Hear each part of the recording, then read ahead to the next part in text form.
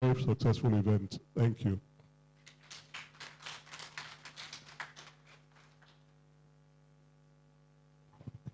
Thank you very much, sir.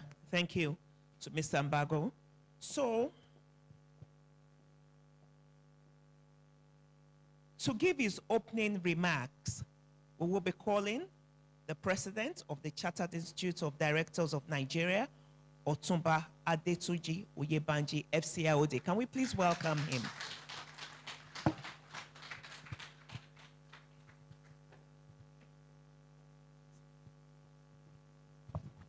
Thank you very much, ma'am.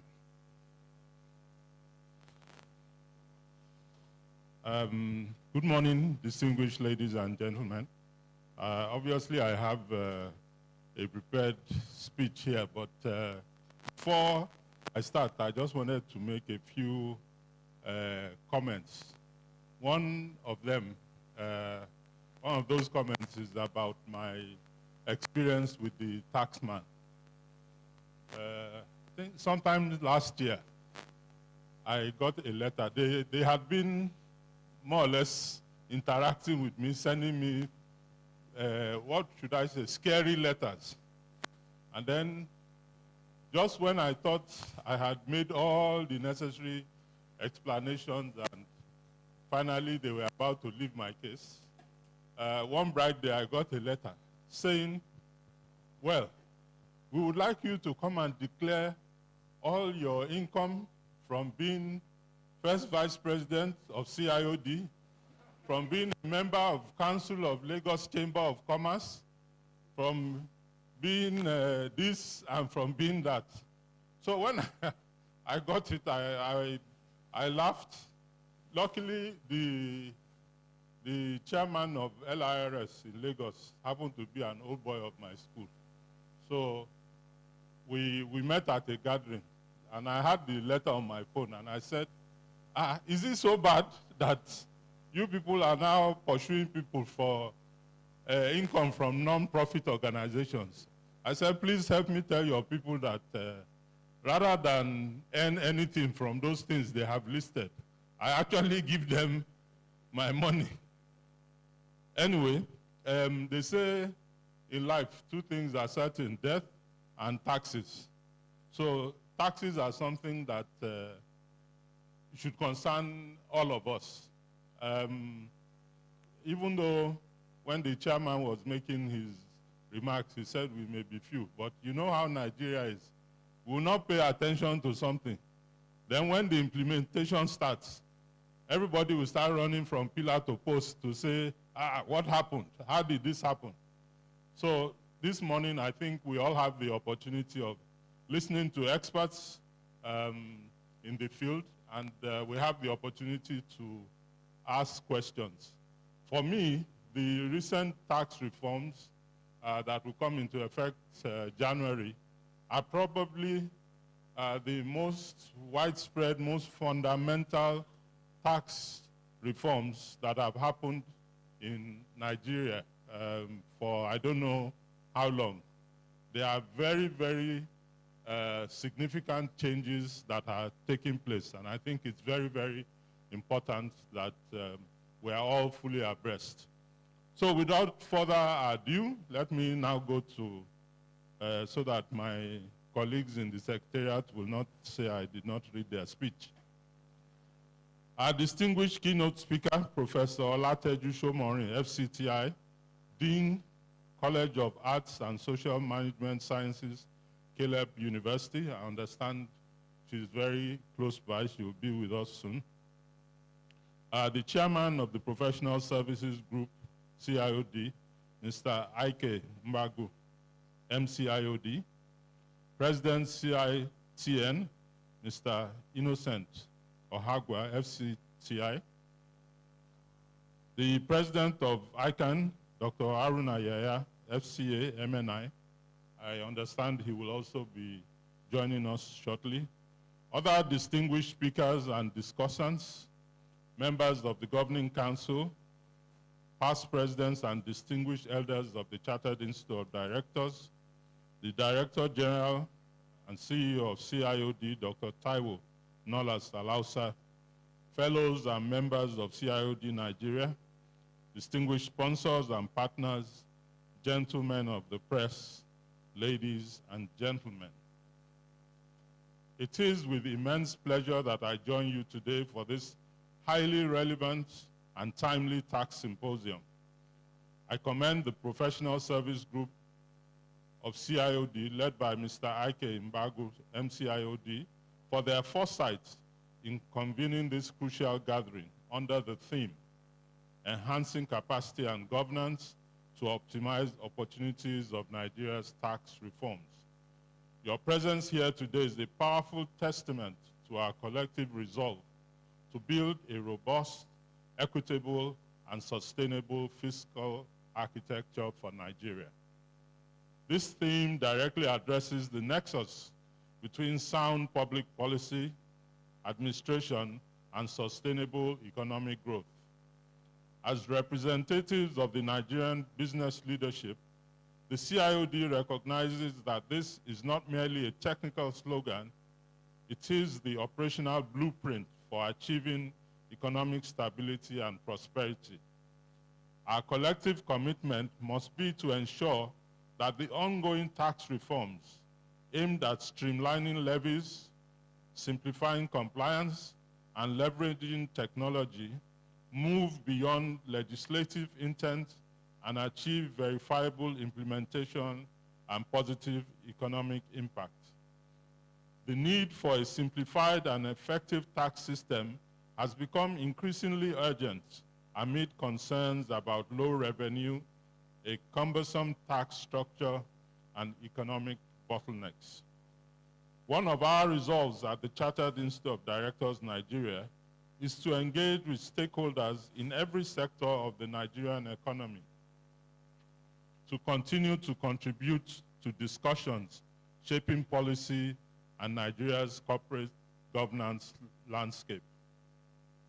For long, our tax system has been characterized by complexity, leakage, and over-reliance on a narrow base. Our commitment to shift the foundational pillars of the economy from dependence on volatile commodity prices to reliance on broad, predictable, and fair non-oil revenue. To achieve this, we must first address the issue of capacity. This is a multi-layered challenge, few of which are: 1, technological infrastructure.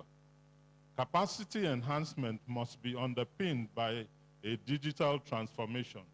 We must fully migrate to integrated end-to-end digital platforms that simplify filing, payments, and auditing. This reduces human interface, a major source of inefficiency and potential corruption, while expanding the tax net to capture the booming digital economy and informal sectors in a simplified manner. 2, data utilization. The capacity to integrate data across government agencies, customs, immigration, corporate affairs commission, etc., is critical to ensuring every eligible taxpayer is identified, assessed correctly, and held accountable. Tax is fundamentally a social contract. Citizens and businesses must be confident that the taxes they pay to government are managed transparently, applied judiciously, and translate directly into visible public services, better infrastructure, healthcare, education, and I dare add security. On the pillar of governance, the promise of reform must be met with an ironclad commitment to transparency and accountability. Taxpayer morale is directly proportional to public trust in the utilization of their contributions. The consolidation of multiple tax laws into a more cohesive and simplified framework, the establishment of clear jurisdictional boundaries between federal, state, and local governments, and the introduction of a robust tax ombudsman mechanism are essential components for our governance overhaul. The government must be determined to ensure every naira collected is demonstratively tied to improved security, better roads, quality healthcare, and a world-class education system.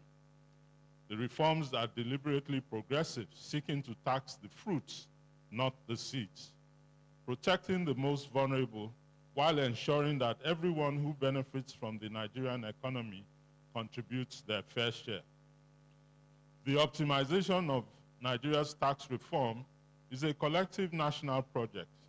It presents a clear opportunity to diversify our revenue sources, achieve fiscal sovereignty, and create a truly competitive business environment. As professionals and policymakers, your insights will be invaluable in contributing to the discussions on the institutional and regulatory framework required for seamless implementation. As Nigerians look forward to the 2026 new tax regime, I urge you all to deliberate with national interest at heart, focusing on practical, actionable strategies that can quickly translate policy into tangible economic benefits for the Nigerian people. To the experts among us today, I charge you not only to diagnose the problems, but to deliver pragmatic, measurable, and implementable solutions. I believe that the deliberations today will yield actionable strategies that enable us to maximize the potential inherent in our tax reforms. We are ready to listen, we are ready to act, and we are committed to building the fiscal foundations of a resilient and prosperous nation. On that note, I formally declare the CIOD Professional Service Group Advocacy Tax Symposium open. I wish you fruitful and impactful deliberations. Thank you very much.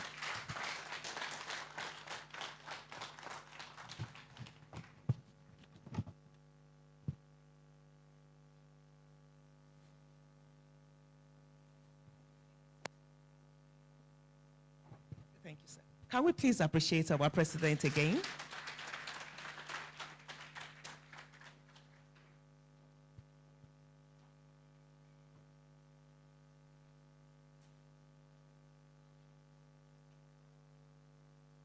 I love the way Otumba Adetunji Oyebanji starts with a speech.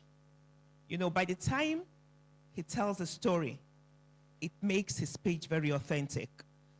And you can see, and he shares his experiences with us.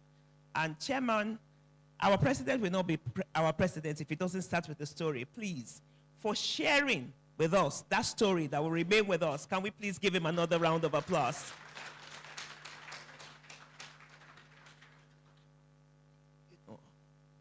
He did share with us that these tax reforms, they are very, very important. You know, when he spoke about stakeholders, some of us here will think that we are not stakeholders. Everyone in this room is a stakeholder. The fact that you are a Nigerian citizen, everyone in this room is an adult, and so you are a stakeholder. That is what makes today very, very key for each and every one of us. The reforms that are coming, come 2026, we are always speaking about a new and better Nigeria.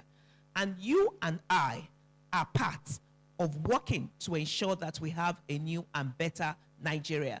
Starting with the tax reforms, let's understand it, let's understand our part, and let's play our part. That is very important.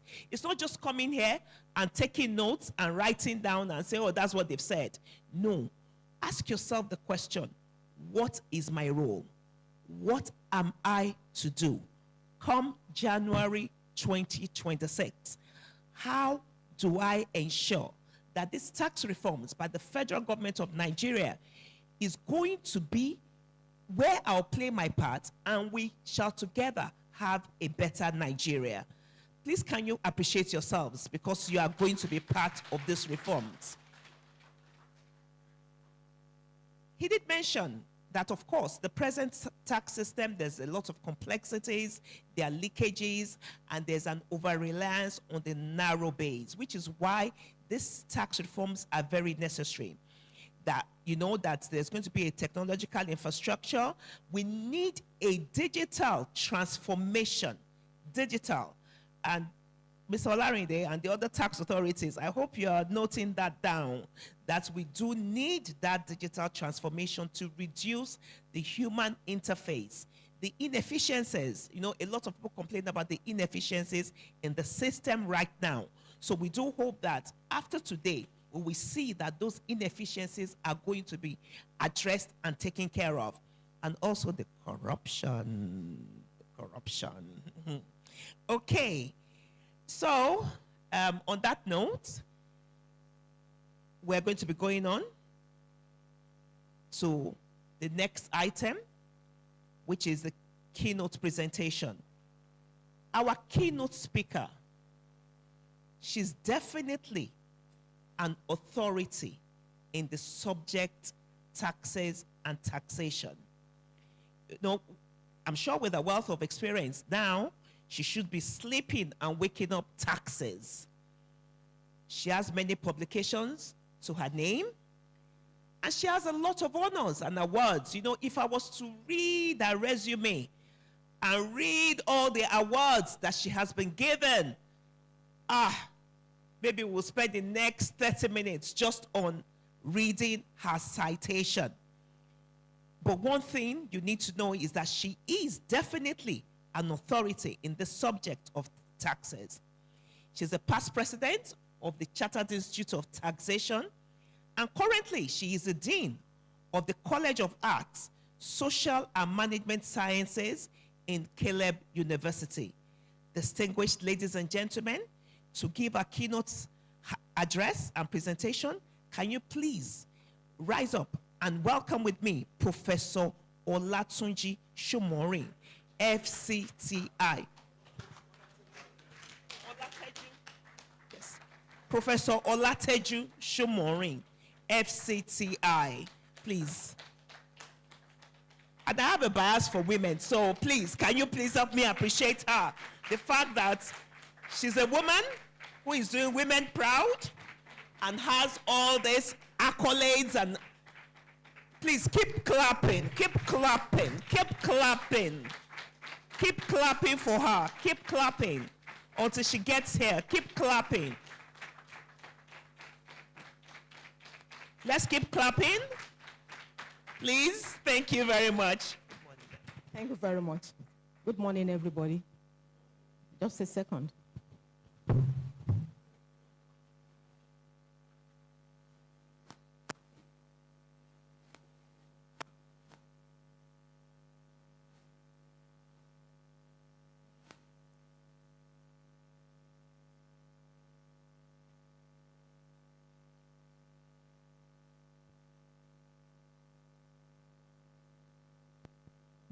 Please give us a few minutes, Mr. Rotimi.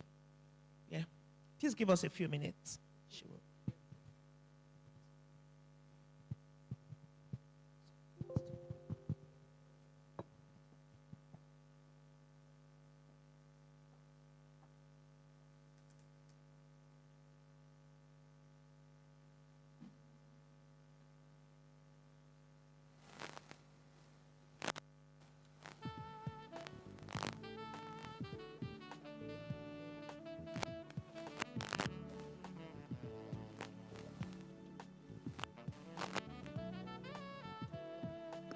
Okay, distinguished ladies and gentlemen, please, like I said, give us a few minutes. I just want to ask us a few questions. You know, when you got this invite and you saw the flyer and you decided that you wanted to be a part of today's program, can I ask 1, 2, 3 people, why did you make that decision? Why did you make that decision? Good morning. Yes, my name is Bolanle Oduyale. I'm the CEO of CreditWise Financials. I've been interested in taxes I used to do taxes in Canada where I came from, and it's totally different from Nigeria. And seeing this, I felt I needed to know more. I wanted to hear from industry experts, and I wanted to really understand what it is going forward to 2026. Thank you. Wow, thank you very much. So you see that it's so important. Mr. Bago, I hope that this is okay, that we can do this, to just ask people so that we know. Okay, anybody that wants to talk? I want to pick people. And okay, sir, thank you very much. Okay, good morning, everyone. My name is Wale Ajayi. I'm the head of tax for KPMG in Africa. So I live and breathe tax, right? So I'm here really to share my perspective and experience of doing tax for the past 33 years. And hopefully someone will benefit from the knowledge and from the skill that I will share. Thank you. So you see that we have a lot of seasoned people, and definitely we are going to leave here richer in terms of knowledge. Yes, ma'am. Your name and your expectation for today. Good morning. My name is Awotubo Omolabake. I'm a businesswoman. I want to know more about taxation. I want to know why I'm paying it.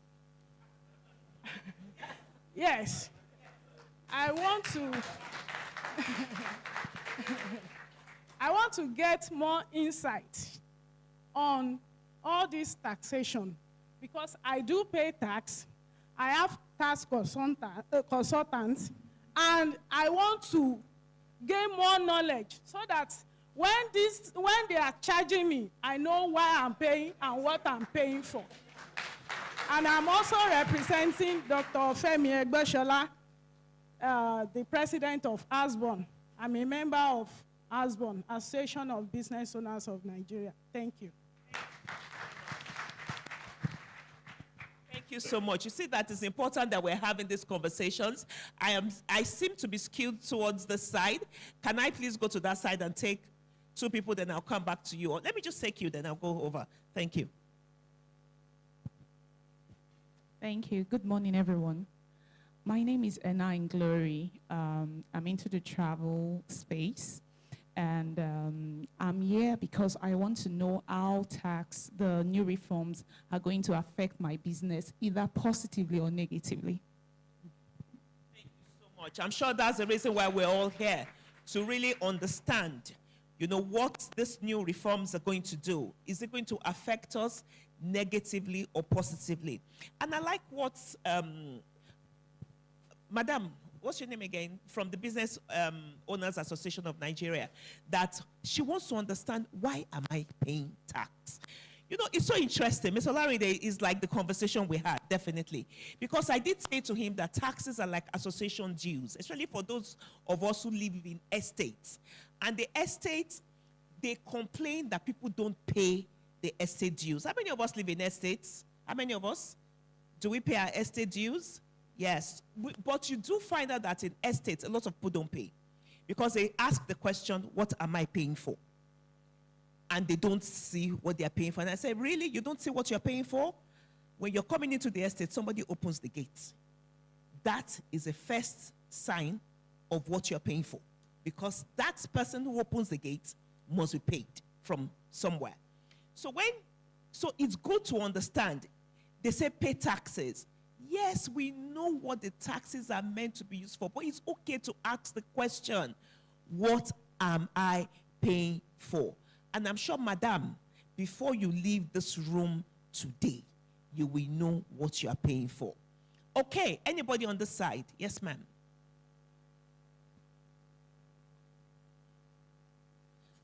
So also our panelists, I hope you're taking down everybody's expectation for today. Good day. So that it helps our conversation. Okay. Good day, distinguished guests. My name is Yusuf Wauki Zokpemekbo, a 300 level student from Department of Accounting, Lagos State University. Can we please clap for her? So, as a student of accounting, I find more interest in taxation, and that is the reason I joined the Tax Club, Lagos State University. And through the class club, I get to know about it. And I'm so interested in this new tax reform. So that's where I am.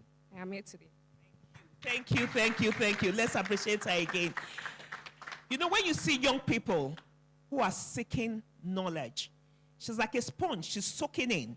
Because not only is she just taking the knowledge in the classroom, because some students are okay with that, but she has said to herself that I'm going to do more. I'm going to do something extra.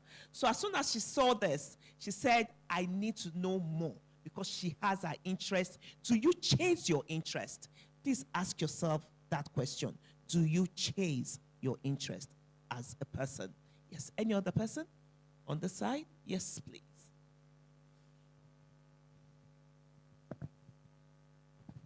Good morning, everyone. My name is Adeyin Jobsalam. I'm a student of taxation from University of Lagos State. So I'm here and also a member of taxation tax club, University of Lagos State. So I'm here to gain knowledge about tax reform and also to give feedback to my people of what I gained today. Thank you.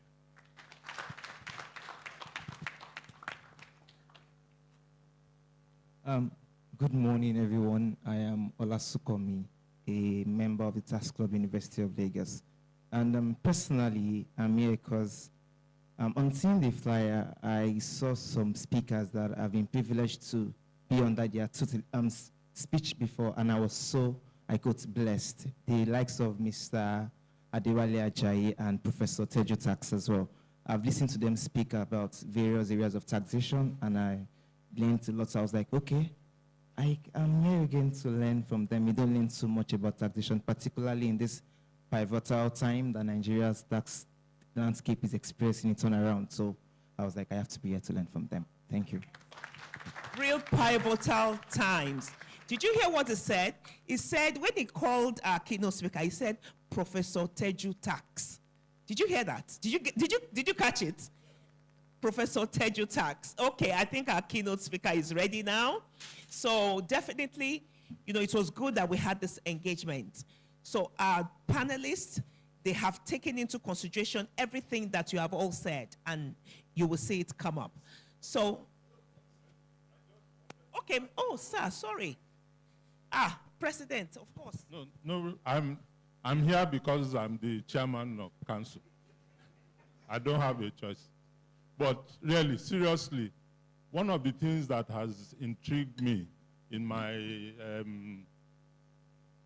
for over 30 years, the taxman has been coming to me every month to collect money. And at some point, I used to say, have I offended government? Because when I look at the amount of tax that I pay annually, one of the things I really want to find out is there are many people, the students who are here, there's one word that is common with your generation called flexing. I see many people flexing on IG, showing a lot of money is flowing around and whatever. And I keep on asking myself, does the taxman, does he not see, is it my humble, I wake up at 5 a.m. and it is me that the taxman is pursuing like this every time, you know? So there's a disconnect. People are making huge amounts of money and no tax implication, you know? Either at a party, you see somebody cutting bundles and, you know? So hopefully today I will find out whether these new reforms are going to, yes, or the reforms will make my own tax burden even more than it is already. Just on a lighter note. And I'm sure, you know, he's speaking the minds of many of us, because there certainly seems to be a disconnect. You know, you see your neighbor who is driving a flashy car, a very good car, living in this fancy house, traveling maybe 4-6 times in a year, flying first class, and he doesn't pay taxes. I mean, so I know the tax authorities, they have told us that all that is coming to an end. So we are all going to be enriched today So our keynote speaker, she's ready now. Okay, thank you very much. Distinguished ladies and gentlemen, once again, can we welcome to give a keynote presentation, Professor Olateju Shomorin, the past president, Chartered Institute of Taxation, and the Dean of the College of Arts, Social and Management Sciences, Caleb University. Professor Tax, she's breeds taxes. Thank you very much, ma'am. Thank you very much, the MC. Let me first of all apologize for coming late. It's not in my character. Since last week, I've told my driver that today he must leave home by 7:30. He chose to go somewhere that I can't even explain. I called 2 Ubers, they declined. So I had no choice than to call on Baba God that just bring this driver wherever he is. So it was when he surfaced that I started coming here. I apologize for coming late. Having said that, I'd like to, first of all, recognize our chief host, Otumbade Tokunbo Oyebanji, fellow CIOD. I think I got that name right. The president of the CIOD and all other protocols. Let me stand on the existing protocol. If anyone has been created before I came here. When I saw the flyer, I was very excited because they are all names that I either read on the internet or people that I've come across in my journey of taxation, like Mr. Adewale Ajayi, I know Mr. Adewale Ajayi very well, of KPMG, the president of ICANN, Haruna Yahweh, Ohagwa, my president, I salute you, is there. Dr. Zaid Abubakar, Kanuba, and the rest of them. I felt very, very comfortable because these are people I know and that I know. They will also do justice to the whole paper. Let me quickly address a few of the questions raised before I go straight to my paper. I first of all start with the lady there because I'm a woman, I believe in gender sensitivity. So she raised the question, wanted to know more about taxation. I will simplify my lecture because I'm a teacher, so I'm going to speak not as a speaker, but as a teacher that is in the classroom, and I want my students to understand what I'm saying, so I'll break it into small, so that everybody would fly with me. Then our discussants, they will elaborate on what we need to do. She was asking or wants to know more about taxation.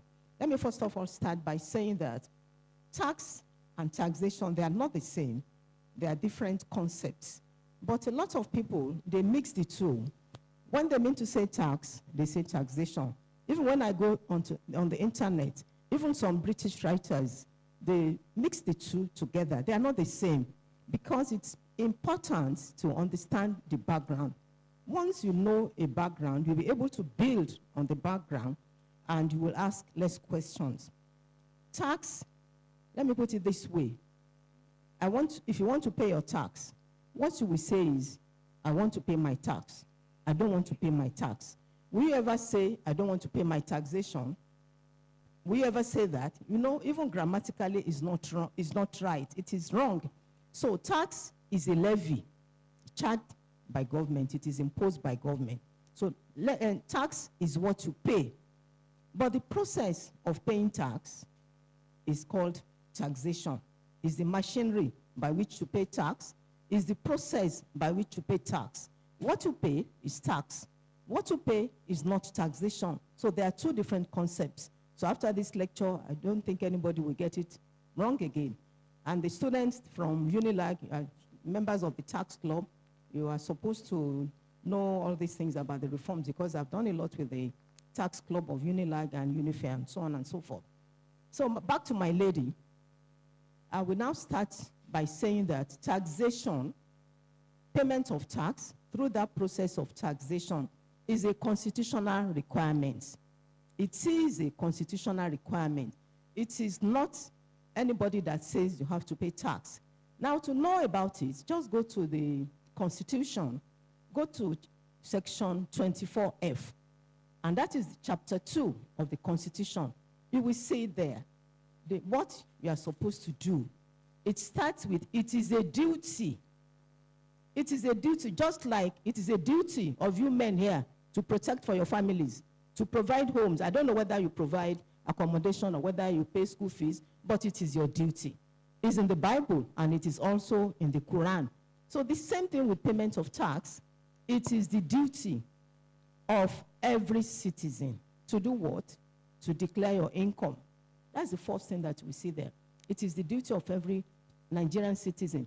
And what you see in our own constitution about declaration of income by citizens, it's nearly in all the constitution of different countries, because I had to study some of the constitution of different countries in my journey of learning about taxation since 1976, that I've been in Federal Revenue Service, I've been in taxation, and up till now, I have not stopped. So I had cause to read so many constitutions of different countries to find out whether these are on Section 24F. Is it only peculiar to Nigeria? But I saw that it's all in places. So it is the duty. So you don't have any choice. And payment of tax has so many features. One, a tax has a rate. Don't let me go into this because the topic is there. Let me go back to the topic. Just know that payment of tax is a constitutional requirement. The law says so, and you have to pay your tax. But that is one side of the coin. The second side of the coin is that you pay your tax so that government will have sufficient fund to do what government is supposed to do. So it's like two sides of a coin. You as a citizen, I as a citizen, I pay my tax. When you pay our tax, there'll be money for government to provide all those services, public goods, security, hospital, and so on and so forth. Now to the topic of today, which is reforms. It's about the current tax reforms. The topic is, let me go straight to the theme. The theme is enhancing capacity and governance to optimize opportunities of Nigerian tax reforms. So it has some keywords. The keywords, I will start with tax reforms, followed by capacity and also governance. Because when you understand, then opportunities follow. But I think we should start from tax reforms. Because tax reforms, it is when you understand the tax reforms that the issue of capacity and governance, they will follow like that. And I like this topic. It's well thought out by the members of the professional body and advocacy of the CIOD. So my outline of this paper, I start with key objectives of tax symposium. There are some objectives stated there to demystify all those difficult terms in the tax reforms. Then I'll give you background to previous tax reforms. Then I'll look at objectives of new fiscal tax reforms. Then we look at the opportunities and why we need to finance and to have capacity. Do we need capacity? Then we also look at any relationship between capacity and then governance. So reform simply is to change the way you are doing things, to make it better. That is just what reform means. So there are reform in different sectors of the economy. You can have banking reforms, economic reforms, agricultural reforms, and so on and so forth. So in the case of taxation, there are tax reforms. So the background to previous reforms, the reforms of Oyedele that we are mentioning at Oyedele, as we go along, you will see that many of the things that Oyedele is doing, they have their roots in the 1957-58 tax reforms. It's not new. So many of the things that have come out, many of the recommendations of Oyedele, I will show you today. That's why I said I will start from the first tax reforms that we have in Nigeria. And the first one we had was in 1957. It's called Reisman Commission. This Reisman Commission was done by Reisman, the name of the person, I'm talking about during the colonial period. It was a white man, Reisman. It was supported by Professor Trace. So it was a two-man committee. So it was the two of them that did this work. They were asked to look at the challenges in the tax system as at that time, because they think that some things needed to be corrected. So that was why they had that tax reform of 1957. So I will quickly look at some of the recommendations. After that reform, generally, a reform has some features. Usually, from all the reforms that I've studied, because I happen to be the secretary of the Nigerian study group of 1991, it was that reform of 1991 that eventually introduced that value-added tax should be introduced in Nigeria, and in Section 4 of the sales tax law, as at that time, actually repealed the issue of sales tax and brought in value-added tax. So the issue of the Commission of 1957, they submitted their report in 1958. Why they were asked to do that was to look into fiscal issues. In 1957, they were asked to look into fiscal issues in the country in order to solve all the problems. If you look at that of Oyedele, it's also to solve some of the fiscal issues. The one that was focused on fiscal issues was this of 1957, 1958, and also to look at issue of jurisdiction. So at the end of the report, they gave exclusive jurisdiction on taxation of federal government. Anytime you are talking about tax and you have federal government, you are talking about Federal Inland Revenue Service. But at that time, there was no Federal Inland Revenue Service. It was later it came up. So those recommendations given by Professor Tres and Reisman, they were embodied in Section 71 of the Constitution. And that section conferred exclusive jurisdiction upon federal government to impose taxes on income and profits of companies. If you look at the Constitution, especially at the exclusive list, ELL, exclusive legislative list, items 58 and 59, I think, you will find income, gains, and profits. You won't have companies' income tax on its own. You won't have petroleum profit tax. You just see income and profits. But this, the background of this was at the time of Sir Jeremy Reisman, which was 1958. It is still there in the Constitution. Usually, when a reform takes place, there are usually outcomes. Many tax reforms, a new rate may come up, a new tax may come up. So legislation will always come up. So it was after that of 1958 of Sir Jeremy Reisman that CITA 1960 was enacted. If you look at the reforms under Taiwo Oyedele, we have 4 tax laws that emerged. During the one of 1958, tax laws also emerged. The one of 1991, tax laws emerged. We have Decree 3, Finance Miscellaneous Taxation Provisions, Decree 3.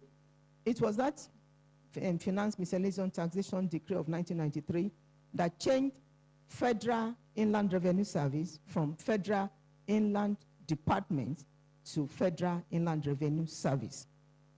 If you look at Oyedele's recommendations, you will see that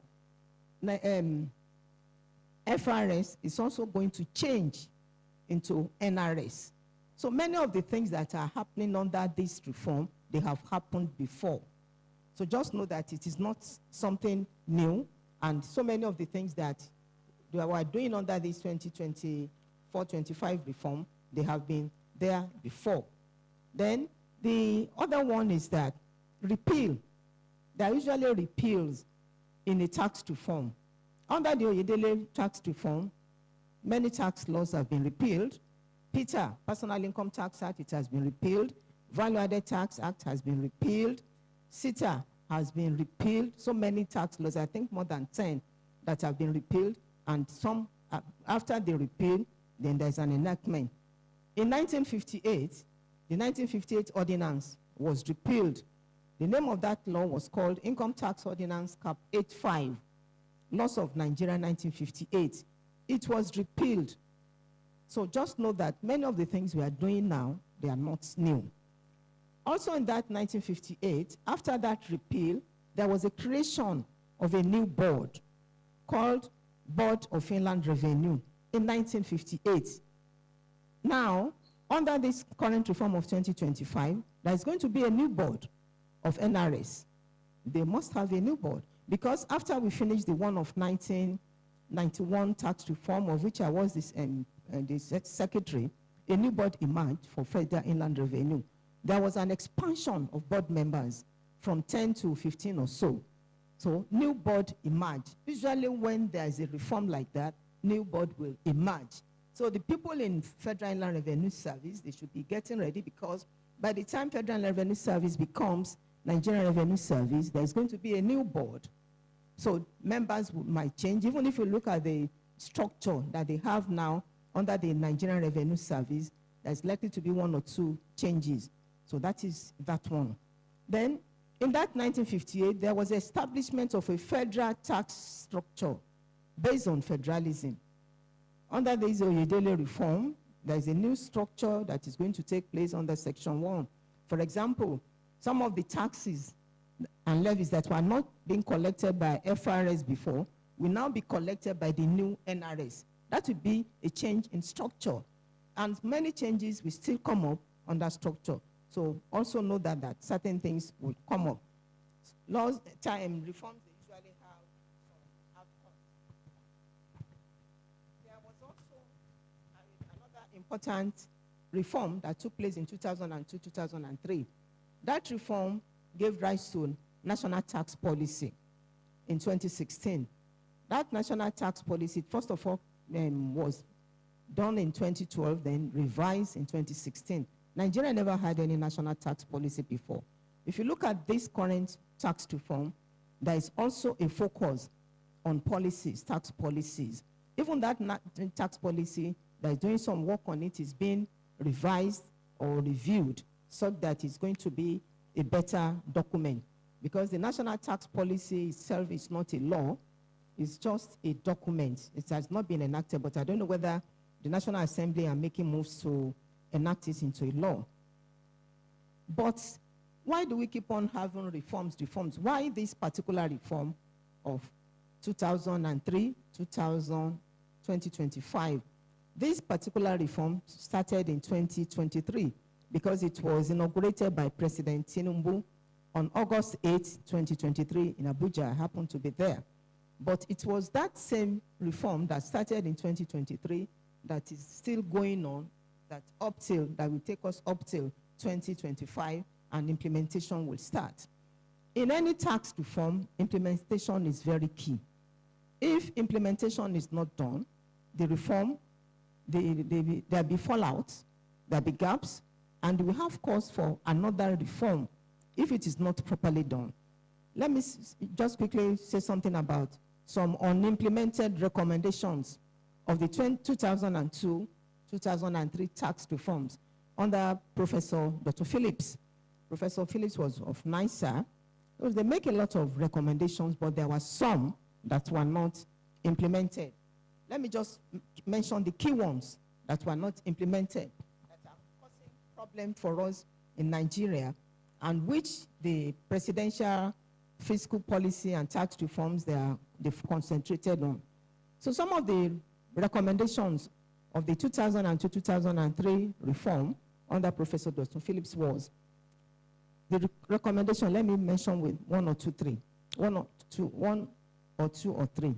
It goes like this. It says, the current value-added tax should be included in the exclusive legislative list in the 1999 Constitution through a speedy constitutional amendment. This was not implemented. Even that recommendation, it went on to say that by January 1st, 2004, there should be constitutional amendments such that the value-added tax will be included in the exclusive legislative list. That was not implemented. It wasn't implemented. So this one is part of the work that the current 2002 and the 2025, 2023, 2025 reform are still dealing with because it was not implemented. Another one, it says Section 162 of the Constitution should be amended to exempt VAT from being paid into a federation account and to provide that VAT revenue should be shared among states of not more than 3%, and not after not more than 3% has been set aside to meet the cost of administering the tax by the federal government. You can say that this reform of 2003-2005, they have done a lot of work about VAT. They've introduced so many changes to VAT. They have even looked at the sharing formula of value-added tax such that the state will have more revenue to be able to carry out its objectives of providing for all the citizens, providing this, providing that for the citizens. This one too was not implemented.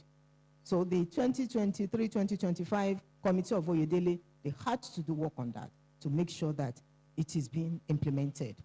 Another one was that all these were under 2002-2003 recommendations of Professor Dr. Phillips. They also recommended that small companies with turnover of less than 50 million in any assessment year should be allowed to elect whether to pay the normal company's income tax or pay at 2% of turnover, whichever is lower, provided the small company makes profit. This also was not implemented. You will see that the reform, this current reform, is pro-poor, and they've done it. There are so many incentives in the law that will take care of the small companies. So the recommendation of 2002-2003 was that turnover of not less than 50 million for small companies. But what we now have, the turnover is now 100 million minimum. So you can see all what this committee is doing, we're still tracing them back to what has happened before. So we cannot forget the past. So I don't want anybody to feel that Taiwo Idele is just bringing all these ones here and there. They were there before. It's only building up and it's trying to make them better. The other one was, with effect from January 1st, 2004, the rate of companies' income tax should be 20%. This was under Professor Dr. Phillips, and this work was done 2002-2003. They recommended rate of companies' income tax should be 20%. You can see that gradually we are moving towards it. There are some companies that will not pay any tax. All the small companies, provided certain things happen, they will not pay tax. But it was recommended at that time. So the reduced rate of companies' income tax has been there as far back as 2022, 2023. Now, fiscal. So what is different in the reform under Taiwo Oyedele? The previous reforms, they have concentrated usually on tax reforms. The one of 1958 under Reisman, not more on tax reforms, but if you take it from 1978, there was another important tax reform in 1978 under the military government. It was called tax force on tax administration because of military. Military, they like force, so they use the word force. It was that 1978 that gave birth to issue of withholding tax and so on and so forth. The 1991, I've mentioned that. The 2002, 2003. Now, all those ones, 1978, purely on tax reforms. 1991, tax reforms. 2002, 2003, also tax reforms. Then later on, there was some semblance of some tax reforms. We didn't really call them tax reforms because a study group was not put in place to study and write reports. These are the ones that I will refer to as the Finance Acts. There's semblance of tax reform, because when you do certain things to make changes in the tax system in order to make it better, it is a tax reform. So we had the Finance Act of 2019, 2020, 2021. There was no Finance Act in 2022. Why? Because the president then did not sign the tax bill into a law. Anytime a tax bill does not receive presidential assent, it doesn't come out as a tax act. So there was none in 2022. There was 2023, 2024. So all these, they were all tax reforms. They were not fiscal reforms. So what is different in the one of Taiwo Oyedele is that the reform has a dual feature. There's tax side, tax reform, and also there's fiscal. Because it was noted right from the time of the 2002, 2003, that Nigeria has always been concentrating on expenditure. Governor will come on board and say, when I become a governor, I will build roads, I will do this, I will do that. And the president will also, they make promises, but they don't actually balance these promises with where they are going to get that revenue. There are usually two sides to a coin. There is income and expenditure. Income will first of all come in. If you don't have income, you cannot make any expenditure. So the fiscal reforms talks a lot. There's a focus about debt and things like that, debt control, to ensure that resources are allocated efficiently. Also, it includes revenue allocation, then spending. The spending pattern of government, they feel that it should be checked. So the national tax policy document is being expanded to take care of all these fiscal issues. So that is that one. So the reform, the current reform, they look at all these challenges and they want to make everything better. So in doing that, they have put a lot of recommendations, and there's going to be a lot of benefits. They want to, the current reform, they are out to harmonize multiple taxes. Multiple taxes is another issue. There are just too many taxes in Nigeria, but not all of them are taxes. Some are levies, some are charges, some are fees, and so on and so forth. And a fee is not the same thing as a tax, but some people, they mix it up. If you need to have a passport, you will go to the immigration office, you pay passport fee, you get your passport.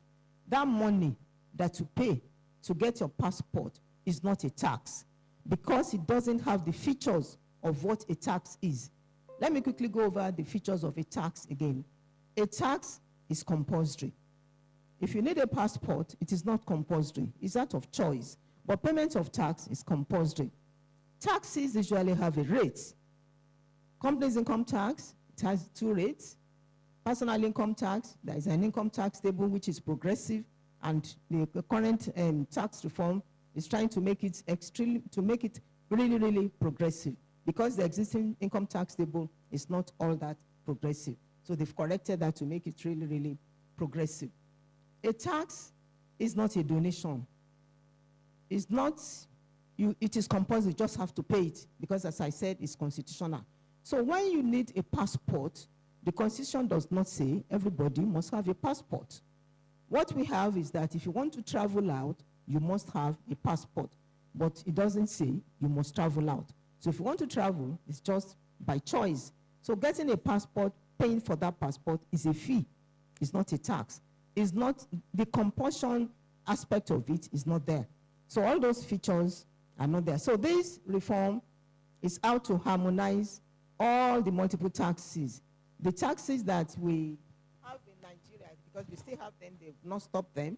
We are thinking of just rationalizing and making sure that all these multiple taxes, they are reduced to maybe single digit, maybe not more than 8 or 9. So multiple taxes has been a challenge in Nigeria. So the tax reform, this current one, they want to harmonize all those taxes to unify revenue collection functions. There are too many agencies or bodies that are doing the work of a tax authority. They are set up to do other things, but maybe they find collecting of tax very attractive. They veered into that area, and they are doing other things they are not supposed to do. So the committee under Oyedele, they are out to unify revenue collection, to also leverage on data. Data is very key because it will enable taxpayers to comply easily. The other aspect is that this committee, they aim to increase the tax to GDP ratio, because it's very important for to be an increase in tax to GDP ratio. Many Commonwealth countries, all these OECD countries, they have tax to GDP ratio that is as high as 30%, but our own is very, very low. So that's another aim of this committee. And in other words, it is hoped that it will spur growth, it will attract investment, it will take care of the poor people. Because during the study of this tax reform, it was noted that the vulnerable people, they pay more tax than those that are in the high bracket. So by the time we start to implement the current, all the taxes and the recommendations, it will make payment of tax to be equitable and to be fair. Because there's a theory in taxation, that theory is called ability to pay theory. So that it will be in play by 1st of January, that will happen.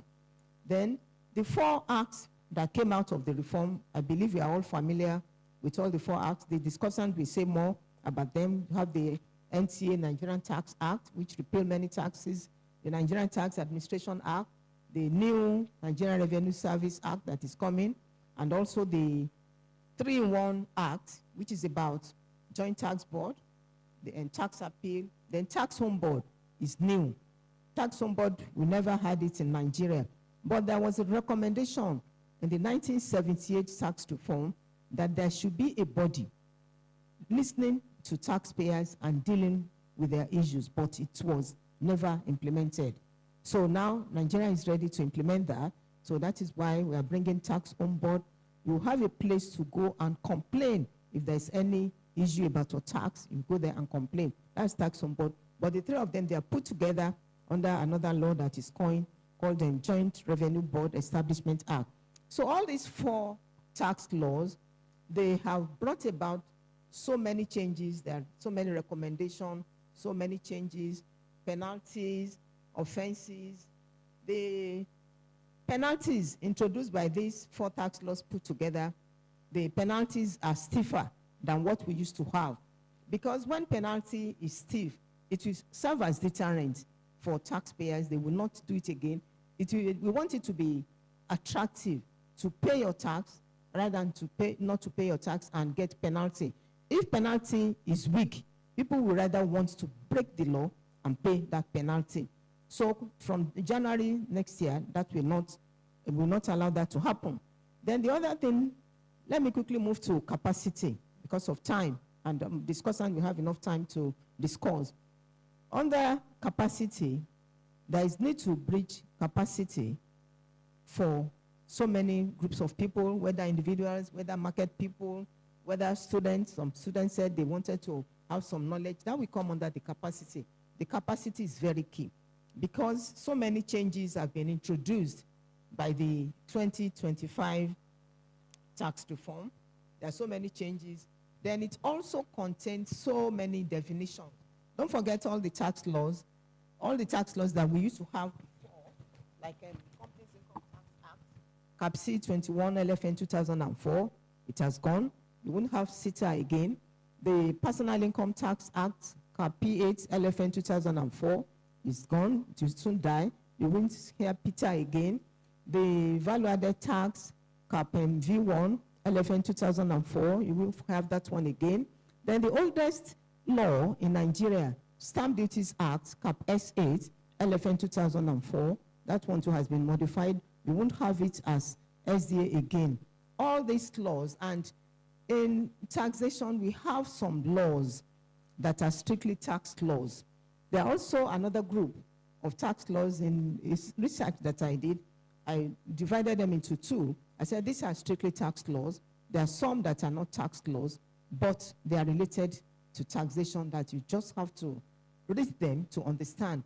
Like the Constitution. The Constitution is a ground norm. It's not a tax law.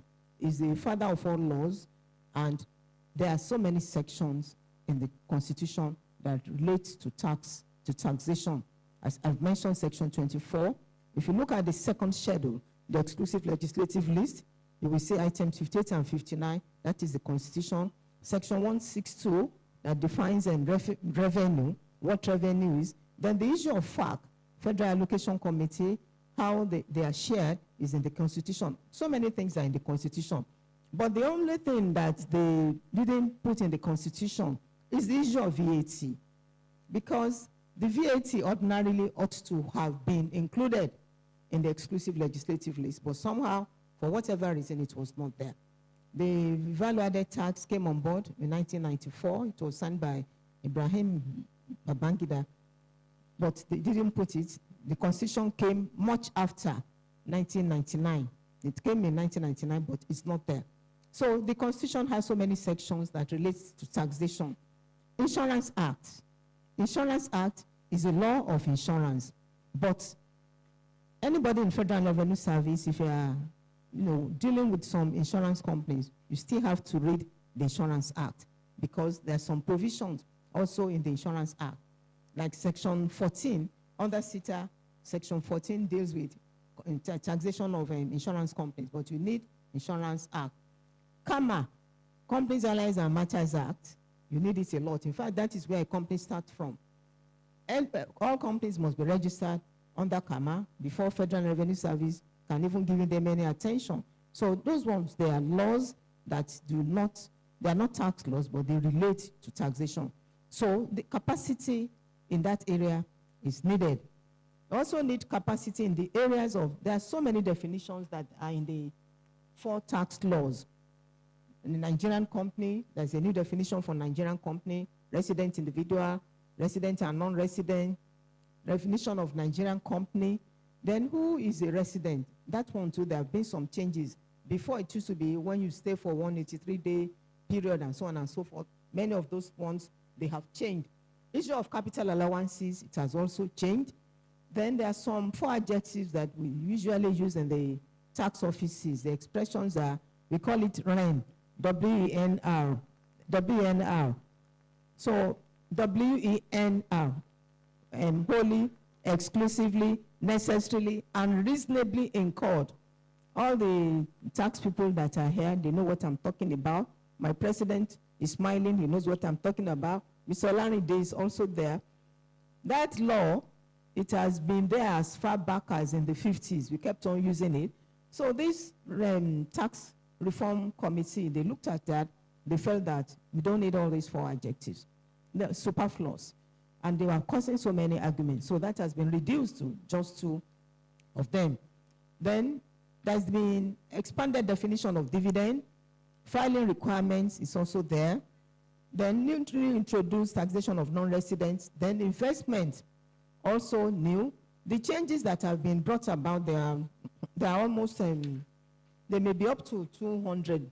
At my last count, I was able to bring out about 157, but I'm not yet done with it. There are so many things that have changed. Then taxation of investment, whether treasury bill, this and that. There are some changes in that area too. Then this law, there are some regulations that have already been released, not all of them. The withholding tax regulation is already released. You need to familiarize yourself with the withholding tax regulations to 2024, which is actually taking care of the small companies that have been exempted. Then dividends, you have to look at that one too. Sin, you have to have knowledge. There was a time that so many things they were circulated in the WhatsApp that they said if you don't have tin, you won't eat, you won't sleep, you won't do this. There are so many things they are saying all over the place. Please, you need capacity in this area. You need to have knowledge in this area. This law is for everybody. At the end of the day, we'll all be happy with it. Then the issue of capital gains tax, there have been so many questions on that. The rate of capital gains tax has changed slightly, and the way it is going to be addressed is different from what it used to be, because capital gains tax rate will now be linked to whether you fall into the bracket of personal income tax or companies income tax. Then there's another new thing that has been introduced, which is called minimum effective tax rate. What does it mean? You need capacity in that area. Then also you need capacity in the areas of penalties, which I've just mentioned. Penalties, how much do you have to pay on penalties? If I do this, how much will I pay? You need capacity in that area. I'm sure our discussants are going to do justice to all those ones. Then something new is also coming up on board under this new tax reform. It is called development levy. It is new. So many small, pay here, pay there, pay here, pay there. So we have decided to now put all of them together and call them development levy. So that eventually there'll be reduction in too many taxes that we are paying in this country, and people will be comfortable. You will have more money in your pocket to do all those things that you've been wanting to do before. You'll now be able to do them because there'll be more money left in your pocket. So under this new levy, which is called just DL, it is under the NTA 2025, is in part 14 of the schedule. It is there. So there are so many small, like the education something that they pay, tertiary education trust fund, that would be 50%. There's Nigerian Education Loan Fund, NITDA, National Agency for Science and Engineering. There are about 7 of them. Also the National Cybersecurity Fund. They allocated different percentages to them. and there is a way they are going to share it. I'm sure my discussants, they will do more on that one. But it's not everybody that is going to pay this levy. There are some exemptions. So all the accessible profits that are computed for the purpose of hydrocarbon tax, they're exempted from payment of the hydrocarbon tax. Then small companies are also exempted. They will not pay the hydrocarbon tax, and the non-resident companies, they will not pay tax. Then under the compliance, I'm now moving to compliance issues. Under the compliance, different sets of people, they have to comply with different things in the law. The tax authorities, they have some area of compliance which they should do. The NRS has its own. The State Internal Revenue Service, by the way, the State Internal Revenue Service, they didn't change. They will remain whatever they are. Like Lagos State, which is now Lagos State Internal Revenue Service, it will remain LIRS. The Kano State Internal Revenue Service will remain as it is. The Ogun State Internal Revenue Service, the Rivers State Internal Revenue, all of them, they will remain where they are. The only one that is changing is the father of taxation in this country, which is Federal Inland Revenue Service, that is going to change into NRS. I think they've even started changing gradually. There's some machinery they are putting in place to get ready, because they cannot wait until January 1st and say, now we want to change. Some things have already been put in place to do whatever they need to do. So under compliance, individuals, they have what to do to comply, like to file their returns, must file their returns, they must have knowledge. Everybody must read under this new regime. If you don't read, they will just cheat you. All the 4 laws are written in such a way, they are very simplified. When you read them, you'll be able to understand them. Then the Presidential Fiscal Policy and Tax Reform Committee, they have the website. If you just go there, fiscalreforms.ng, there are so many examples. Like this new tax table that is now truly progressive that we have, which is replacing the existing income tax table. If you just go to that website, just insert some figures, put your income there. If you are entitled to some deductions as are stated there, put those deductions, it will work it out for you. You'll be surprised. It's so easy, what everything can do. So nobody will cheat you. Just go there and do that one. But you must be prepared to read. If you don't read, you will just be cheated. And where you have some complex issues, you can seek advice of tax advisors, accountants, and so on and so forth. Then some part of government, like the CBN, they also have some role to play, which says that expenses incurred in a currency other than Naira may only be deducted to the extent of its Naira equivalent at the official exchange rate. That is the issue that has to be done by the CBN. Then another requirement for business owners and managers is in respect of capital allowance, disqualification from capital allowance for non-compliance with VAT. If they don't comply, the capital allowance they're supposed to enjoy, it will be withdrawn. Because anytime you have capital allowances, it reduces your profit.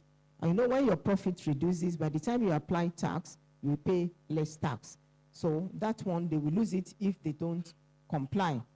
There are also some, so assuming that all of us have complied, when we comply, what will happen? This will lead to adequate tax system.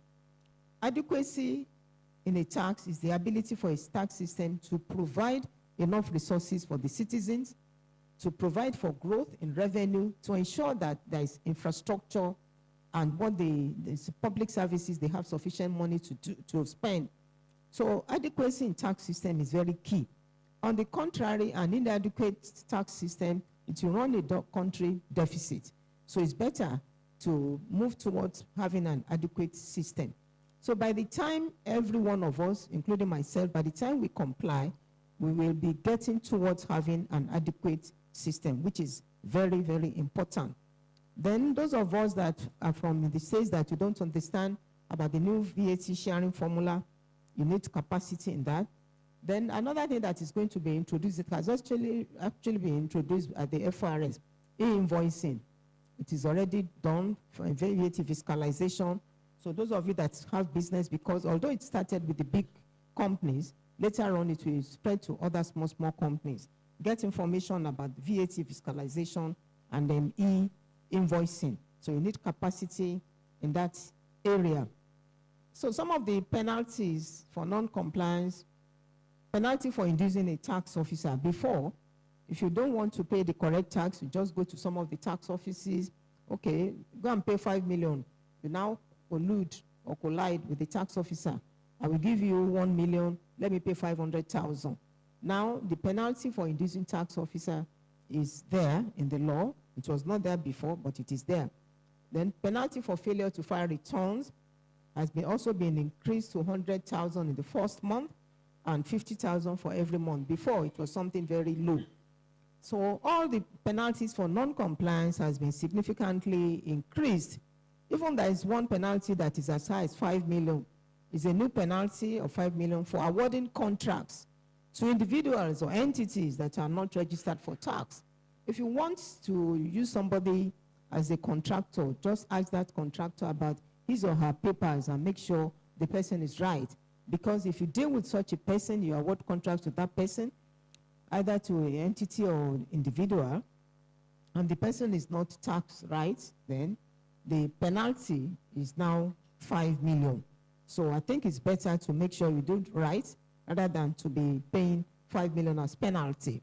And now there is no hiding place. There is no begging anybody. People will be watching, and then there'll be problem if you don't do what is right. Don't forget, familiarize yourself with the new tax table. It has been simplified. The new tax table has been simplified. So you can even you compare the existing tax table when we used to have consolidated relief. That one has gone. We're not using it again. Then also there's a rent relief. You need to have information about the rent relief. How does it affect you? How do you work? How does it work? So those of you that are living in your house, the rent relief is not applicable to you. It's only applicable to those that are in rented places. So I've mentioned a lot about capacity. So strategies, let me quickly say something about strategies. Some of the strategies that you need to get it right, I've already told you. Read the laws, do what is right, comply. Also, you must stay informed. Then for adjust tax structure, if you need to adjust your tax structure, you can please do so. And the other ones, let me quickly, I'm trying to round up. Let me see what I've, then opportunities. The new tax reform, there are so many opportunities for the individuals under the payee, the new income tax table. There are opportunities there for you. Allowable deductions and release for individuals, all the pension contribution, national health insurance, all those deductions, you can now deduct them before you get to your tax payable. So all these are opportunities for you. Also for companies income tax, some are exempt. Then capital gains tax, there are some exemptions here and there. Pension and gratuities, pension fund and assets under the Pension Reform Act are also tax exempt. Withholding tax exempt for small companies, that is also an opportunity, is a benefit to the small companies. The pay as well, and I've mentioned that one. Then value-added tax. The value-added tax is truly in line with the global tax practice, as there's some, we now have zero on food. Before, it was not in the law. There's zero on some food items, on healthcare, bread, electricity generation, and so forth and so on, like that, like that. Stamp duties, there are some exemptions from stamp duties. Electronic money transfer below 10,000, there's an exemption on that.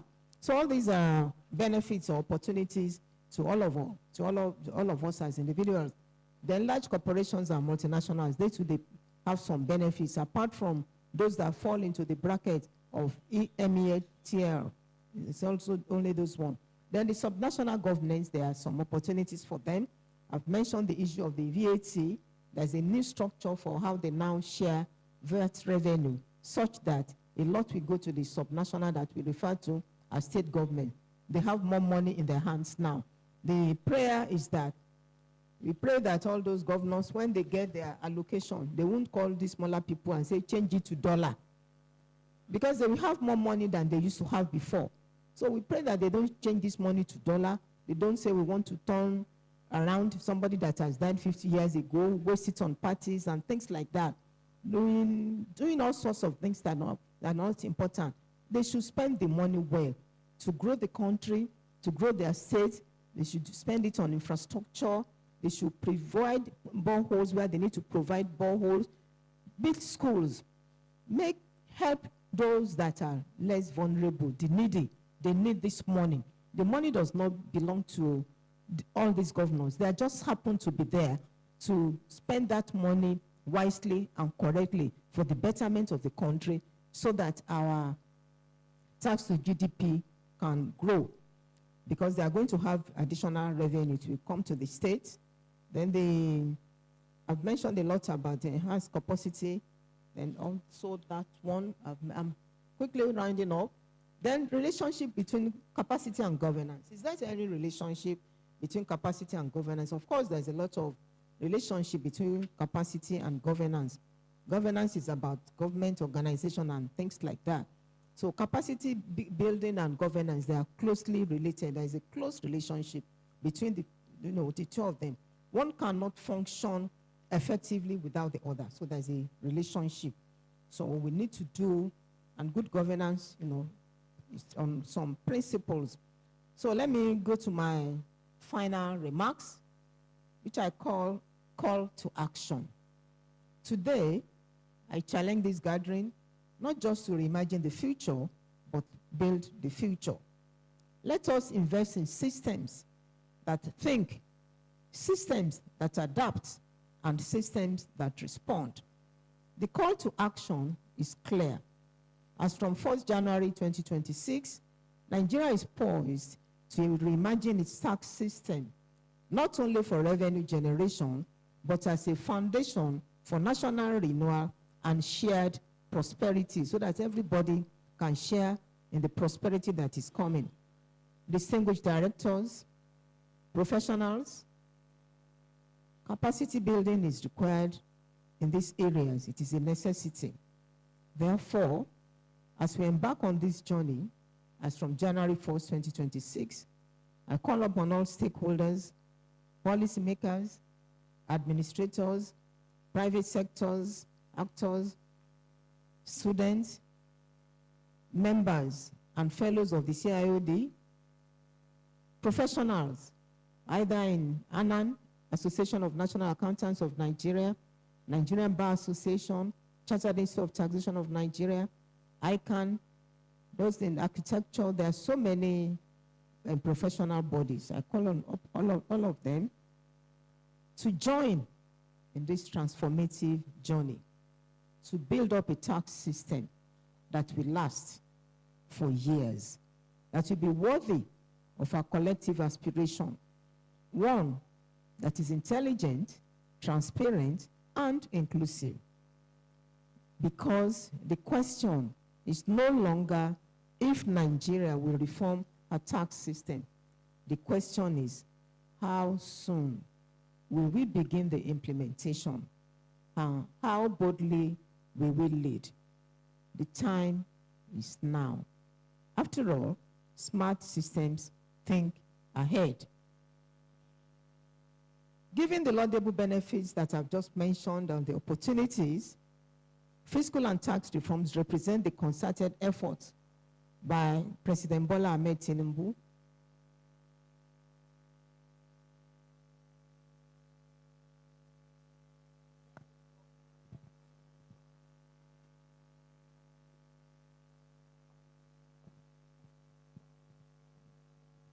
Thank you very much. Towards the end of the program. Thank you all for listening. Thank you all. I look forward to seeing all of you in January 1st, 2026. And let us make sure the implementation does not fail. File your returns. Don't forget Section 24F of the Constitution, Chapter 2. It is the duty of every citizen. You are all citizens of Nigeria. It is the duty of every citizen to declare your income to lawful and appropriate tax agencies. Don't forget, Section 24F. Remain blessed. Thank you for the opportunity. Thank you very much. Can we give her a rousing applause? Thank you so much, Ma. Professor Tax, Professor Olateju Shomorin, Fellow of the Chartered Taxation Institute. Can we please appreciate her again? Thank you so much, ma.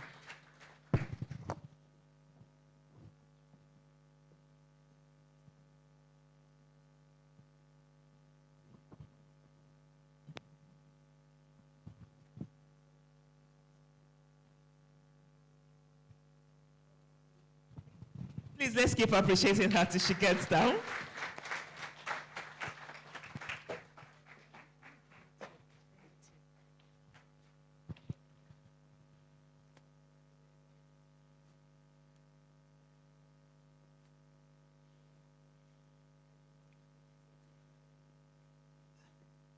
Thank you, ma. What a keynote.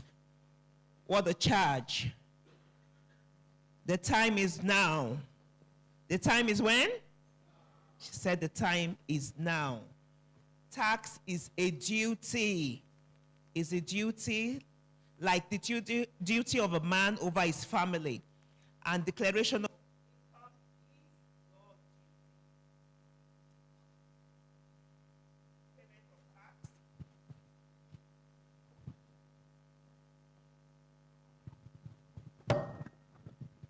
payment of tax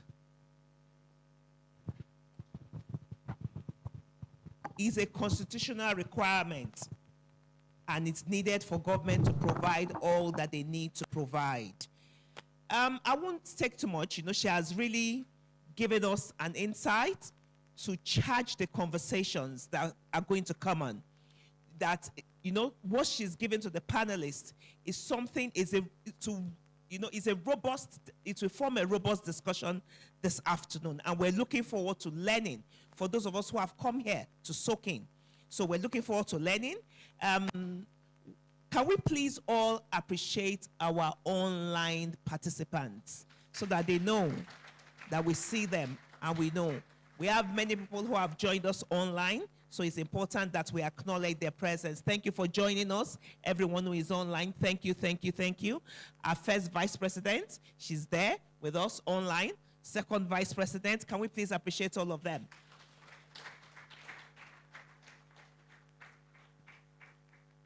Okay, so we're going to be going on. We're going to be taking special remarks. And this special remarks is going to be taken by another person who is an authority in taxes. Somebody who has been there, somebody who has sat as head of the Federal Inland Revenue Services. Right now, she is the managing partner, Compliance Professionals PLC. To take her special remarks, and she'll be joining us online. Can we please welcome Mrs. Ifweko Omogwe Okaro, MFR FCA. Please, let's appreciate her. She's going to be joining us online. She's ready for us with her special remarks. Mrs. Omogwe Okaro. Yeah, good morning, everyone, and thank you very much for inviting me to give these special remarks. I'd also like to thank Professor Teju Shomorin, who we also know as Teju Tax. She worked with us in the FRS until she retired. Thank you for your very interesting presentation. Thank you. I have just a few minutes to cover just the special remarks, and I see that we have quite an array of very distinguished guests. So what I'll do is, first of all, just talk generally about the importance, re-emphasize some of the things Professor Teju said, which is it's important for us to read. The tax laws, 4 of them, are available as gazettes. And it's always good to read these gazettes yourself. It's extremely important, just in case as we are making presentation, we may miss one thing or the other. So that's highly advised, and that's something that's very, very available. The Nigerian Revenue Service has made that available to everyone. So please, if you go to the website and also the Presidential Committee on Fiscal Policy and Tax Reform, you can download this and read it. So that's highly encouraged. The second thing I'd like to do is just make some slight additions to what Professor Teju talked about, because I know that some people may know what I'm about to say, but some students who are in the audience may not know. And it's important to just make some clarifications around certain issues. So for example, one is that, just as has been rightly said, tax reforms, and I think I must commend the tax system and the tax community for constantly always looking at things to change and improve on. And I think that's a model that other sectors should work on. And I know they do, but I can tell you from the tax point of view, right from pre-independence to now, it's been an ongoing issue, ongoing approach of improving and improving. And it's in that context, I just want to clarify that that what was referred to as Professor Dr. Phillips' reforms is slightly more, there's a lot more in that, I'd like to unpack that. So Professor Dr. Phillips, of blessed memory, led the study group on the Nigerian tax system. It was a one-year study group, and that ended in 2023. And then there was the Shea Bickerstead-led working group, which reviewed the Professor Dr. Phillips study group report. So not everything in the Professor Dr. Phillips study group report was recommended by the working group. And the working group was set up by Dr. Ngozi Okonjo-Iweala when she was Minister of Finance. The Professor Dr. Phillips study group was set up by Madam Adamush Chiroma, who was Minister of Finance at that time. And even after the working group made their recommendations, and I took over as chairman of the Federal Inland Revenue Service at the time, there was a tax reform agenda presented to the Federal Executive Council, and it was what was approved that was executed. So I think it's important that we clarify that. And so a lot of things, like has been said, were mentioned. In fact, the issue of multiple tax has been on long before now, and it continues to be an issue. This particular set of laws is definitely trying to address it. But even with what has been put in the laws, the states have a role to play in domesticating some of these things, because there are certain aspects of the Constitution that are not exclusive and they are concurrent. So for as long as the states do not domesticate these laws, or the Constitution doesn't change, multiple taxes, there may still be issues around that. And much as the committee, and I must say the committee did a wonderful job over a one-year period led by the chairman, this remains an issue that we need to follow up on. The other thing that I'd like to just point out is that there are some pending issues that are still on the table. So the tax laws are not the end. And just like the previous administration did, it is also advisable that rather than wait for the big legal change which has happened now, on a yearly basis, there should be finance acts. And that is advisable every year. So that things that may have been missed out, or things that in the implementation you find need to be done, you adjust it every year. That really is a very good practice and is highly, highly encouraged. Now, so in terms of what is outstanding, so that we follow up on that, you have the fiscal policy. That was part of the mandate of the committee, still pending. And I think the last time the chairman spoke to an audience I was a part of, clearly mentioned as something that's still very much on the table. The capacity building, massive capacity building of staff, revenue staff across board, and then amendments to the Constitution is on the table. And so that's something that, so it's not over, but we'll focus on this 4 tax laws that have come into law. Now, the other area I want to clarify is that 2 of these laws are already what I call running.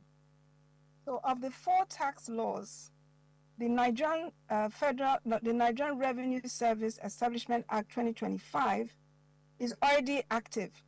It came into law immediately after signing June 26, 2025. So it's important we know that we're not waiting for January for that. So if there are any changes or anything, just because it does take time to make those changes happen. But from a legal perspective, the Nigerian Revenue Service Establishment Act is already operational. Same thing with the Joint Revenue Board. Immediately after signing, it becomes operational. And that's why I believe the tax ombudsman has been appointed. The executive secretary has already been appointed. So these are operational laws. So from a legal perspective, please read those two laws. If right now you are flouting any provision or anything that that law allows, please note that it's legal. Now, the two acts that come into effect and which have within the acts a transition provision are the Nigerian Tax Act 2025 and the Nigerian Revenue Administration Act 2025. That's 1st of January 2026. Now, I'd like to emphasize for those two acts, what has been the attempt in addition to the changes, but there are certain things that remain in previous laws that are there. So the attempt is to consolidate and put everything into the Nigerian Tax Act. So a lot of tax laws and laws that have tax-related implications are all included in the Nigerian Tax Act. So don't look at the Nigerian Tax Act as just an update of, say, Company Income Tax Act or Personal Income Tax Act or Value Added Tax. No, it's more than that. So within that you have and that's why the Act repeals the Capital Gains Tax Act, is provided in there. It repeals the Casino Act, is in there. It repeals the Deep Offshore and Inland Basin Production Sharing Contracts Act. It repeals the Industrial Development Income Tax Relief Act. It repeals the Personal Income Tax Act, is embedded there. It repeals the Stamp Duties Act. So for the first time, and to make it easy and convenient for tax operators, practitioners, and by the way, tax is not just for the tax practitioners. For those of you here listening, students, directors of books, because you have a fiduciary responsibility to ensure that the corporates for which you're directors of are fully compliant with laws. You don't need to read all this, and a number of acts have been repealed, and now there are provisions, part of this Nigerian Tax Act 2025. That also, the transition law, that comes to effect 1st January 2026. So it's highly advisable that you look at how it impacts your organization. So beyond this general capacity building, you don't need internal reviews, what has changed, how you comply, how do you improve tax governance, how do you uplift your organization so that you probably bear all the things that are in these laws in mind.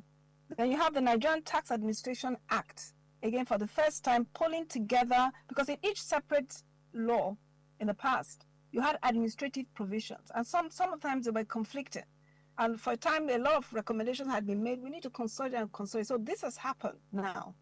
So there's one way of administering, and there's no conflict between how you administer VAT, how you administer CIT, how you administer stamp duties. Is one, as because it's the same Nigerian Revenue Service that is doing the administration, and to the extent that you're working with the state internal revenue services, this Administration Act governs those taxes that are under the federal government purview.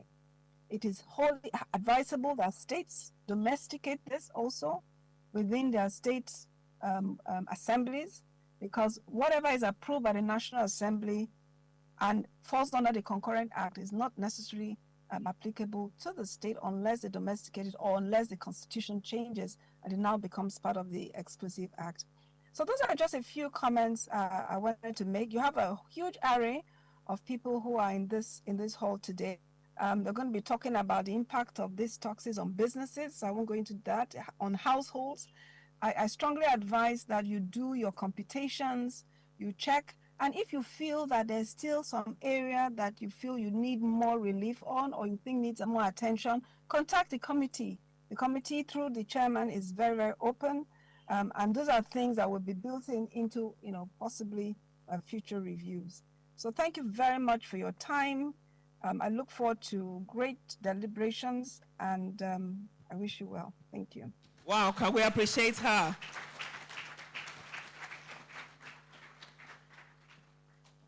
Wonderful remarks. There's a saying that if you want to hide something from the Nigerian, you do what?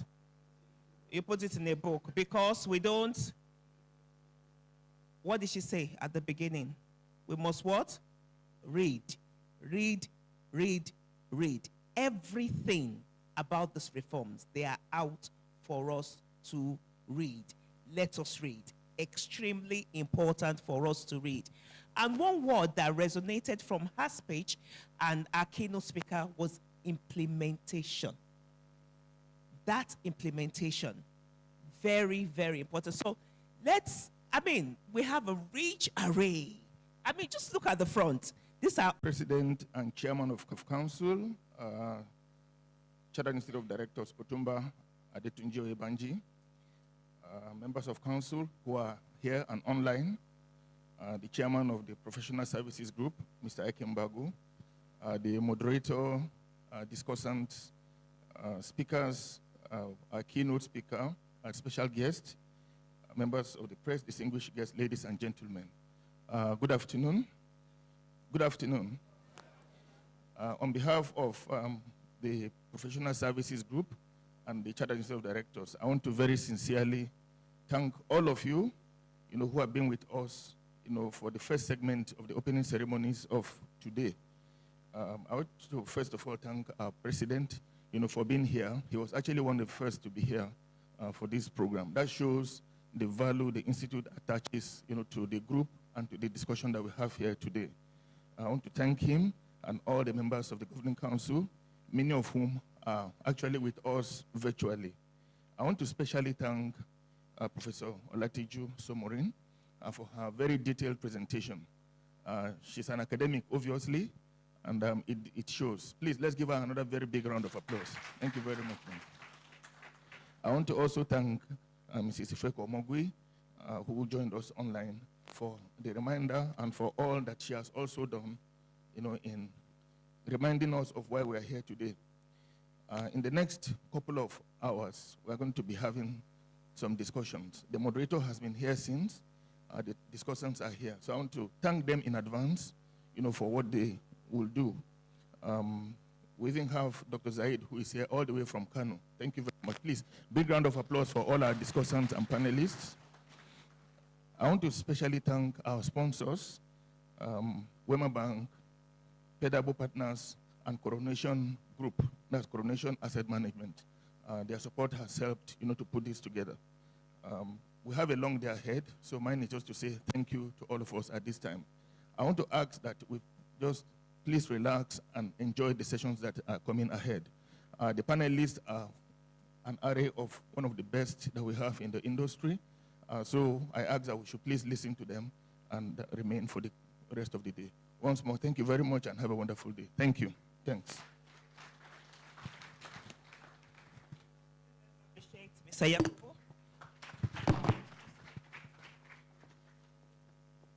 So we're going to be going on straight into the panel discussions, and I'm going to be calling the panel moderator. So he will be introducing his panelists. So the moderator for this afternoon, an authority in taxes and taxation. He told us that he breeds taxes and taxation. So I'm going to be calling a partner and the head of tax in KPMG Africa. Can we please, with a rousing applause, welcome Mr. Adewale Ajayi. Please, let's welcome him. Can we have microphones for the discussants, please?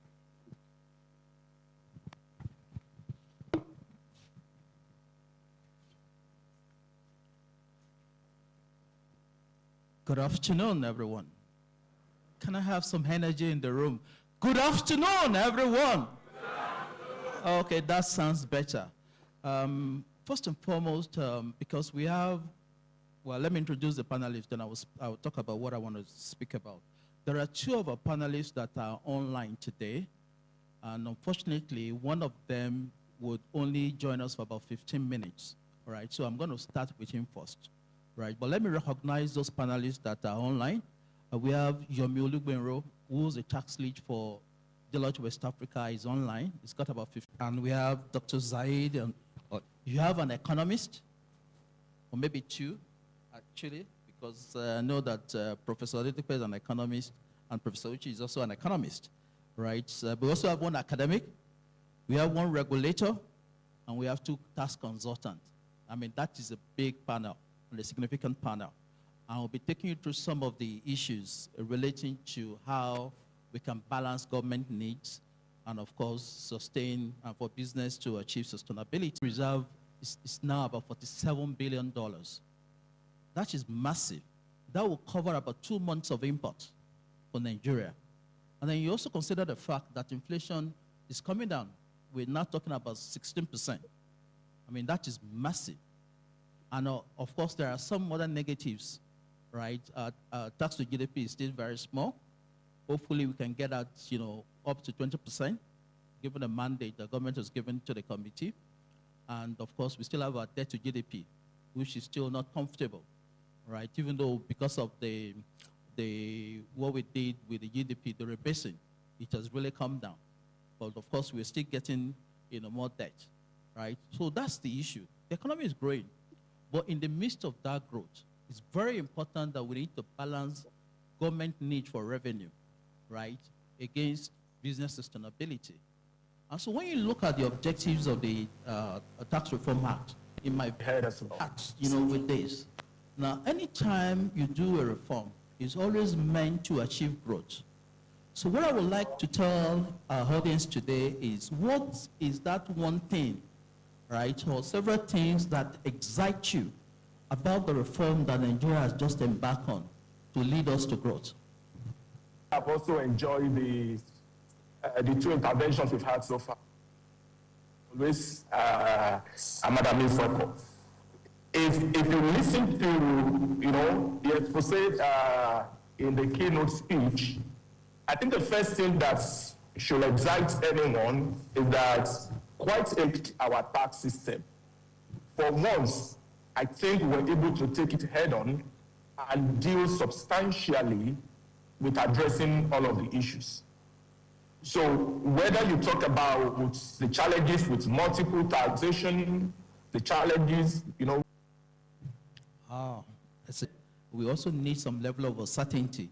Now, what you find out in Nigeria is that anytime there is a policy change, most of the time we actually don't provide for what you call grandfathering, provisions, because people have made investment. Policies are stable, it is predictable. So we shouldn't just to learn the fact that, we have a competitive environment, but we just change these things, every now and then. So ensuring that through advocacy and through, engagement, we continue to bring this to the fore. I think it will also help the government to be a lot more, to ensure that there's consistency in our policy implementation. Maybe I should pause. I should just pause there.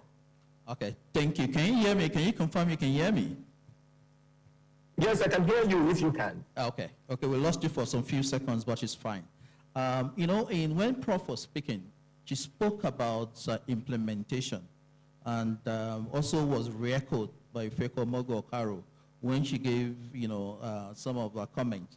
Now, I guess the question is, when it comes to implementation, we just have to get the Tax Reform Act right? What will you consider as the critical success factors that will enable us in this country to implement effectively and realize the objective of the Tax Reform Act?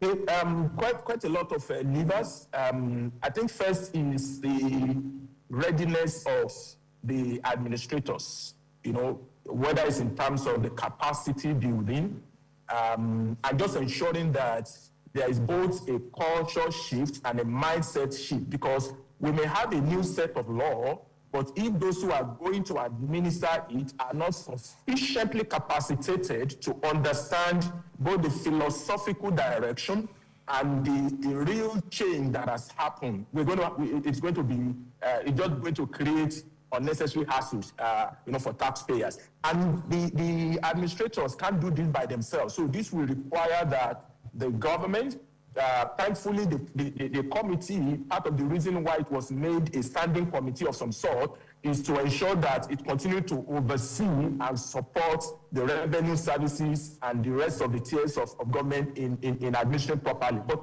capacity building will be a critical success factor. The second is the investment in technology and the tool. Quite a lot of the reform and all of the benefits we are looking to leverage from this law is underpinned by automation. it's underpinned by data, it's underpinned by intel. So technology is at the core of it. If we refuse to do, we will just have succeeded in giving tax breaks to the vulnerable, exempt a substantial number of people from taxes, and then where we're supposed to really rake in and balance the book, because of limited use of technology, we still cannot connect it. I hope you can hear me. Yes, we can hear you. You still can hear me. All right, so technology would be another. There's also a lot of interagency collaboration that needs to happen to make this work. The era of one agency trying to be lodged to itself and not speaking to each other, hoarding data, interoperability of system and all of that. Some of those challenges that we've had before, they create challenges both for the revenue authority and for the clients. You can't file tax return with state A and then you go to state B, or document that you have submitted for a particular revenue agency or agency of government on the one side, you are being challenged and harassed, on the other side. So there is a lot that needs to happen from, cooperation of this agency to make sure that this work well. And maybe one more point, because I can see everybody a bit apprehensive for time, it's also culture shifts, right? I think as a country, we must recognize that just mere enactment of new set of law will not get us there. There is a shift in our tax compliance posture and posturing, particularly for the elite and particularly for those businesses. And it's okay for us to ask the question, where is our tax money? And that's critical, and that should continue. In fact, I expect that to continue to be intensified, because the higher taxes you pay, the more you find your voices to hold the leaders accountable. But we cannot trade that off for, and justify the culture of non-compliance. And there's a law that needs to happen there to ensure that as a country, both sides of the divide needs to do the right thing. Taxpayers need to pay their fair share and hold their leaders accountable, and leaders also need to recognize their part in the social construct and the social contract. If we continue to weaponize, non-compliance and we do all of that, and there's just little to show for what tax resources is being used for, it's going to be a long walk to having a decent society. Thank you so much, Yomi Olugbenro. Can we please show a warm appreciation to Yomi? Thank you so much. Thank you. Okay, so let's get to the heart of the conversation. The theme of our discussion is about how do we balance government needs, right, with business sustainability. So let's start from the basis. And this is going to be directed to Professor Uche, right? Now, I know when we talk about government needs, they're multifaceted. It goes beyond just raising revenue. I would like you to enlighten our audience. What are the other needs that business need to consider, for them to be, to be able to sustain their profitability? What are those other needs other than just generating revenue? Professor Uche, if you can hear me. Thank you. Yeah, thank you so much. Good afternoon, everyone. Again, can you confirm that I'm being heard? Loud and clear. Thank you, moderator. Let me start by thanking the president of the Chartered Institute of Directors for giving me this opportunity to take part in the conversation. I also want to thank especially the students who are there in the audience. The speakers have done very good job, particularly the lead speaker, Professor Teju. I also enjoyed listening to Ms. Ifueko. Now, talking about government needs, yes, you've mentioned a very key one, revenue. Part of why we are having these reforms, of course, there's no doubt about that, is to improve government revenues. You heard earlier about the low tax to GDP ratio, African average 15%, and we're still doing under 13%. The target is actually to move it to 18%, by 2027. So revenues, no doubt, are part of what is driving these reforms. But of course, there are other needs that government, want to pursue. Now, earlier today, just briefly, I was on a TV program, and the question was, why did the MPC, Monetary Policy Committee, not reduce the MPR, the current 27%? Of course, we know that is high. That is partly because of the fact that MPC is also looking at the fiscal, what is happening in the fiscal side, the fiscal pressures, the fact that government is still borrowing, to finance deficit. So, and why is that the case? That is partly the case because of the low revenues. When governments don't have revenue, the alternative is to print money, ways and means, and we know the danger, or to or borrow. And when government borrows, consistently, that drives up interest rate, and that can also fuel, fuel inflation. So, in order to avert that, government needs revenue. So, the other needs of the government, therefore, would include ensuring macroeconomic stability, ensuring that the environment is such that businesses can thrive and jobs, can be created. And that's why tax is not only an instrument for government to raise revenue, but also an instrument for government to achieve macroeconomic objectives. We know this from theory, that government can use taxes to create employment. Government can use taxes to even stimulate productivity, which is what these tax reforms are all about. And just as Professor Tejo rightly mentioned, these reforms are pro-poor and they are pro-business. Okay, so what are the business needs? Of course, a business would want to have a very friendly environment, which is also why we find in the tax laws now, a number of exemptions, because businesses need to breed, and that is why in the Nigerian Tax Act you have thresholds now that have been increased with respect to exemptions. Now, let me also say this, that when you look at the Nigerian Tax Act, the threshold talks about 50 million. If you look at the Nigerian Tax Administration Act, the threshold talks about 100 million. So, but we have known now that whenever there is a conflict in the laws, they are usually resolved in favor of the taxpayer. So, what we now know is that that threshold is actually 100 million. So, to answer your question, government needs revenue. Government also, have other needs, which I've just mentioned, they try to pursue. On the other hand, businesses too would want to have a conducive environment, upon which to do to thrive and do their business.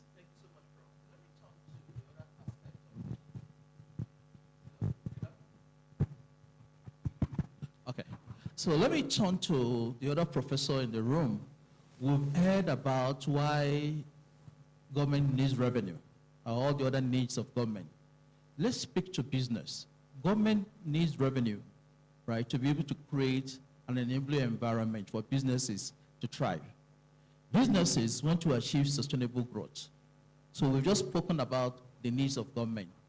Now, what will you consider as the key pillars for business sustainability? Prof. All right, thank you so very much. I also stay with the protocols expressed earlier on, appreciating President and Chairman of Council, other Council members, and the committee. Now, looking at that and the experience of businesses, especially in our own country here, the same thing applies elsewhere around the world. I will start with people.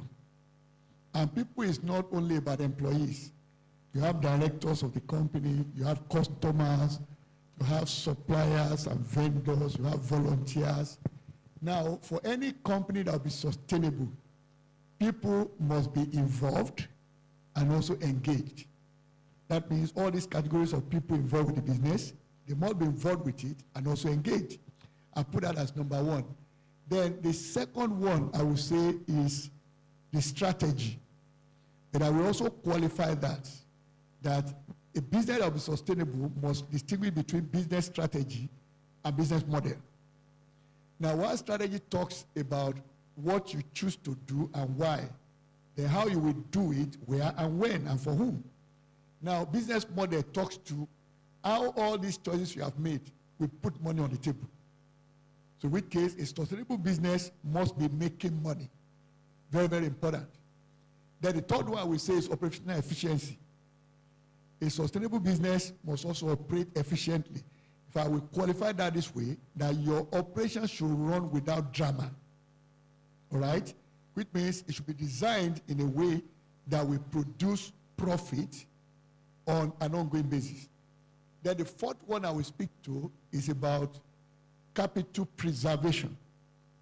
And that is, if you run your business profitably, you must also balance that with what you do with the profit. So how much of that will you retain in the business? And of course, depending on the nature of your business too, whether it's a standalone or a member of a group. So the policy can also vary. But very, very important, because if you retain profit, you are creating an opportunity where you have cash to expropriate opportunities that emerge in the course of the journey. Then finally there, I will say, and this is our core mandate in the Institute of Directors, all right? Corporate governance. But I make it very simple. Now, corporate governance is how we police ourselves. So you want to run a sustainable business, you therefore must be able to police yourself. Which means, what are those principles we want to run the business on? Are you mindful that what you are doing is a business built to last? So, and then ask yourself the question, what happens in the next 20, 25, 30, 50, even 100 years' time, when we will no longer be a part of that business? So I always want to encourage business owners to think short, long term as to when they will be involved in it. Thank you so much, Prof. Let's stay on the same theme of, yeah, thank you. You can give him that round of applause. This is not to Killian, all right? So I want to stay on the same topic of business sustainability. And I need you to tell our audience that based on where you stand, right, what would be your assessment of the current policies, you know, of tax policies that we have in the country? Will you say they are helping businesses to thrive, or will you say they are preventing businesses from thriving? Killian. Thank you very much, Mr. Ajayi, for that question. And good afternoon, ladies and gentlemen. Please permit me to sit on the existing protocols, just so that we can save time. But I think the conversation we've had so far has been very interesting. Professor Tejutax gave a very well-researched paper presentation. And I think all the comments that have followed, even in the course of this panel discussion, are all very relevant. To answer your question specifically, I would say that Nigerian tax history, especially in the recent years, has been assessed not to be very pro-business.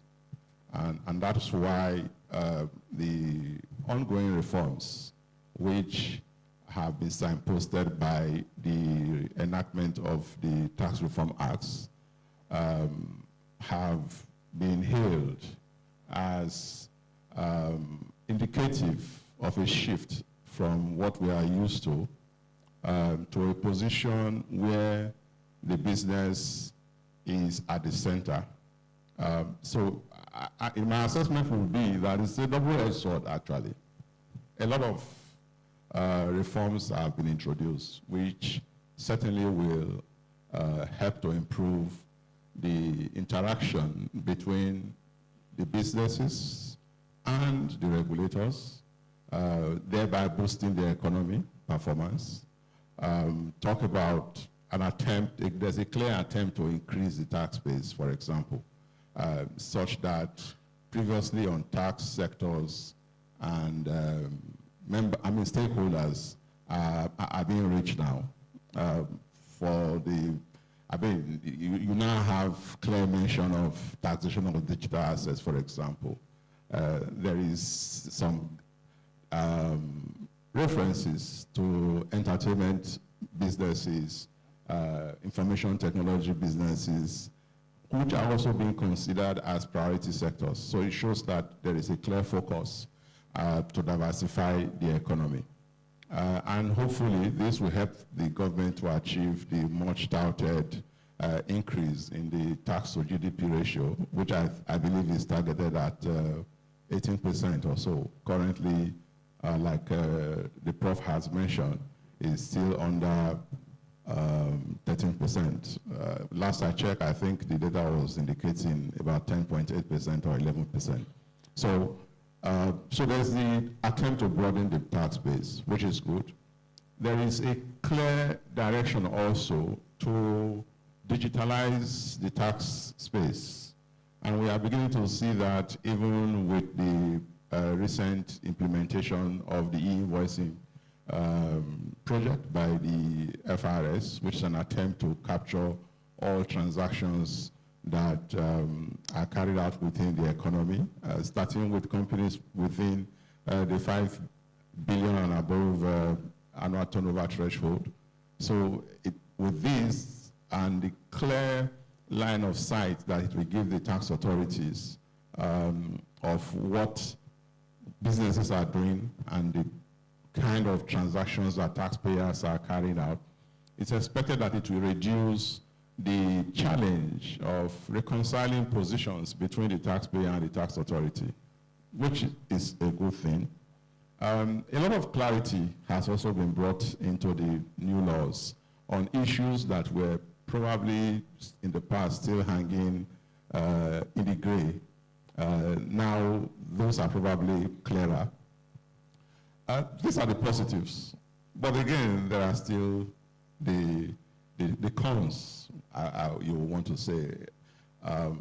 The tax system is still very complex. It's still not pro-SME.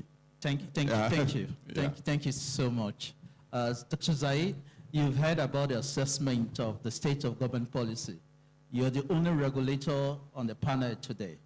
So what I would like to tell our audience is, what do you think, what incentives does government need to provide, to be able to promote sustainable business practices? Well, thank you so much. Thank you for having me on this panel. Greetings from Kano. I flew in from Kano this morning.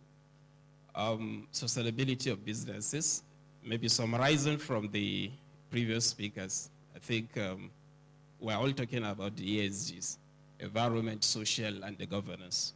For a business to be sustainable, they have to comply with the environment, the regulatory environment where they find themselves, and also the social part of it, to invest so much on the staff and customers of the business for it to be sustainable.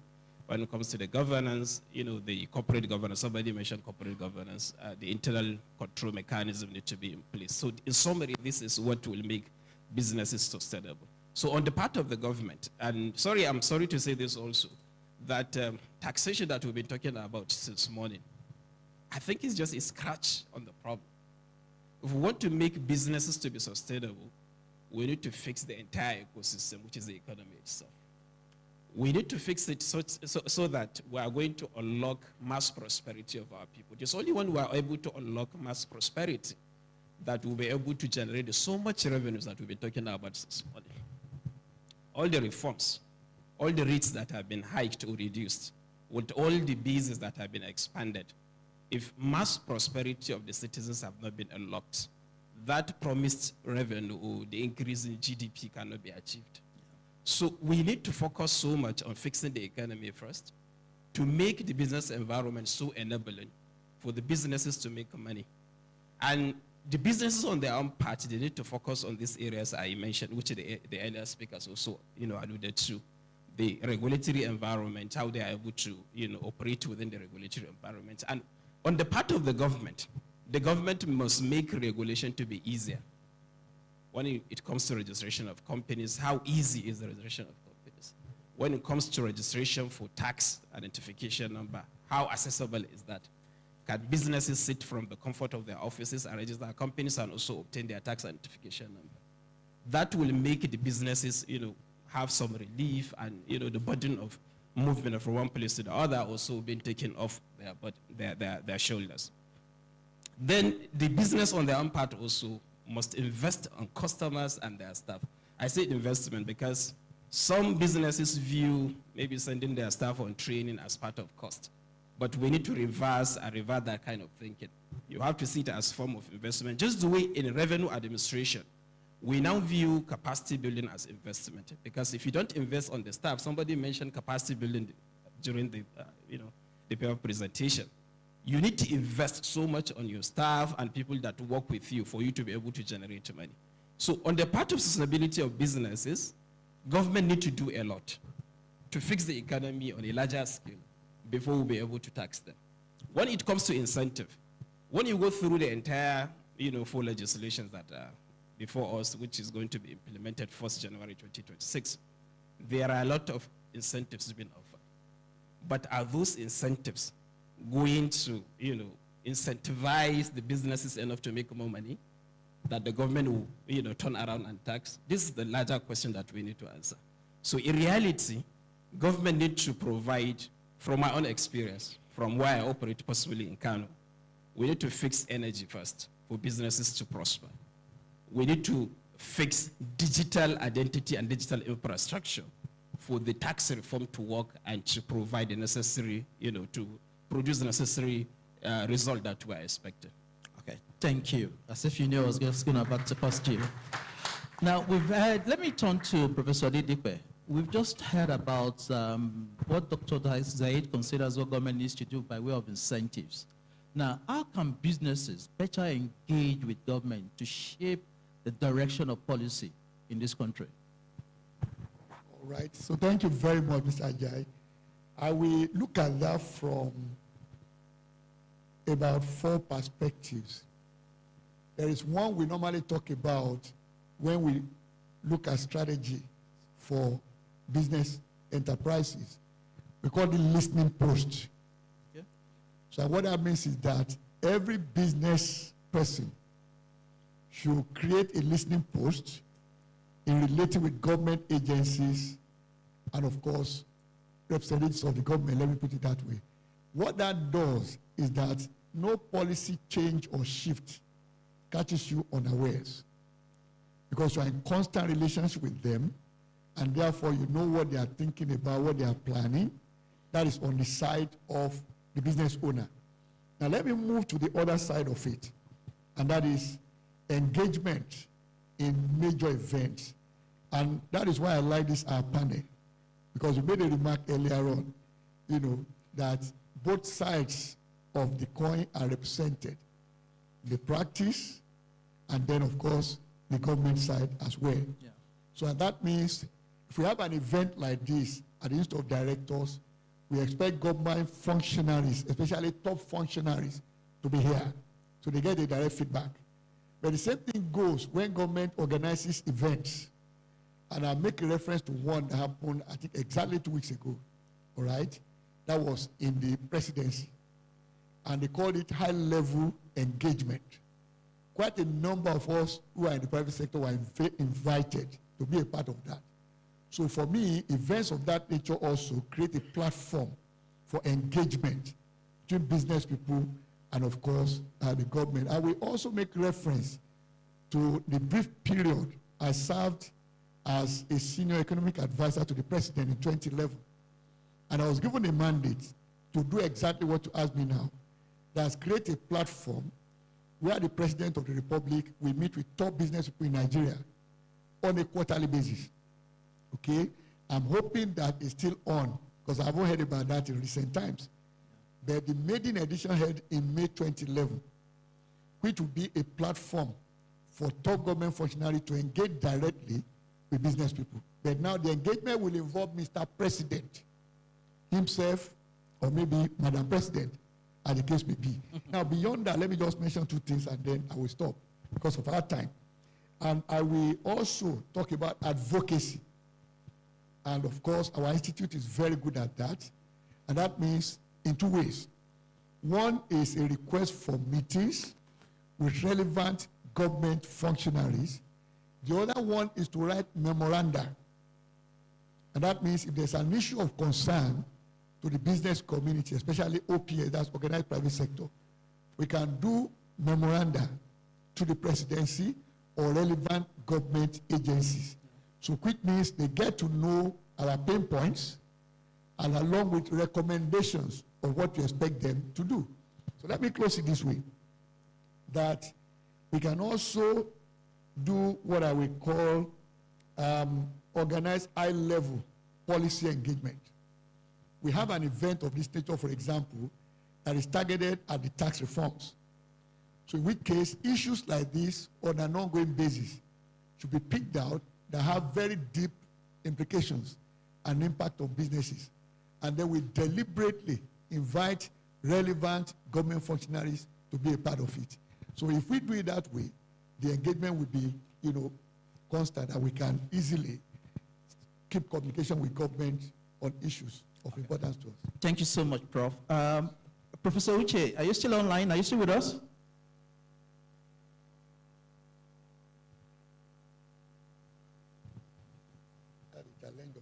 Okay.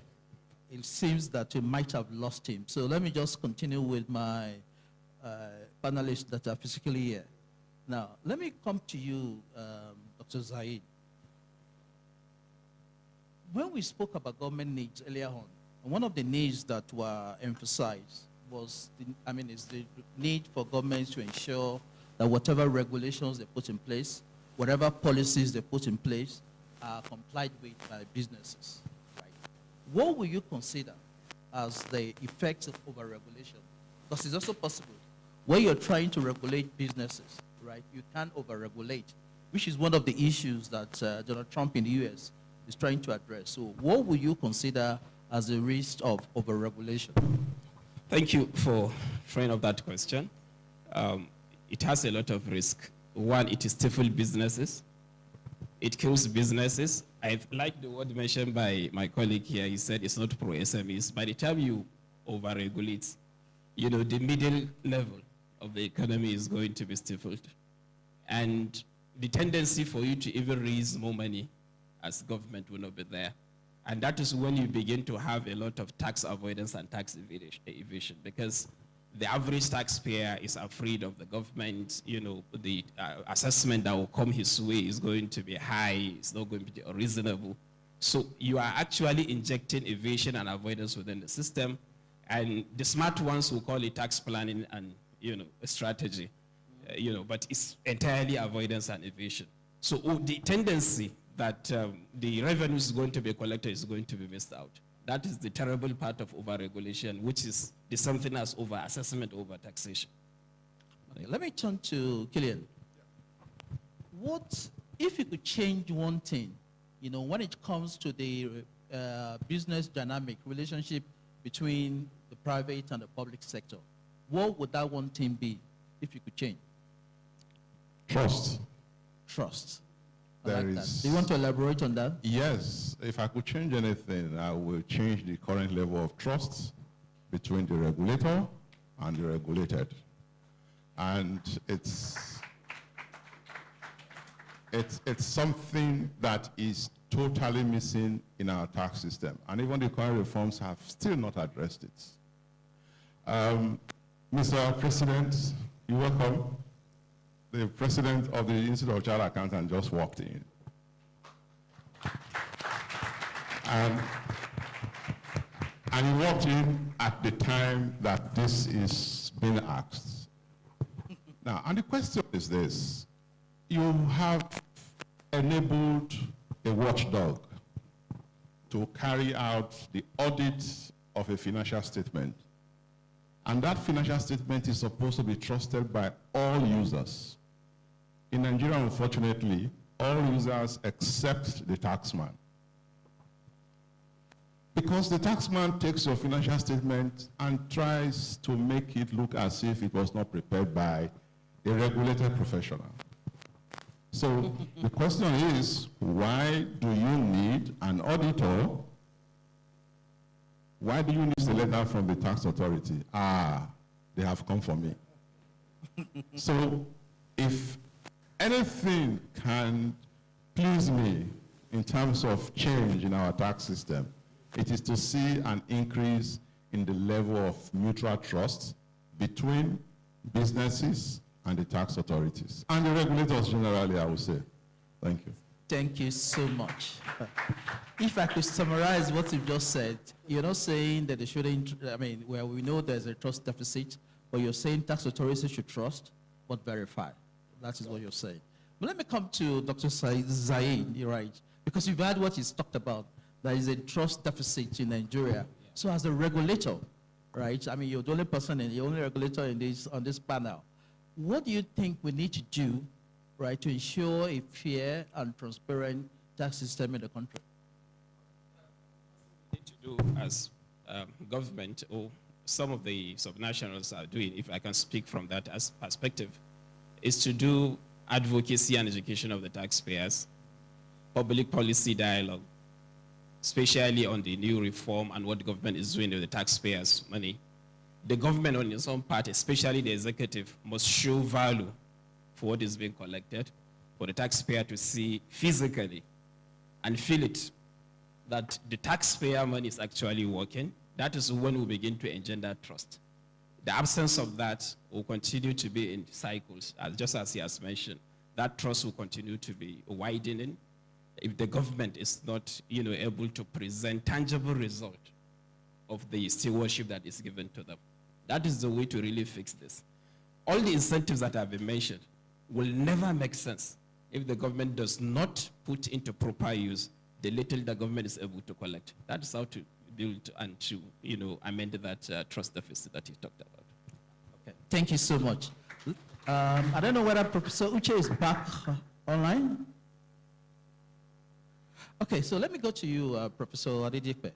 Right, we've been speaking about government policies. We've spoken about business sustainability. Now, I guess my question is this: what kind of trends should businesses be looking for, right? To better prepare for any shift in government policy. All right, thank you so very much. Again, I will take it from the perspective of someone who is running a business. So what do? Now, I look back in the last 5 years, and I discovered that at the count, there were about 10 major disruptions to businesses around the world, not just in Nigeria. And the lessons from those disruptions made me realize that I cannot afford to be here and behave as if something happening in another geography won't affect my business. So now, based on that, what I will suggest to anyone in business is, number one, to conduct what I call a vulnerability test of the business. And what that means is, what are those policies and developments in business environment that have deep implications for the business? Just to illustrate, a 10% change in the exchange value of the naira can kill a business if that business depends largely for most of its inputs as imported items, because that can bring a sudden escalation in cost. So in which case, such a business should map closely what is happening in the FX market. In which case, they will go deeper and ask the question, what are those things that make exchange rates to move? And typically in exchange rate economics, we identify 12 of them. So that company will be monitoring those 12 factors. As changes are happening in them, they begin to track what are the chances that we soon see the impact of this on the exchange value of the naira. And when that happens, when then comes to my company. Now, beyond that also, I will suggest that they also look at envisaging how policymakers will react to what is happening in the environment. And I'll give a practical illustration.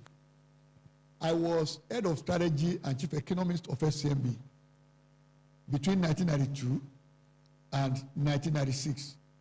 So when Abacha came into office in November 1993, 2 months before then, in looking at how the Nigerian economy and especially the financial market was behaving, we saw a pattern similar to what happened in 1991. Interest rates were very high, in fact, completely out of sense, because we're seeing interest rates at about 180% per annum. Okay, we called it 15% flat at the time in non-bank financial institutions. So I said, of course, exchange rate then, official, was around 20 naira to the dollar, but we saw 62 naira thereabout in the parallel market. there was a huge premium that was running at almost, put it at over 200%. That didn't make sense. When the maximum recommended is 5% premium. So based on that, we now said, government will not watch all this happening without intervening. So let's look historically. When this sort of thing happened in Nigeria, what did they do? Went back to 1991. The government pegged interest rates and also pegged the exchange rate. So we took a position now as a business in FCMB that the government will in 1994, likely peg exchange rate and peg interest rate. Abacha took off in November 1993. His first budget, that was exactly what he did, January 1994. Now, most business people were complaining about that major shift in policy. But in FCMB, the position I took then was that if the government pegged interest rate, what would that mean for our lending business? What would that mean for deposit mobilization? And I said, okay, most likely, if what you are paying on deposit reduces significantly, depositors want to take their monies out. But when they take monies out, what will they do with the money? They can't keep it under the pillow. That means in a matter of 6 months, the money will come back into the banking system. But they won't necessarily go to the same banks they left. Yeah. So what now should we do to attract those monies back? And then in banking as an industry, we started what is still done today. It was my idea then. In banking, they call it senior treasurer's retreat, which in fact speaks to this question you asked. So every year, bank treasurers come together December to review the environment and then take a position on what government will likely do next year. So it's something that should be happening in every sector of the economy. If you're a business leader, it's something you should be thinking about on an ongoing basis. Thank you very much. Thank you so much. And if you can summarize that, it's just about being, being proactive. And it kind of reminds me of a quote that we talk about, every now and then in KPMG. It's about the future belonging to those who can predict it. Your ability to continue in business, right, for a very long time depends on your ability to anticipate whatever changes the government are going to put in place and then plan, for it. Let me come to you, Dr. Zaid, right? When you started speaking, you spoke about the issue of tax avoidance, right, and tax evasion. And we know that if you look at the tax gap in Nigeria today, it's likely going to be very significant. Now, what can we do? Because we know tax evasion, tax avoidance, they've been here for a very long time. And nothing. I mean, we've tried as much as possible, right, to address every loophole. So what can government do, to address these issues?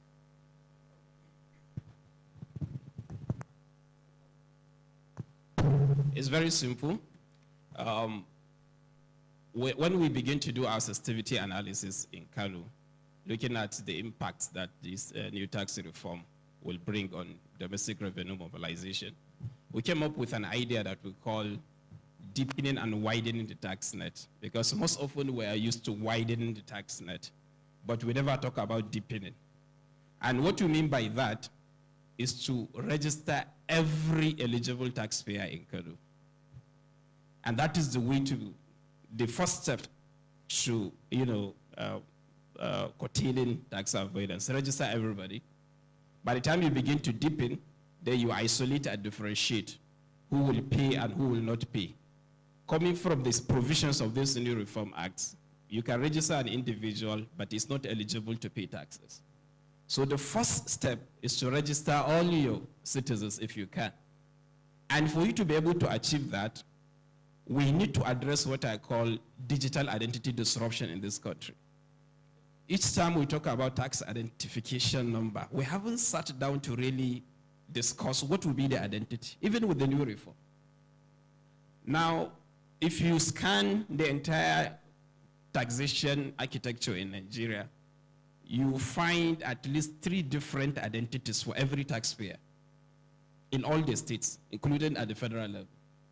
You have the team that comes from FIRS differently from that comes from the GRB, from that comes from the state. And all these numbers are not speaking to each other. So that is the first room for tax avoidance and evasion, because I can afford to have a different number and also file with that number, maybe depending on the taxpayer, the category you belong, whether you are a limited liability company or an enterprise, or you are using your nickname to file your taxes. So the first thing is to address digital identity. Second is to do mass registration. Third is to deepen, to isolate who is to pay and who is not to pay. These are the basics that we need to go back to. When we begin to talk about AI, that is far. We need to come back to the basics first. But can I ask you, though, because you said it's so simple. So the question is, if it's so simple, why has it not been done? Okay, because I don't want to bring the experiences in kind of what we are doing. Now, when we brought up that idea, we identified 5 major markets in Kano. One of the major markets, I think, that serves the sub-Saharan Africa, the Dawano market, the grains market, is the biggest. We come up with what we call the revenue squads. We identified 5 teams that go on daily basis, street by street. Whether you like it or not, you must be registered. Office by office, stall by stall. And what did we do? Looking at the problem that I mentioned, that we have different identities. In Nigeria, the only identity that you are likely going to have 99% accuracy is the NIN. So we decided as a policy to use NIN as our tax identity number. Because at the end of the day, whether you like it or not, whatever number that the federal government is going to adopt as identity is going to be linked to NIN. Whether you use your passport, whether it is going to be license number, whether it's going to be a phone number that is going to be an identity, is going to be linked to NIN. So we decided to use NIN as our identity. So we go office by office, shop by shop to register these taxpayers. And we see mass registration from the back end. The only fear the citizens do have is what Professor mentioned during her presentation. There was this video that was making rounds that if you don't register, the tax authority will deduct from your bank account. So there is that fear that I'm not going to release my NIN to you, because 1st January you are going to deduct from my account. So, and the way to cure that is to do a lot of sensitization, education, advocacy. We do a lot of roadshow to educate the taxpayers. I don't know that I've answered your question. You have. Thank you so much. Maybe I can add a rider to that. Okay. Just for 1 minute, please. Yes. When I had the privilege of writing the business plan for National ID Card that produced the NIN we are using today, part of the concept was to have NIN adopted for tax identification, for driver's license, and international passport. That was the concept I wrote for this country 18 years ago that produced the NIN. So what Cardinal has done is what I envisaged 18 years ago. Thank you very much. Thank you so much, Kayan. You know, earlier on we spoke about the need for businesses to be able to anticipate, what changes that government is going to put in place. So my question to you is, what will you consider as the challenges, right, that businesses may face in trying to align their expectations, align themselves to government expectations? Yeah, thank you very much. That's, like you rightly said, it's always very efficient to anticipate. But unfortunately, here sometimes you anticipate, it happens, and it's short-lived. So there is the issue of policy flip-flop. From one administration to the other, most times you do not see policies of government being sustained. Usually there is always the rush to see results. And because of that rush to see results, policies that are seen not to be generating immediate returns for government tends to be jettisoned, and they are replaced by new ones. We have seen it all over, including in the tax space. And that is something that becomes very difficult for businesses to catch up with. You've also got the issue of, like Dr. Zad said, over-regulations sometimes, which now creates a huge cost burden for businesses to be able to meet the expectations of government to be able to even comply with basic rules and regulations. I'm a tax practitioner, and the truth is that a good tax consultant does not come cheap. But it's very difficult for you to run business sustainably in Nigeria without having a good auditor and a good tax consultant. So there is a need for government to simplify regulation. There is a need for government to be more consistent with policies so that businesses are able to kind of regularize properly before we see changes. Instead of wholesale changes, we can always make improvements like Yomi mentioned earlier. Yes, this is something that, I mean, the tax reforms, for example, they have a wholesale replacement of existing one. We know that that is unavoidable because of the fact that a lot of the laws have become obsolete. But even as we progress with them, there is a need to take a continuous look at them without doing very significant changes. There is the advocacy to continue to have the Finance Act, like Dr. Carol mentioned earlier. But again, Finance Acts should not be amendment acts. Rather, they should be acts that are made to change rates, for example, change incentives. I mean, that are not going to significantly impact on the taxation of taxpayers. I have Thank you to very cut much. in there because we're out of time. We just have about 45 seconds to go. Please, can you give my panelists a round of applause? Now, what I want to do in the next 30 seconds, just to ask you rapid fire questions, is a yes or no. So you don't need to overanalyze or overthink it, okay? So let me start with Professor Adedepe. In your view, are Nigerians or businesses satisfied, generally satisfied with the Tax Reform Act? Yes or no? Yes. Yes. So we've heard that Nigerians are generally satisfied. Let me go to Killian. You know, yes or no? Yes or no? It's The yes tax authorities, and no. It's yes or no? The tax authorities recognize and respect the expertise and independence of tax intermediaries, yes or no? No. Okay. Okay. So, Dr. Zahid, are tax intermediaries, is yes or no, proactive in addressing issues and concerns that tax authorities raise? No. Okay. Thank you so much. We've run out of time. Please, can you give my panel a round of applause again? Thank you so much, gentlemen. Thank you for sharing your insight. Thank you for sharing your perspective. I think the audience has heard what you've said, and there's just a lot to take from here. So thank you, everyone. So please, another round of applause for my panelists.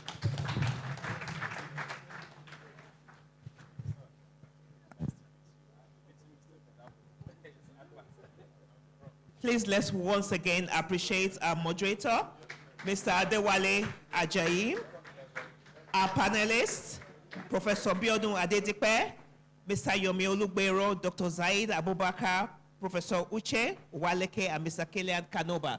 So while they're there, we're going to do a quick photo session. The president of the institute is joining us, the chairman of the committee, the DG of the institute, and the vice chairman of the committee as well. Of course, our keynote speaker. Can we please wait for her?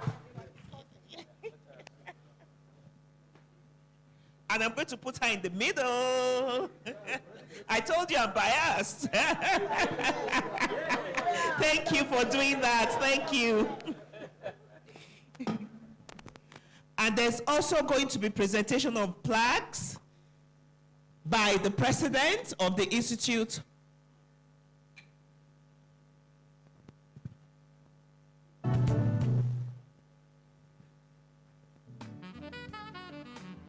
So after the photo sessions, Otumba Oyebanji, the president of the institute, will be presenting the plaques to our panelists. And of course, our keynote speaker first. Keynote speaker first. Okay. All right. Thank you, distinguished ladies and gentlemen. It's been a very interesting morning.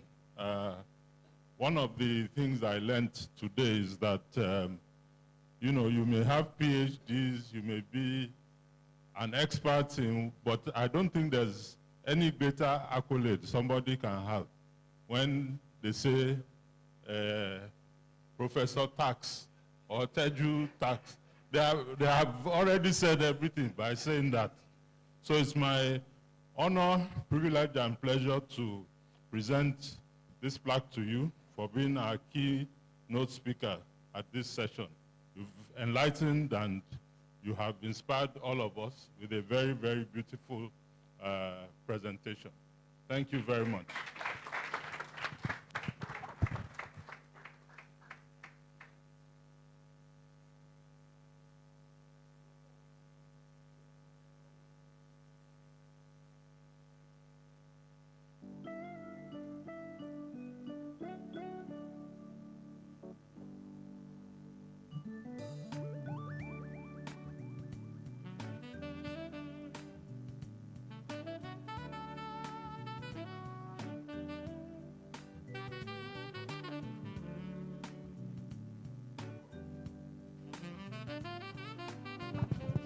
Maybe you will now do change of name. And yes, because I think you deserve it. Mr. Ajayi Adewale FC IOD, the guru from KPMG. It's a pleasure to see you again here this morning. And again, it's my honor and privilege to present this to you for being a very wonderful moderator. We thank you because your presence here has brought panache to the event. So thank you very much.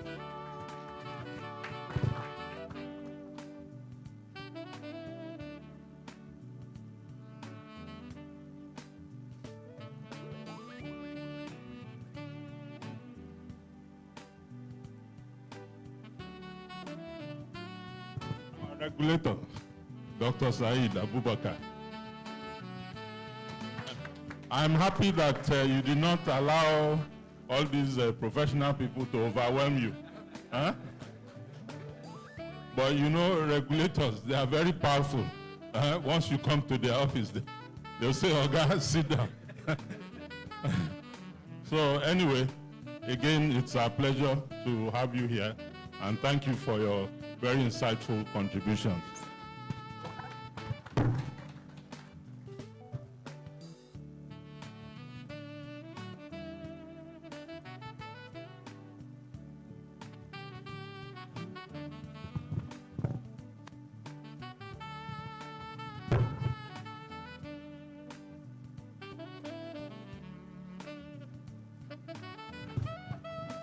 Mr. Killian Kanomba.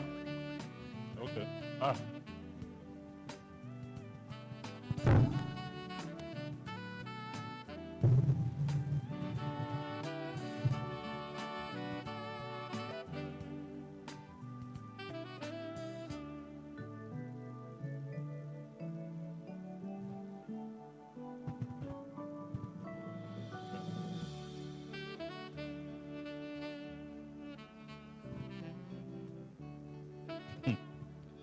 I don't know what I can say now about Dr. Biodun Adedipe. Okay, yes, that new development, yes. Well, words may fail me because all I can say at the end of the day is whenever we call him, he answers us. He has been a pillar of the Institute, a support in so many ways and so many ramifications. We are very grateful. We thank you for your continued contribution to the Institute and for today in particular, bringing your wealth of knowledge and experience to this event. So we say thank you very much.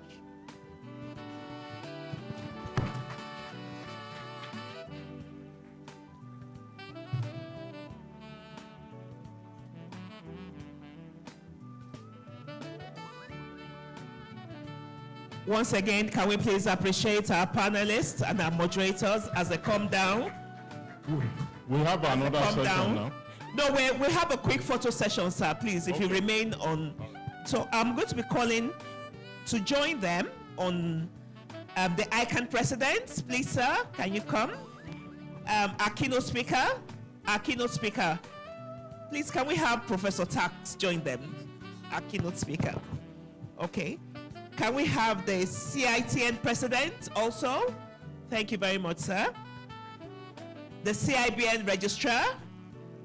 Thank you. The CIBN registrar. And the CIPM registrar. Thank you very much for this quick photo session. Thank you. Yes.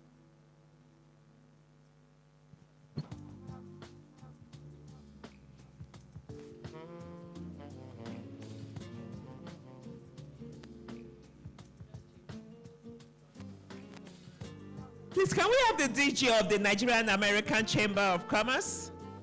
Where's she? Oh, please, please, ma. Please, just, please, ma.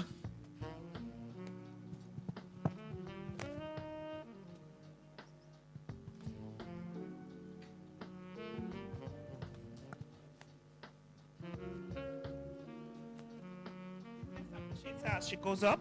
Thank you.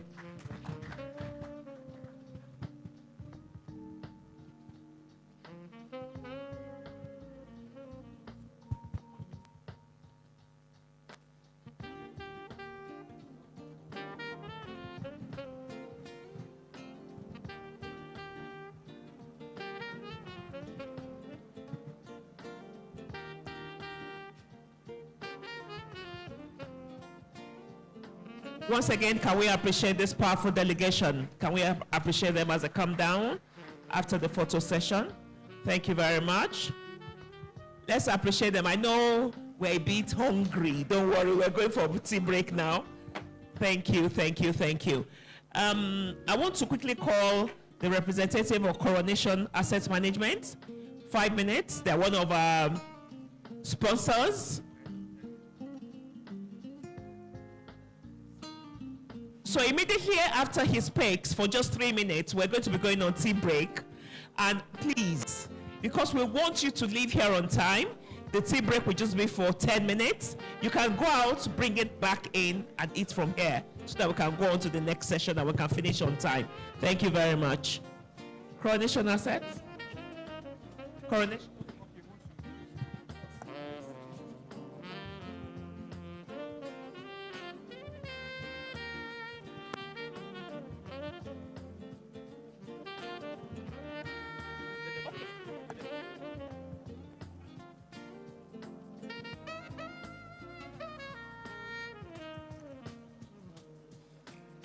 Distinguished ladies and gentlemen, please, you can go out and get your snacks and drinks and come back. So use the opportunity to stretch your legs, network, but all in 10 minutes so that we can quickly come back. Let's go out, get our snacks for our tea break. Stretch your legs, network, for 10 minutes, please. 10 minutes. Thank you. At exactly 1:56, so that we can settle down and start the next session at 2 p.m. Thank you. 1:56, so that we can start the next session. Thank you. Thank you.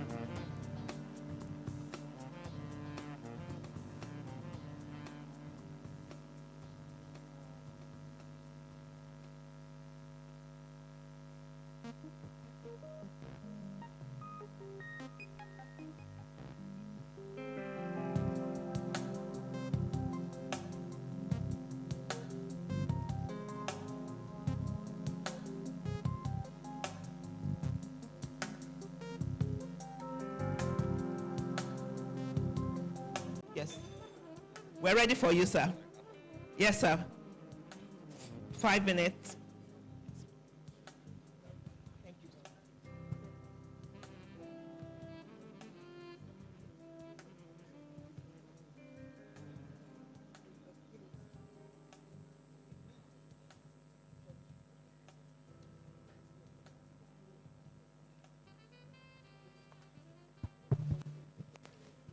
All right.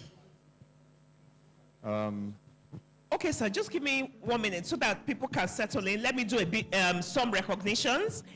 We want to recognize some people who are in our midst. Professor Abraham Oshinubi, the Dean, School of Postgraduate Studies, University of Lagos, is ably represented by Dr. Jonathan Ekbudu. Then Dr. Femi Egbeshola, President of the Association of Business Owners of Nigeria, ably represented by Ms. Omolabake Awotubo. So, Coronation Asset Management, please. Thank you. Thank you very much, ma'am. Good afternoon, ladies and gentlemen. My name is Wale Babafemi. I'm from Coronation Asset Management, representing her Coronation Group. Because of the want for time, I'd like to appeal that I be allowed to stand on the existing protocol in terms of recognition of all the guests here today.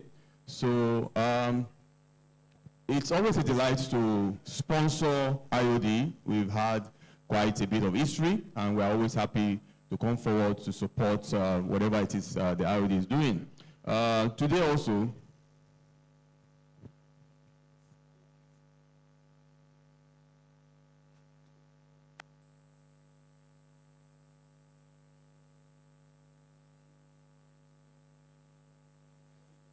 where do I point? Where do I point? I'm pointing at you guys, okay. Which of the bottom? Okay, no, if you show me, I'll do it. All right, so thank you. Always a delight. And I'm happy about the topic that we are having today. It's something that even when we make our presentations, people would always ask us, very topical, tax matters. But as you all know, we are wealth managers in Coronation. Essentially, we help businesses and individuals to manage their wealth. You may ask, how does that also even benefit the topic of today? The truth is, if you are able to manage your wealth properly and grow your wealth, then you are happy. And also, of course, you can pay the tax regulators some of the proceeds of your tax. So it's a win-win, and we're so happy to be here, like I've said. All right. Can we go into the presentation? Sorry.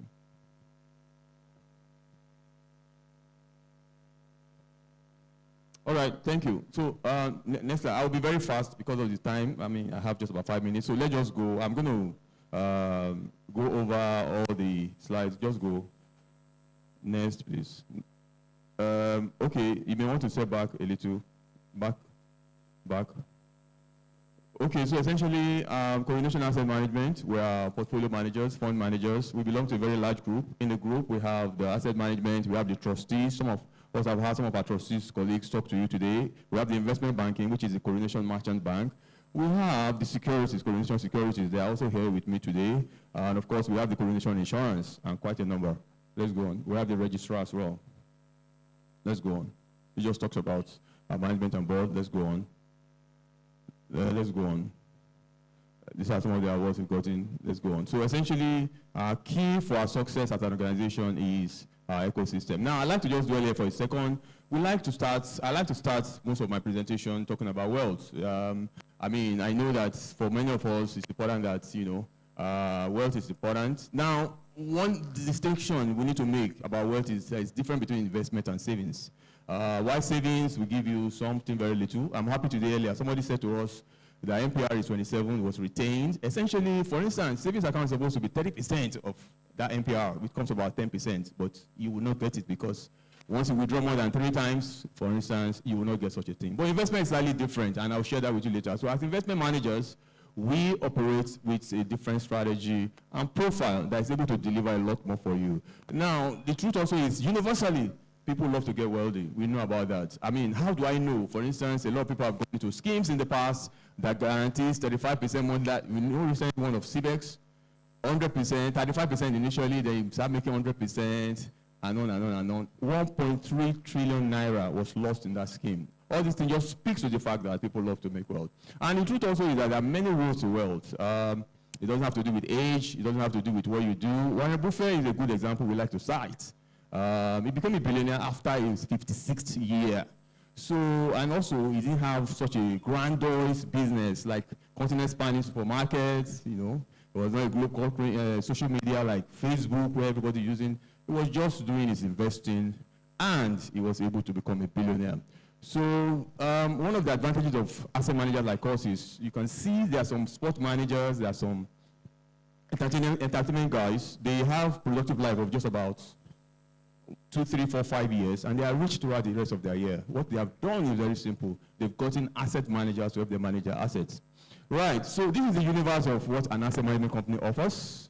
Essentially, we have what is called the mutual funds, we have what is called the portfolio management, and the structured assets. Mutual fund has to do with where the wealth manager, for instance, a mutual fund is grossing about 18%. You may ask, when savings about 2-3%, how are you able to do this? But the truth is, a mutual fund has to do with a collection of investments. So many people come together and put their money in a fund, and the fund manager takes those funds and invests it separately. You agree with me that if a fund manager is investing the sum of like maybe 10 billion in a day, and you are investing maybe your 1 million, the rates of return you both will get to be different. So essentially, wealth managers, fund managers are able to generate a lot more income. We also have what is called fixed income fund. This is where someone will say to you that I only want to deal with fixed income security, fixed income instruments. I want my capital to be determinable, my income to be determinable. That, for instance, today is grossing 16%. We have what is called balanced fund, where the fund managers mixes your fund in both equities, which we all know has been doing very well, together with money market instruments. Today is grossing about 35%. Some of us make income in USD. You don't necessarily have to leave your USD in a place where it's not earning any return for you. With fund managers, you can do 5%. Fixed premium is also earning, and on and on and on. Now, let's look at portfolio management. You know, earlier I said to you that there are some sportsmen and entertainers that have short productive life and they never pour for life. This is what they do. Portfolio management, you have a portfolio with your asset manager, and you say to them that these are the benchmark you want them to return on. And based on the benchmark, they will advise you of the classes of assets to invest in. Based on this class of assets, they will try and target that return. There's also a clause called incentive fee, where when they match and surpass that your benchmark, they are able to, so you begin to see investment that are turning beyond 27% when you ask them to manage your portfolio, and depending on the classes of assets you want them to manage. There's also wealth planning, which will help. I'll talk a bit about that later. And of course, transaction execution, you can say, just buy CP for me, just buy CBN points for me, things like that are things that your asset managers can do for you. When you talk about structured products, we have what is called credit opportunity portfolio, where we're able to lend some people using their near cash or equities, because we're a large group. So that returns a lot more, infrastructure credit deploy a lot more. In terms of the portfolio, look at the investment classes that asset managers will do, different from you. Local equities, foreign equities. You may say that I buy this myself. The truth is, a fund manager will buy and sell when it is very profitable. So you may buy and hold to term. They don't do that. So there's a lot of things inside this thing. Then we have fixed income, bonds, commercial paper, fixed income, and structured. Let's go on, please. So this just speaks to the risk profile of each of these funds. It speaks to how much you need to invest in it and so on and so forth. Let's go on. So I mean because of time I won't be able to go next. This just speaks to each of the funds and what you see, what you can gain from them. He explains a little. So this is the portfolio management. This is key. If you get your asset manager to do this for you, there's a construction phase, that's an investment setup phase, market intelligence, the fund manager, and then the finance opportunity. Let's go on. So this is an example of a portfolio. For instance, you can see return, like I said. Look at portfolio number 4. Return is 27.8 3 as at half year of 2025. Let's go on. Let's go on. Yeah, so like I said today, we have our securities arm. One of the things I also tell people is that correlation securities, this is a good opportunity. Today now in Nigeria, we know that NGX is doing very well, even though there's been a bit of a decline, but it's not from where it's coming from. Now, I said to people, some people say, I don't have a lot of money and I cannot go into wealth management or wealth creation. This is one place where you can actually start, because guess what? This has the highest of the returns. Of course, there's higher risk. Some people say I have higher risk, but guess what? You can even start with 100,000. You can start with 50,000 and begin to grow your wealth. Within a year, you can actually really grow your capital here. So securities is something that we have our people around. They can talk to you about it, just like the asset management guys who are around today. Yeah, we give also information, so you don't need to be the one thinking about what to do. You just bring in the cash. We will do the market intelligence and the rest for you. Let's go on. The final one I want to talk about this afternoon. Next.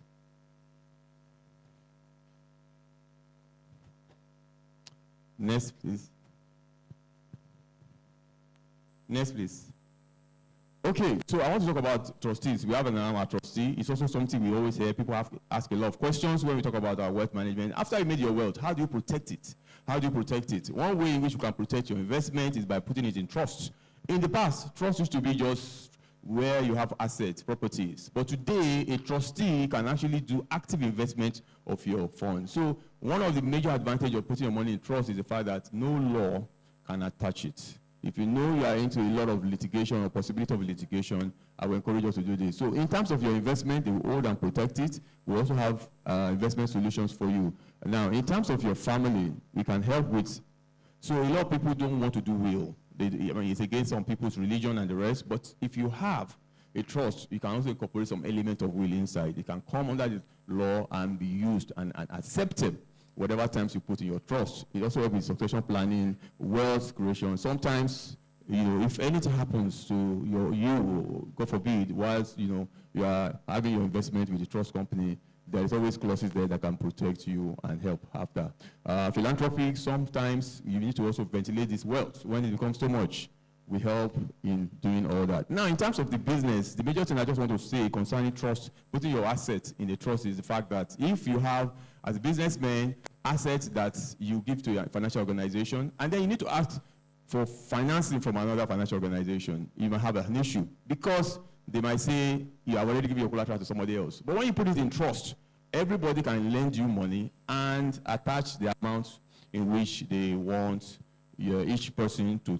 For instance, Bank A gave you 20 million, Bank B gave you 20 million, yet you have given, you have collateral of 100 million. You can't be taking your collateral to give to another bank. Instead, put it in the trust, and then each of those organizations or banks can come and attach the amount that's for them. Finally, ladies and gentlemen, to start with us is very simple.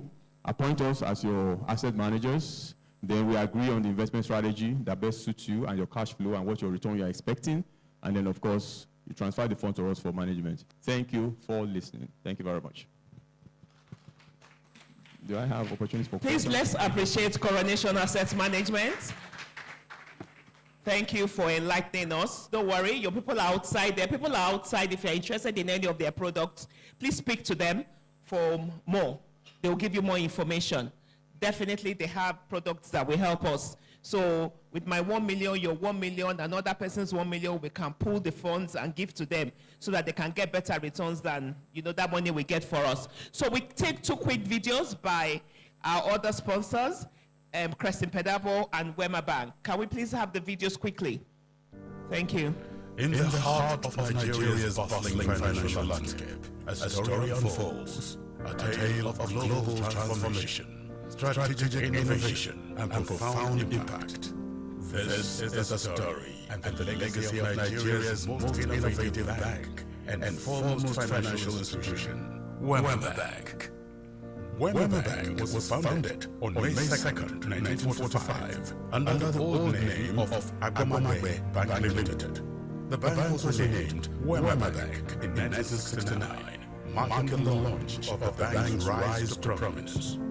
From being listed on the Nigerian Stock Exchange in 1990 to being granted a universal banking license by the Central Bank of Nigeria in February 2001, and then becoming a regional bank in 2009.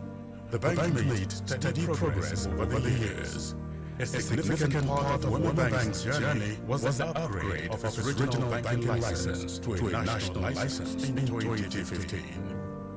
This milestone spearheaded the beginning of a revolutionary decade in the Wema Bank journey. The first 2 years after the upgrade saw the bank re-strategize and innovate to create more and better solutions that positively impact the lives of customers and support their goals. The first and arguably the biggest of these innovative solutions created since becoming a national bank was the launch of Africa's first fully digital bank, Alat, in 2017. Through the game-changing Alat platform, Wema Bank redefined banking through a wide array of reliable, seamless, and intersectional banking services, all accessible on Alat, making Alat a one-stop app for every financial need. To the youth, we are an enabler of goals. To the underprivileged and underrepresented, we are an equalizer. To the established, we are a driver for greater success. To the businesses, we are a partner like none other. To the finance industry, we are the leading light and the pace setters. To the nation, we are champions of development. To the world, we are facilitators of innovation, empowerers of communities, and promoters of sustainability. And to us, you are everything. This journey is just getting started. Join us as we redefine the standards of banking and financial services in Africa and make an indelible contribution to shaping the future. Remember, we are with you all the way.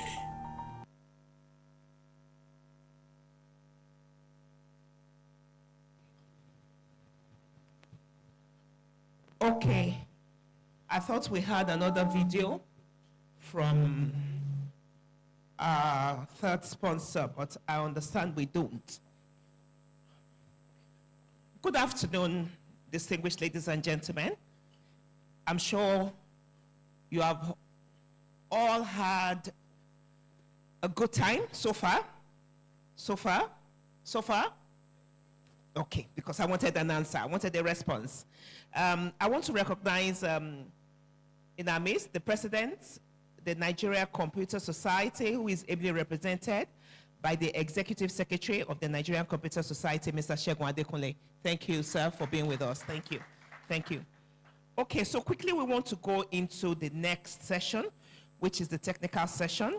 That's navigating the 2025 Nigerian Tax Act, opportunities, risk, strategic implications for businesses. I'm sure this is what concerns many of us. This is where our interest lies. So we do have some presenters. They have been with us since morning. I will be the moderator for this session. My name is Abosede Osho. I'm called the Madam Compare, and I'll be moderating. So I want to call to the stage Mr. Oyetoyo Kunle Vincent, the managing partner of Ijewere & Co. Please, can you join us, sir? Okay, sir. Then we have Mr. Innocent Chinyere Ohagwa, FCTI President, Chartered Institute of Taxation for Nigeria.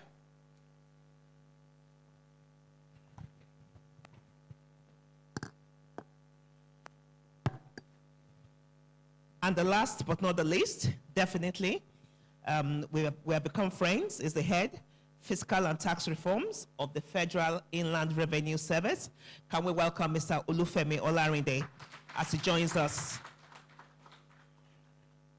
Please, can we together appreciate the three of them again? They have actually been with us since the beginning of the program, and that's really commendable. So I'm going to be calling Mr. Oyetoyo to do his presentation. Mr. Oyetoyon Kunle Vincent is the managing partner, Ijewere & Co. It's going to be speaking to us on strategic implications of Nigeria's tax reforms for business growth, productivity, and competitiveness. So as they're giving their presentations, if you have any questions, because immediately they finish, we're going to be doing the question and answer sessions. It's not just for this session, they are tax authorities. And we still have Professor Adedipe with us. So if you do have questions, please, we have people standing. Please send your questions in. And after their presentations, any questions, so that we take the question and answer sessions as well.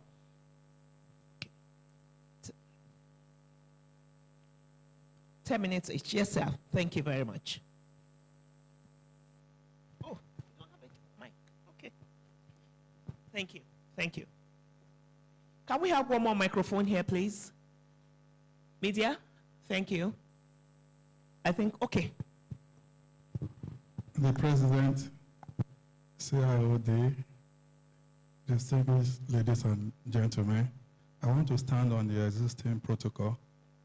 I have 10 minutes to present the paper. It's a new dawn for tax administration in Nigeria with the enactment of 4 principal acts.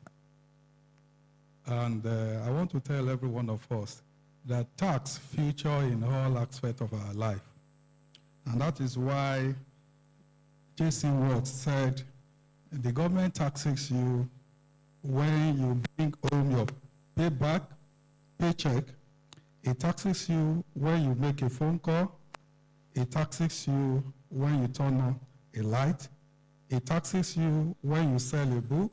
It taxes you when you fill your car with gas. It taxes you when you ride a plane. It taxes you when you get married. Then it taxes you when you die. This is a taxual insanity, and it must end. The reaction of every person is to avoid tax. But in the course of our president's keynote address, he said, in this life, nothing can be said to be certain except taxes and debt. That is the quotation from Benjamin Franklin. Because of a lot of decadence in our tax system, the new government came up with a reform. And 4 principal tax enactment were put in place.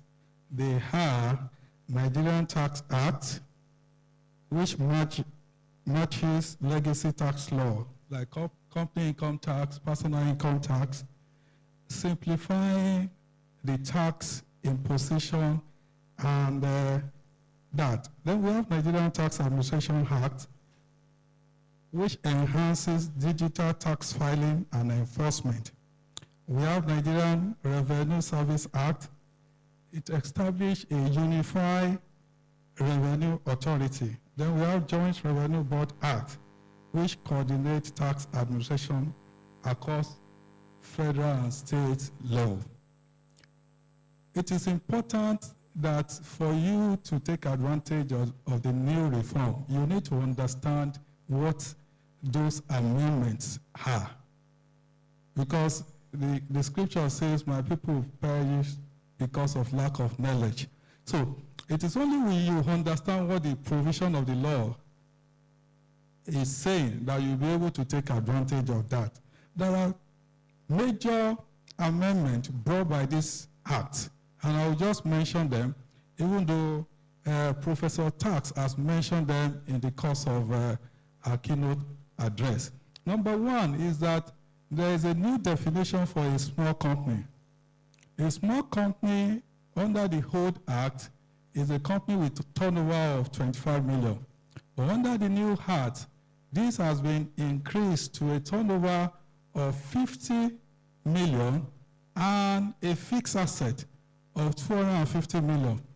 The implication is that the 2 conditions are mutually dependent. You cannot fulfill one without fulfilling the other.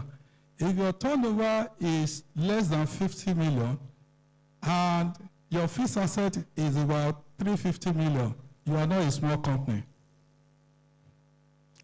Then it introduces the minimum effective tax rate, which is 15%. If your company has a turnover of 50 billion and above, or you are a subsidiary of multinational in Nigeria, then your tax rate must not be less than, effective tax rate must not be less than 15%. Otherwise, the difference will be paid by you. I will, because of time, your bonuses is also regarded as dividend. The new law extended the definition of dividend to include bonus, shares, warranty, and debenture awarded. And it's saying that bonus share will not be taxable and withholding tax will not be applied. The law also enables businesses to claim input VAT on fixed assets and on services against the output VAT. This was not the case in the past.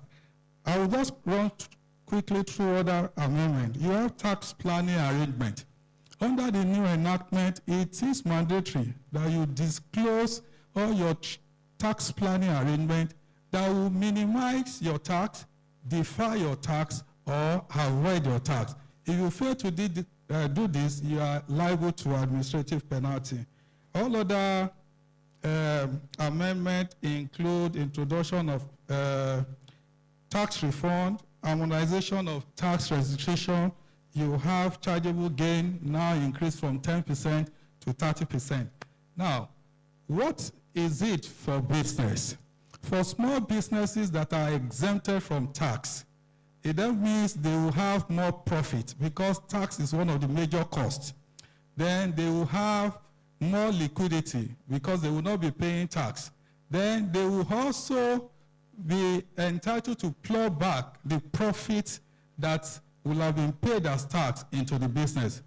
But for large businesses that require huge compliance costs, the profitability may reduce, the liquidity may also reduce, and the ability to expand may also reduce, except they take tax advantage of the incentive created by the amendment. Now I will go to risk and mitigation strategy. The first risk that I want to talk about is tax residency misclassification. You need to determine where is your place of residence as an individual. In the past, some people will be working in Lagos, they are living in Ogun State, and their employer did not tax in Lagos, pay to Lagos State internal revenue. And Ogun State internal revenue will ask them to come and pay tax. So you need to determine on annual basis what is your tax residency so that you not pay double tax. Number two is you also need to define the tax status of all your income by identifying the exemption within the Act, by also identifying the relief that you are entitled to so that you will be able to take maximum advantage of the relief. The other risk you need to watch out for is non-compliance with tax provision, particularly withholding tax and value-added tax. Your failure to comply with that will make you to be the tax payer and you pay penalty and interest on that. So what do you need to do? You need to determine payments that are subject to withholding tax and services that are taxable or goods that are taxable under the value-added tax so that you'll be able to ensure that you comply with the provision of the Act. Then the other thing you need to watch out for is if you keeping your book documentation is one of the risks. Improper documentation of transaction will create tax liability for businesses. So it is compulsory that all individual and organization must keep proper book of records so that they can mitigate against tax risk that may come up. Then if you have tax planning, you may be exposed to tax planning if it is not disclosed and all that. Then on consolidated tax rules and simplified tax compliance, what you need to do is you need to identify all those rules and how they apply to your business so that your compliance will be excellent and you'll be able to mitigate the attendant risk. Then the other thing is failure to claim relief. The relief are there in the provision of the tax law, but one of the conditions for you to assess that relief is that the relief must be claimed in writing by you. So you must identify those relief and ensure that you claim within the record time. I will go to strategic planning opportunity. Number one is that you have consolidated relief and simplified tax compliance. You must leverage on this relief as an organization. You conduct impact analysis of your business and take advantage of the tax benefit therein. Then for small businesses and priority sector, they must identify the relief that are accessible and the eligibility criteria and ensure that they also assess this. Now, the other thing you need to do is that under taxation of digital services, you can begin to plan on how to partner with companies that are not resident, that are offering digital services for you to be their representative in Nigeria. You could also develop digital hub in Nigeria. Now, what are the compliance obligations? Your compliance obligations are one, file return at the appropriate time, pay your tax at the appropriate time, ensure that you have proper books of record. The law says that your record must be kept in English language. If you keep your record in languages other than English, the cost of conversion will be borne by the businesses. So you need to also do it. For people that are in paid employment, their employer must ensure that the payroll system or software they are using is updated to reflect the existing or the law of the new act. Then I'll talk about claims for tax relief or another. Now, as Institute of Director, corporate governance is one of our core business. Now, what is the impact of good corporate governance and adaptability to the new tax system? Number one is that the board of directors must establish tax committee at the board level so that they can align the risk in tax with the enterprise risk. Number two is that transparency and accountability must be embraced by the organization. It will reduce conflict with the tax authority. And number three is strategic flexibility. You must be able to simulate what changes will come in the future and align your strategy to engage the change. And number three is, the last one is stakeholder engagement. All stakeholders within the organization must be engaged to ensure that they keep themselves abreast of the new amendment, the changes in tax law, so that they will not be part of the people that will expose the organization to tax risk. Thank you so much. And the last one is the compliance culture. Must be imbibed in all stakeholders. And culture is what we have to speak to. Not only within our organization, even with the regulator, we have to see a different perspective of engaging the amendment now, such that all of us will be focused on ensuring that we comply with the provision of the tax law. And lastly, I want to talk about strategy to adopt. Sir, that strategy to adopt, can you just do it in 30 seconds? Yeah. Yes, please. Okay, tax advisory partnership, digital compliance system, sectorial incentive mapping, and in conclusion, it is a new dawn for tax administration in Nigeria. individual and organization need to reset, rearrange, remote themselves to assess, quantify, plan, and mitigate future tax risk. Thank you very much. Thank you so much. Can we please appreciate Mr. Oyetonyo Kunle Vincent? Wow, wow, what a presentation. Those R's, you have to give them to us so that they stay with us. What you used in concluding. Reset, rearrange, please, we need those R's. Okay, so we're going to go on quickly to Mr. Innocent Chinyere Ohagwa. Is FCTI, is the president of the Chartered Institute of Taxation of Nigeria. I need you to listen with rapt attention. Can we please appreciate him? So his focus area is enhancing collaboration, how the Chartered Institute of Taxation of Nigeria and other professional bodies can support businesses and tax authorities in implementing tax reforms. Thank you, sir. Thank you. Can I know the time? Please, can you start the countdown? It's saying time up. Thank you. But that is not what I was given. What were you giving, sir? I was given. Can you help us wrap it up in?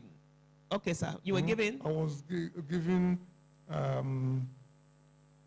navigating 2025 Nigerian Tax Act: opportunities, risk, and strategic implication for business.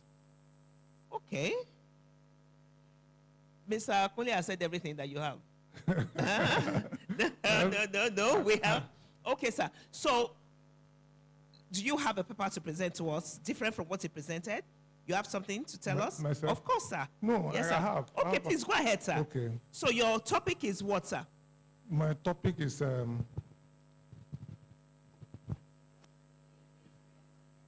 okay, navigating the 2025 Nigeria Tax Act. Yes. Opportunities, risk, yes, and strategic implications for businesses. Exactly. Okay, go ahead and take us on that, sir. We're fine. In my table of content, yes, sir, I have introduction, strategic opportunities for business under the 2025 Act, compliance obligations and emerging risk, taxpayers' rights, appeals and dispute resolution, risk management, strategic implication for directors and CEOs, conclusion.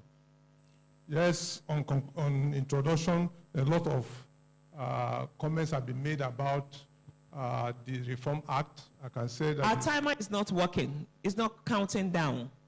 Thank you. Okay. Okay, sir. Go ahead. The reform is very transformatory, and all of us should embrace it and support it to succeed, because it is in the interest of us, interest of Nigeria, interest of businesses, interest of corporations, and interest of the nation. Again, the Act also made us to know that tax should no longer be relegated as just a subsection of the finance department. It should now be in the front burner of the board's priority because of the obvious implications.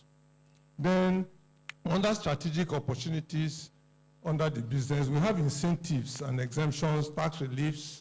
We have agriculture, 5 years tax holidays, exports earning of non-oil repatriated into the country is tax exempt, investment returns, dividend from real estate is also exempted, especially if 75%.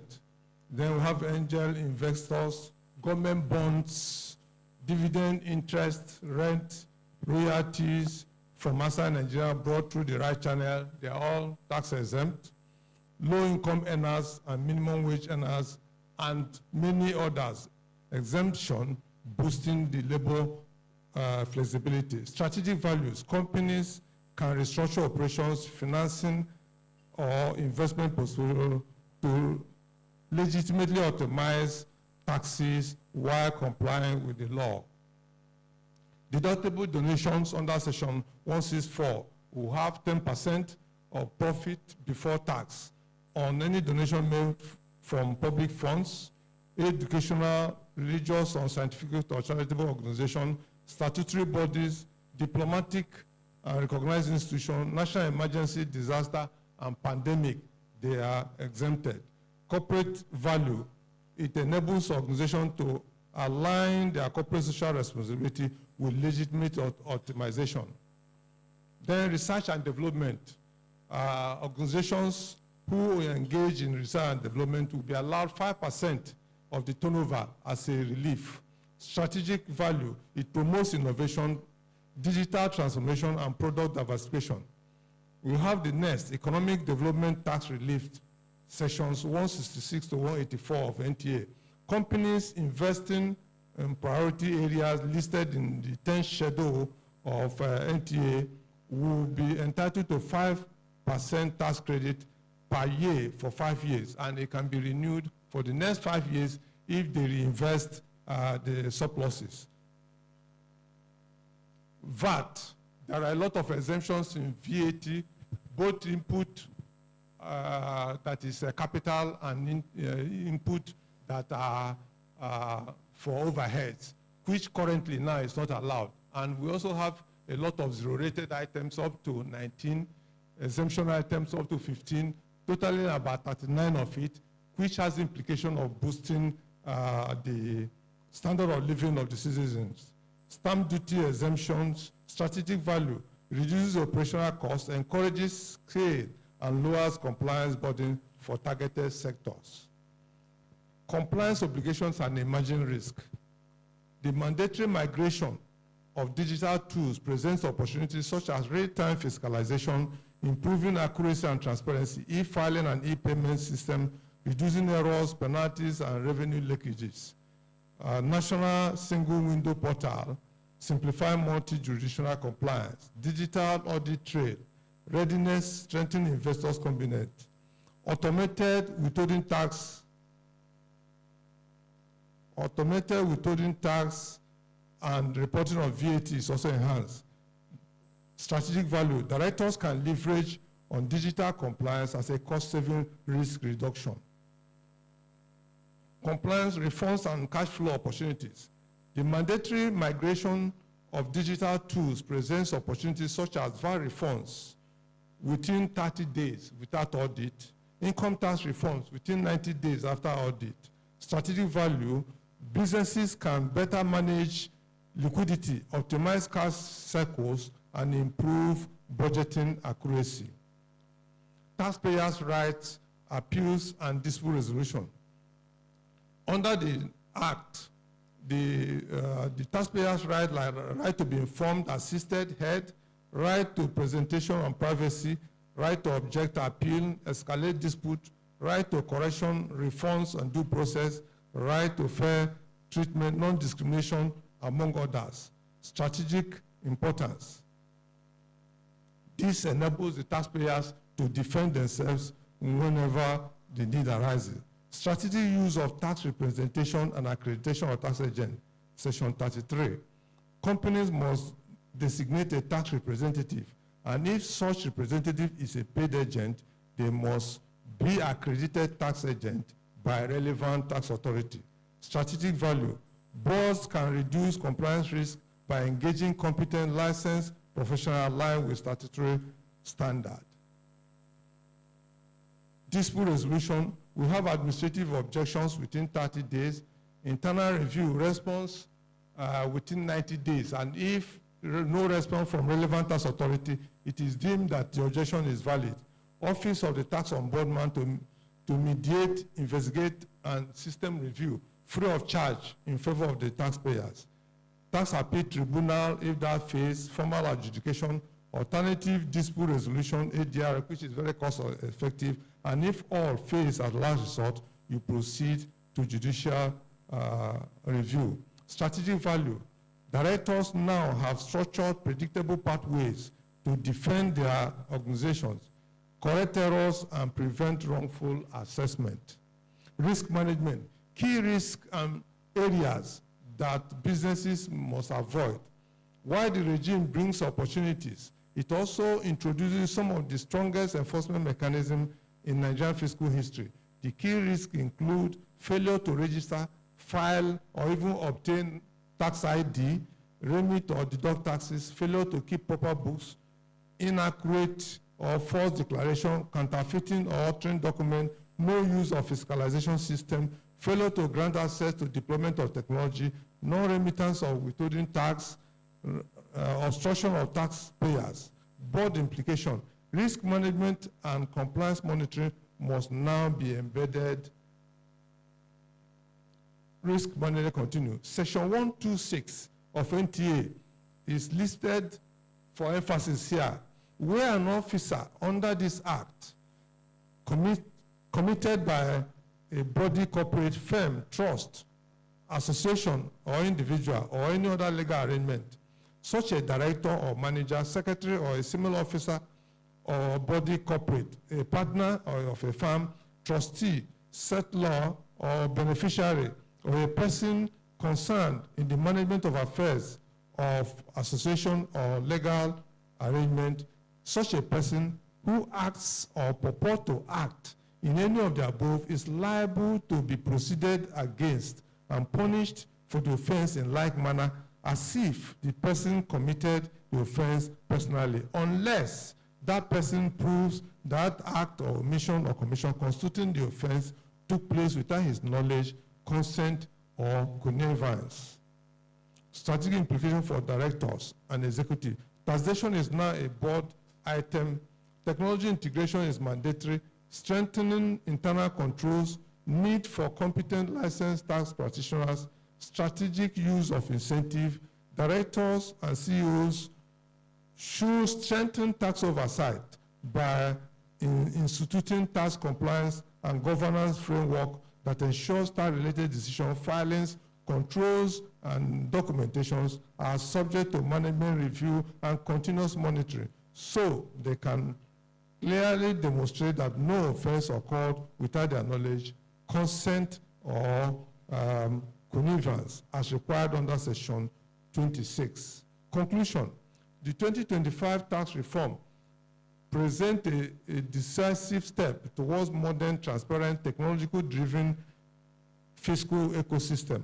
For forward-looking, board and executive leaders should act as follows: opportunity to optimize tax outcome, tools to mitigate risk through strong taxpayer rights, reliance on structured dispute resolution, a digital framework that rewards transparency and good governance. Ultimately, the leaders who adopt early strengthening governance, leveraging incentives, and embedded compliance will position themselves for the sustainable of new era.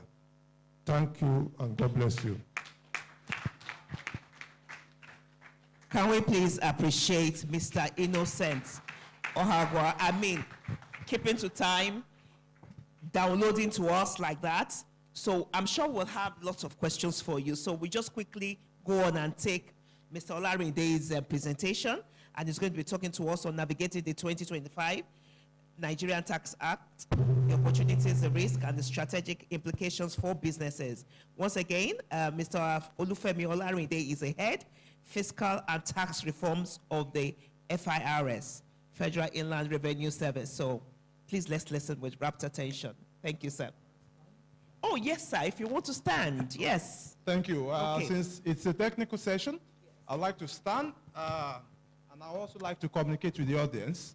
Don't worry, I will stay within my time. It's really from FIRS. Thank you very much. He has come ready for us. So, well, I will skip all what people have said about the introduction, and I will also ask a question. How many of us have read the tax laws? Many of us have read through the social media, some through social commentaries, and it's very important for us getting the knowledge from the source of the law, which is the real law. That is where you get the right interpretation.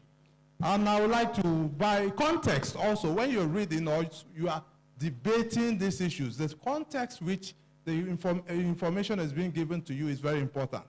So I'll use this, where is my presentation again? It was on? The next slide, please, go, just move on. Is it working?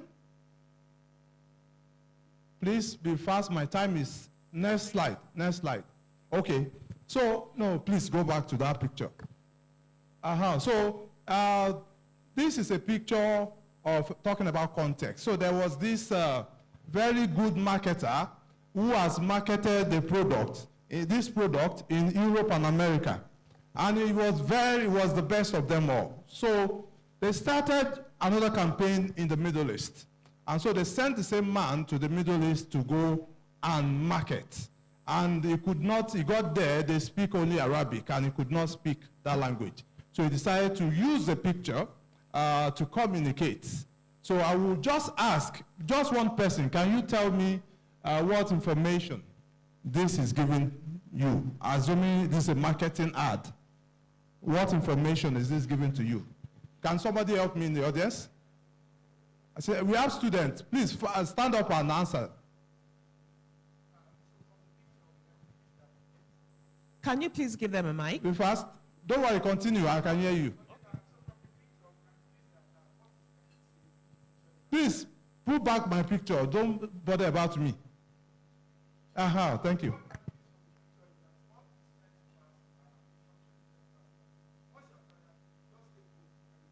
Thank you very much. Do we all agree to that? Yes. So the picture says this man was tired. He took a bottle of this and he got energetic and started running. However, we all agree to this because you are Nigerian and you speak English. And in English, we read from left to right. But when you go to the Middle East, they read from right to left. Wow. And so that message was wrong. This message now says he was energetic, he drank Coke and got tired. Wow. So context is important when we also are talking about the reforms. So let's start from there. Thank you very much. Next slide, please. Next slide. Next slide. So you see a lot of people debating about, oh, this reform is this. We want to take our money. So some people, if you do a reform, definitely it will affect some people. Let me say a bit negatively, then it will affect majority positively. So if you hear the man who is going to part away with the top 1%, you may not hear him say it very well. Or if you hear the man who has not been paying tax at all, that is going to be captured in the net, you will not also hear it well. The next, all this have been said. Next slide, please. So the principles of this law were based on simplicity, harmonization, taxpayer focus. This is very important. Data-driven. So all the reforms were done based on data that were brought to the table. And of course, modern tax administration and competitiveness of the system. And this is one thing, tax neutrality. Mr. Akule spoke about tax is a major cost. Tax is not actually supposed to be a cost. Tax should just be a consequence of your prosperity, consequence of your profitability. So you have done business and you have made profit. That is when you should naturally think about parting away with part of your profit or of your prosperity. But truly, there are ways our tax system is that make people think about, and even sometimes that's why you see people say tax inclusive. Or they do sign contract and they say, no, this contract is net of taxes. However, they've not even done the business to know whether they were profitable, but they are talking about net of taxes. Well, many times they talk about withholding tax, which is an advance payment of income tax. But that tax should naturally be neutral. It should not be, it should be an impact of your profitability. And that's why we are having as abolishment of what we call the minimum tax provision. So it means that only when you make profit, you pay taxes. Then the president said, tax the fruit and not the seed, and tax prosperity and not poverty. I'll move quite fast. Next slide, please. Next slide. All this has been said. Next slide. Okay, about the individual taxes, I'm sure you've all heard about people who income is 800,000, is below. No, that's not what the law says. It's a person whose taxable income is 800,000 or below is going to pay tax at 0%. So before your taxable income is 800,000, you probably might have been earning about 1.3 million thereabouts. Because there are deductions that are allowed, like your National Housing Fund contribution, your pension contribution, your insurance, and the rest. So by the time you deduct all of them, even your rent relief, before you now get to taxable income of 800,000. So it's even way above that. And now we have a progressive scale. This is the old scale, and this is the new scale. which means I said something. Those who are big boys among us, who are earning 50 million and above, we pay slightly higher than they are paying today. But those who are still struggling, they will pay even less. So these are some things we need to share for people to know. Next slide, please. Rent relief, like I said, you must have paid rent, please. The law is incentivizing those who are still struggling. So you must have been paying rent, and you will prove that you pay rent before you can claim that rent relief. So if you have a loan and you're paying interest, it's also allowed for claim. E-invoicing has come, and it has been explained what it is. FRS has currently deployed, and we are dealing with companies, large companies now, of 5 billion and above. And there's been some issues that have been raised. We are looking into that to ensure that all will be done. Now, one of the aspects that companies will have serious impact on, especially reducing their cost, is input VAT claim, unrestricted input VAT claim on assets, overheads, and services. And this is going to really help their cash flow. Next slide, please. So this is also one thing, requirement for tax ID. It has been spoken about. Someone, I can't remember, okay, Zaid was speaking about how they adopted NIN. The idea of a tax ID, I still even got a call while I was here, that a retiree said, why do they need the tax ID for his account? The essence is that they want to identify you. And I always tell people, there's nothing that says a retiree or a pensioner cannot pay tax. Now, your pension income is exempt. However, as a retiree, you were blessed and you have a house and you are receiving rent. Please, that is no longer pension income. And so, you will pay tax. It is clear. So these are things we need to do.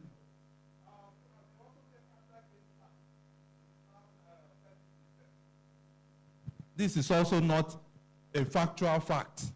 Because that capital gains tax, we no longer have capital gains tax again. What we have is we have tax on capital gains. What it means is that the capital gains as an income have been harmonized with other income. And so when it has been harmonized, the consequence is that as a person, whatever your tax rate is, we apply. So if you are exempt from income tax, you are also, that gain is exempt. So truly, if you are big, your tax will also be big. Thank you. And now we have for assets. Then let me go to, please, next slide, so that I can speak to the company. Next slide, please. Well, we have a lot of exemptions for our basic needs. About 80% of them are no longer VATable. So these are clear. Medical, baby products, basic food item, educational books and material, fertilizers. And these are things. Next slide, please.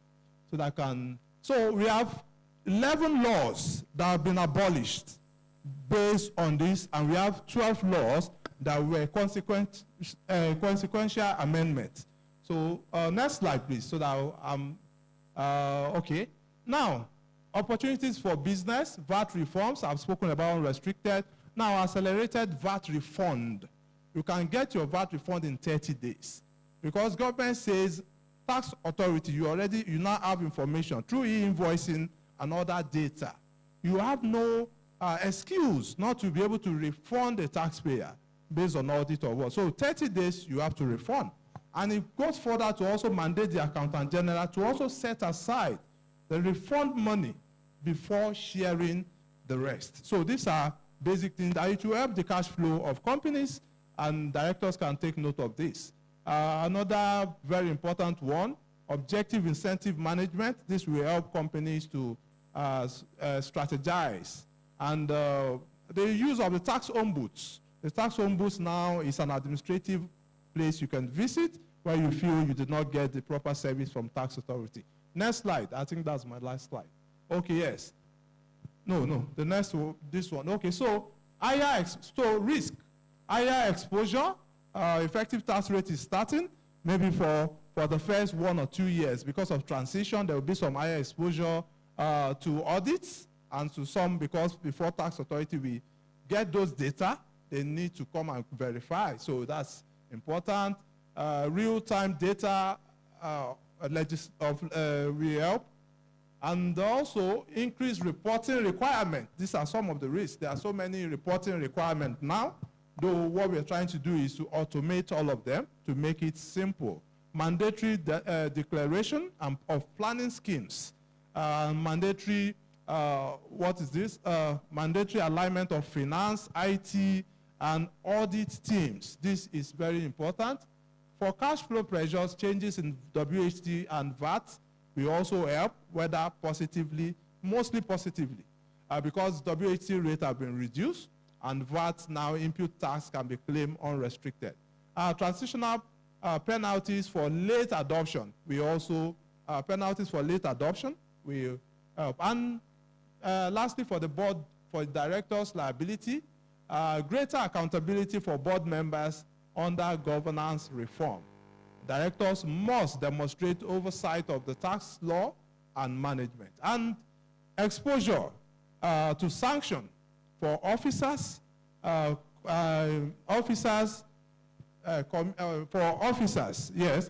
exposure to sanction for offenses committed by corporate bodies will also be meted on directors. So if you've not done well, you can be prosecuted. And in conclusion, next slide, please. Okay, next slide. Let me move on. Next slide. Okay. And I'll say thank you for listening to me. This is my presentation. I'll be open for your questions. Thank you so much, Mr. Olarinde. We appreciate you for that rich dissemination of information. So I hope you're getting your questions. If you want to speak, you can just raise up your hand if you haven't passed your questions around. But while we're waiting, we have just 5 minutes to wrap up this. I'll be asking you one question each. So, Mr. Vincent, you spoke about tax residency classification. And as we know, in Lagos, a lot of people live in Ogun State and work in Lagos. Yes, I have seen from what is shown that if you earn below 800,000, you don't have anything to fear because then you don't have to pay taxes. But you then find people who are in that upper bracket. Some who have said, oh, I couldn't afford to buy a house in Lagos. So they've gone to the outskirts of Lagos, which falls within Ogun State. So what is the implication of this new tax law for that man who falls within the tax bracket and is living in Ogun State? So can you clarify? Is there a microphone near you? Okay. All right, thank you very much. Yes. The tax residency is the rule that determines where you pay your tax. Mm-hmm. For individuals, is the place that is available for your domestic use on the 1st of January each year. They call it relevant day under the provision of the law. So if you are living in Ogun State, the place that is available for your domestic use is in Ogun State. Yes. But you work in Lagos and your employer, you need to notify your employer that your place of residence for tax purposes is Ogun. Okay. So rather than paying your tax to Lagos, then it must be paid to Ogun State.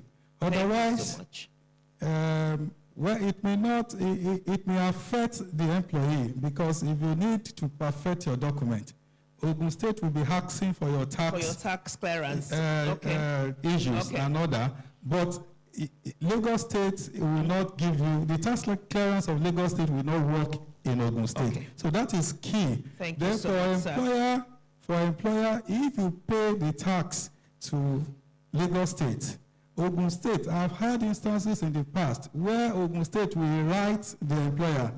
They will have profiled all the residents in Ogun State and their places of work. They will write Lagos State to say, oh, you have so much of our people working with you. Please come and pay their taxes to you. Lagos State may be a bit reluctant to do that. And that is why employer and employee must ensure they clarify the tax residency at the beginning of each year. Thank you. Thank you so much, sir. Thank you. So, thank you. So I'm coming to you, Mr. Ohagwa. You spoke about tax no longer a substitution of the finance department. That is not a major, but you know, I'm actually interested in that topic that you were meant to be covering, which is how the Chartered Institute of Taxation of Nigeria and other professional bodies can support businesses and tax authorities in implementing these tax reforms, especially because you have said that it's no longer a subsection. Yes, sir.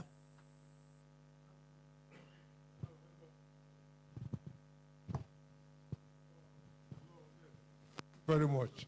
You know, professional institutes. Yes, sir.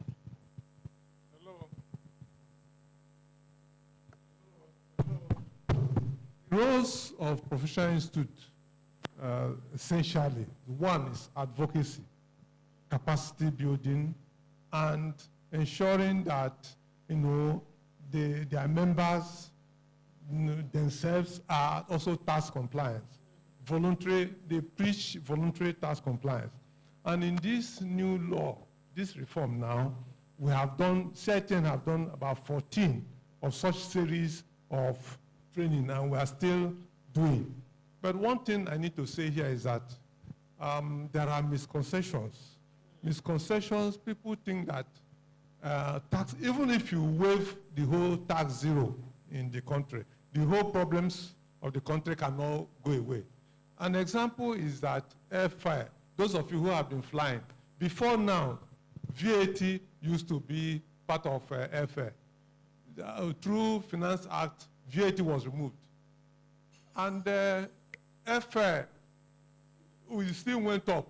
So the message is that we should look at tax as one of those attributes, those constitutional requirements, which, you know, we need to fulfill. Even though the government says you are exempted from all taxes, from company A to Z, the issue is that the problems of the country cannot disappear. And government will still need to spend money to provide, you know, road, provide security. In the morning, during question and answer, someone asks a question, why should you pay tax? And the example I wanted to give was that I have my son. I insisted that my son must go to King's College, while the girls went to private schools. While the girls, I was paying 1.8 to almost 2 million per term. My son was paying 40,000 per annum. Who is subsidizing that difference? The lecturers in King's College, they are educated, the facilities is there, it's tax you are paying. And then, how do you maintain our armed forces if you don't pay tax? So we take this issue of what is government doing with the tax to a ridiculous extent. You cannot travel to your town if without police and army, because your neighbor can dispossess your house from you, and you say, what can you do? But because taxpayers' money, you know, I will pay armed forces, pay police, at least on the road on which you drive, it's taxpayers' money. We may not have been there, yes, sir, but we should just say that government needs to do more. So we need to pay tax because government will need this money. They cannot go and continue to borrow. If they borrow in dollars, the interest is accumulated for our children yet to be unborn. Thank you, sir. Thank you so very much, sir. Thank you. Let's appreciate him. Yeah, thank you. So, Mr. Olarinde, coming to you. I mean, from everything you presented to us this afternoon, the story is not as bad as we thought it was. So it means that the information dissemination from FIRS, for example, the tax authorities, is not as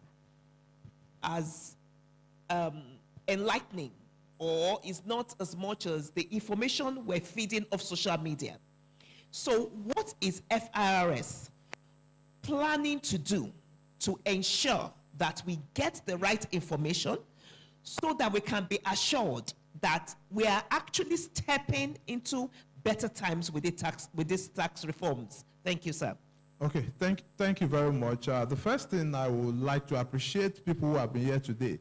There was a question that was asked earlier that do you think these tax reforms is better than where we were coming from, or is what we make business better? And it was a resounding yes. That is taken. Now, how do we now understand it, and what are we doing?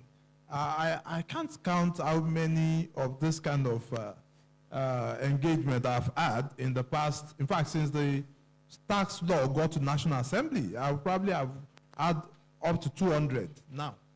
So for me, because I had the office that is in charge of ensuring the implementation of the reform, and truly, FRS too, I'm not the only one who have been speaking.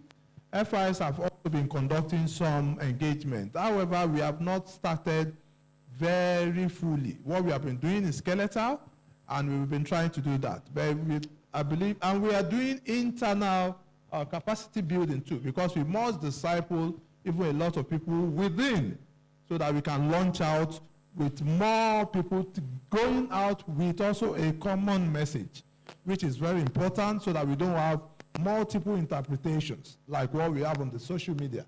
So FIS have been doing a lot of engagement. We've also tried to ensure that people have the right news, so that when implementation starts, we will not have arguments. And so we are also planning to launch our own sensitization very soon, which we believe that the first quarter of next year will be basically doing sensitization almost every week, before we now get to when our filing season will get to. We believe that a lot of people would have been duly sensitized, and so that is what we are doing. And recently we got even people who have written proposals. We want to break the tax laws into different languages. We've been doing a lot of radio shows, TV shows, and the rest. And okay, we intend to do more. Okay, we surely need more from you. Please, let's appreciate Mr. Olarinde. So like the earlier panel, I will ask a fireside chat question. So a yes or no. There were new reforms coming up. Tax avoidance, tax evasion, yes or no? Is it still possible? People want to know. Tax avoidance, tax evasion. I think I will leave it for him last, because it's the authority. So what do you think, sir? I think I will not be able to give yes or no, because there is a difference between avoidance and evasion. Evasion, yes. So within the tax law, if there are provisions that enables you to arrange. I just want a yes or no answer. There won't be. There won't be. You don't. Yes or no will be difficult to answer. Okay, sir. Yes, the question is correct. It's correct that it's difficult to answer, because one is legal, the other one is illegal. Okay. The new act have made it very, very so difficult. let's look at tax avoidance. Let's not go to tax evasion. Okay. Tax so let's go to tax avoidance. Yes. Available. Yes. Okay. Yes. So yes is your answer. Your answer, sir, is yes also. Tax avoidance. Okay. Yes. Okay. Mr. Olarinde, now the authority. Tax avoidance. Tax avoidance, tax evasion, yes, it's still possible, because there's no perfect law. Okay. There's no perfect one. If you say you have covered the loophole, yes, they will bring out another structure. And some we also avoid. They will evade. So it's natural. Okay. Okay. Thank you. So we do have questions. I'll quickly.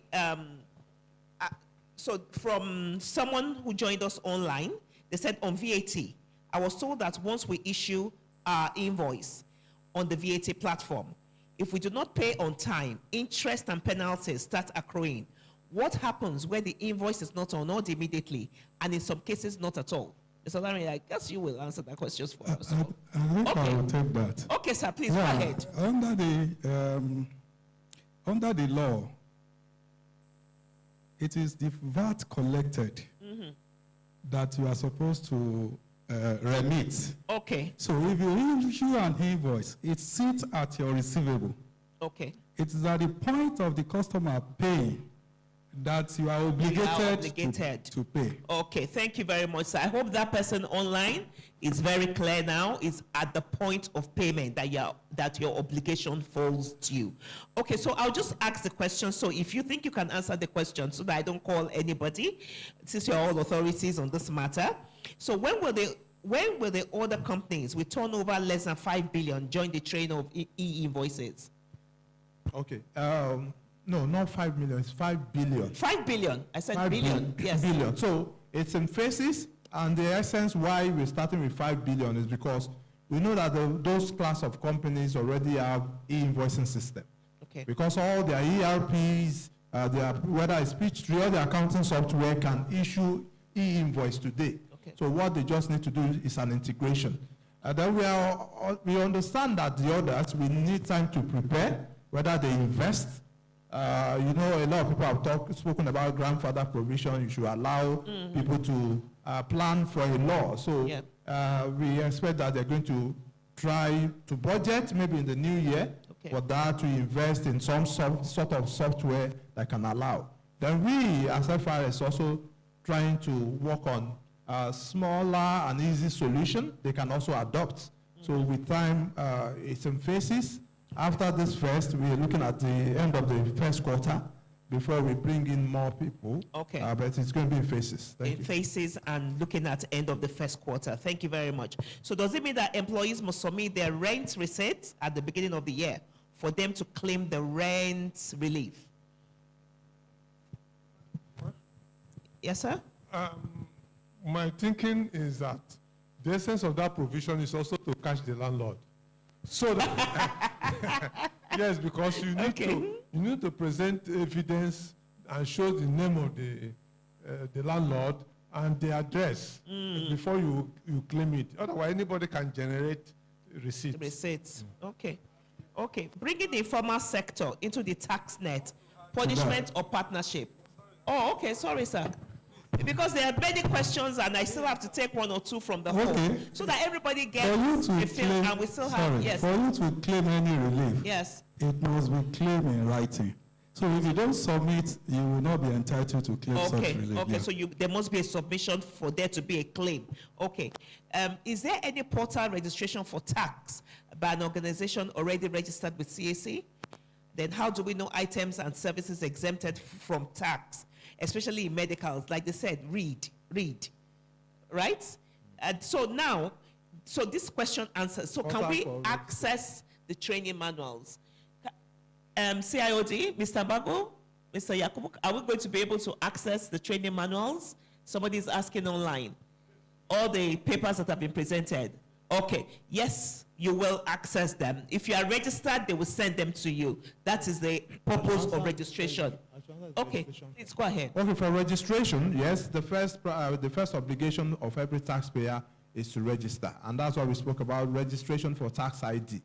And tax ID today is what we're saying that is an harmonization of all your identification, and basically a NIN or a TIN is what's going to be harmonized. So everyone needs to register, irrespective of who the person is. Yes, there's going to be a portal. Today, the Joint Tax Board have a portal where you can register and obtain a Joint Tax Board tax identification number. Now, FRS and the Joint Tax Board have now harmonized that portal, which will be very soon will be launched as a tax ID portal. How soon is soon? Well, it's supposed to have been launched, I think, 1st of November, but there was a little, it's going to be perfected before January. Before January. It's going to be launched. Okay, that's the good news that we want to hear, that before January. Okay, bringing the informal sector into the tax net, punishment or partnership? I like this question. It's like a fireside question. So, the informal sector into the tax net, I think it's for... It's partnership. Okay, sir. Partnership in the sense that one, as a citizen, you are obligated to pay tax. Mm-hmm. And if you have been violating the provision of the tax law, then you are expected to be punished. And you can hear the Professor Tax telling us in the morning that there are stiffer penalty under the Act. You may have been escaping this in the past, but it will be very difficult. Under one of the major amendment is the return by banks on monthly basis. If you have transactions in the bank of 25 million for individual or million for corporate entity, it is mandatory for bank to report to tax authority to file a return. So even when you don't register, it is possible that through your transactions with this financial institution, the Inland Revenue will have access to your data and they will be able to even assess you. Wow, thank you very much, sir. This is the last question online, and this question, I'm sure it's like bringing the elephant into the room, as it were. So he's saying, in the new tax regime and reform, how will religious organizations with and or without businesses be treated? Surely an elephant in the room. Can you answer that, sir? Yes, please, go ahead. And I would like Mr. Larrady to also answer that question. Yes. Yeah. You see, no exemption that is absolute. If you are NGO or you're a religious body, if you restrict to your core mandate, you are exempted. If you are a church, a mosque, you are exempted. But if you engage in any commercial activity, you are no longer within that realm. That protection is lost. There's a decided case of FRS and the Methodist Church on Bishop House, 1974. The Methodist Church said that the rent is used for missionary activity.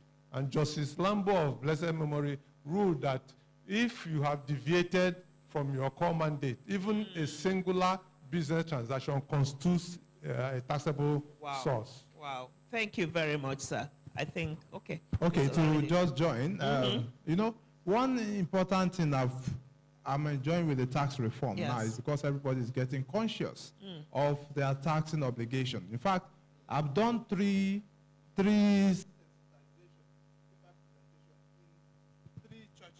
already on this. In fact, some invited on a Sunday preaching. I was a preacher just to speak on tax reform.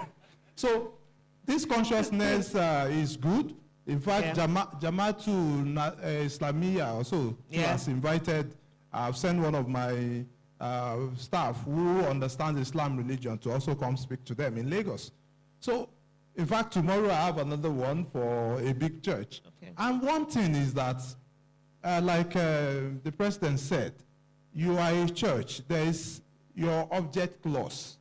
And there is what is your object clause of propagating the gospel. And you have what constitute your income.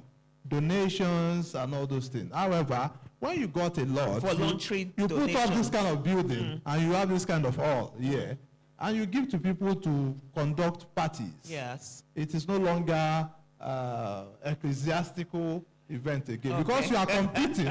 You are competing with people who are doing it for business. Yes. So, and you are exempted, so you'll be having advantage. So the law says that you will pay tax on such income. On such income. Or you started writing, you got inspiration now, you started writing books. A book. Books, how to prosper in Nigeria.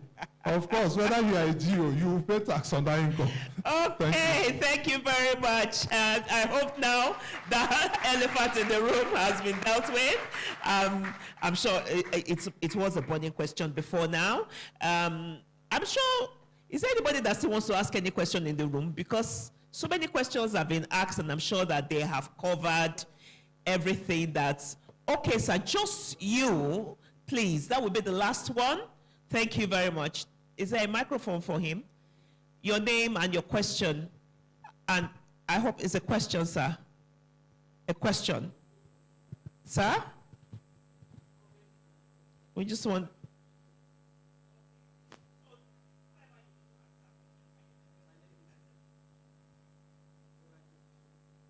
Person, you want to answer that question? Any of them? Okay.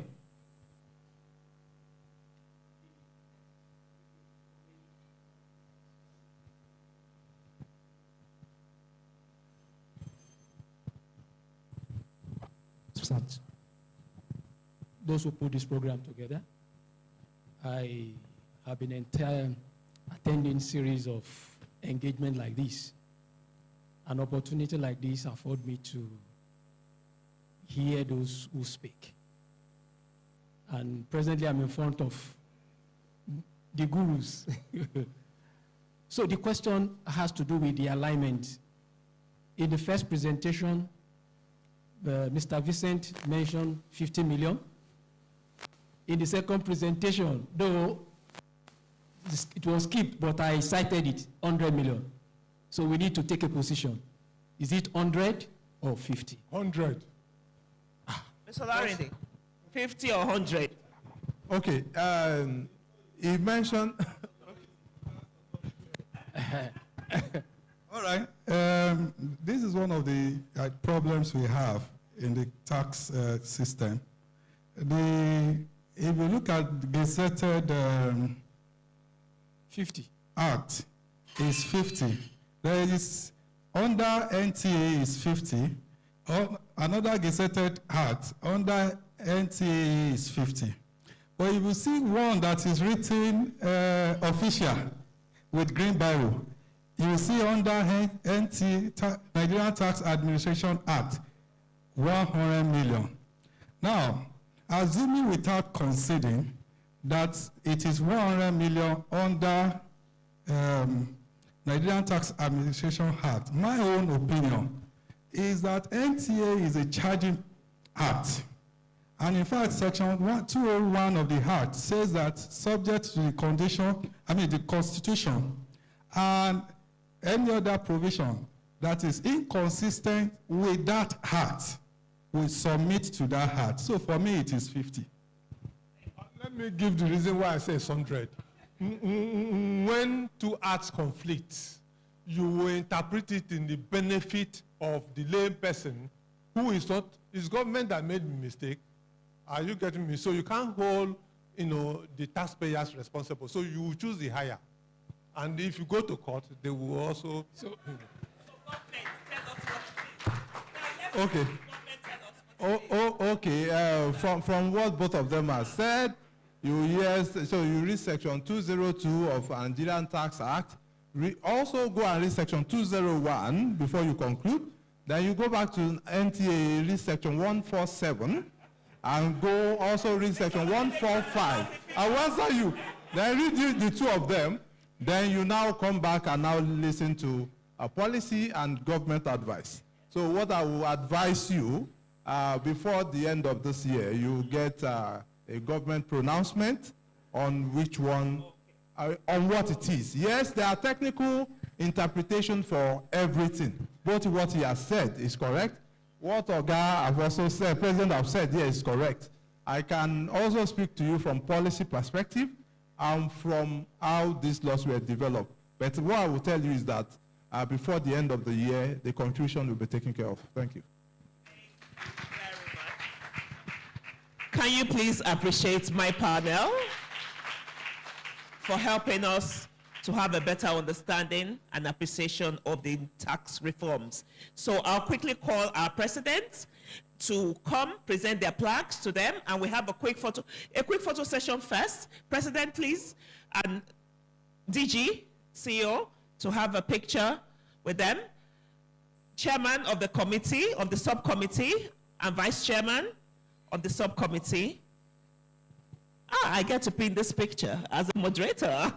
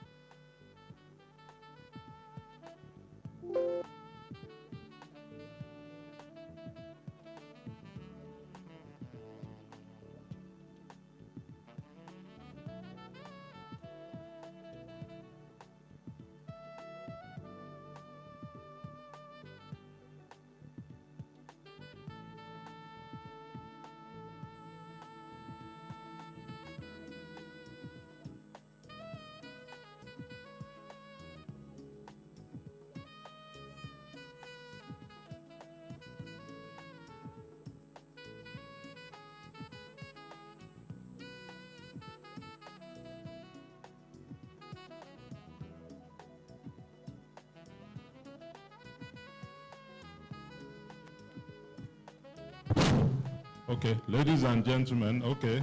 The first plaque is going to Mr. Innocent Ohagwa, who is the president of the Chartered Institute of Taxation. When I came up here, I was pointing out to him that how I see this whole discussion on these new reforms is that tax consultants will now become very wealthy people. Yes. Because they are going to be consulting. But the good thing about it is that the taxman will also come after the tax consultant at the end of the day.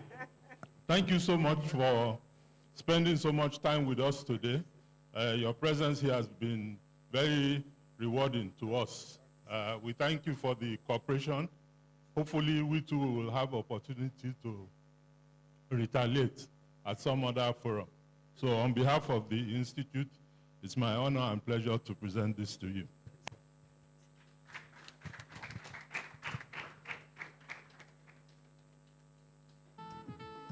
Okay. Next one.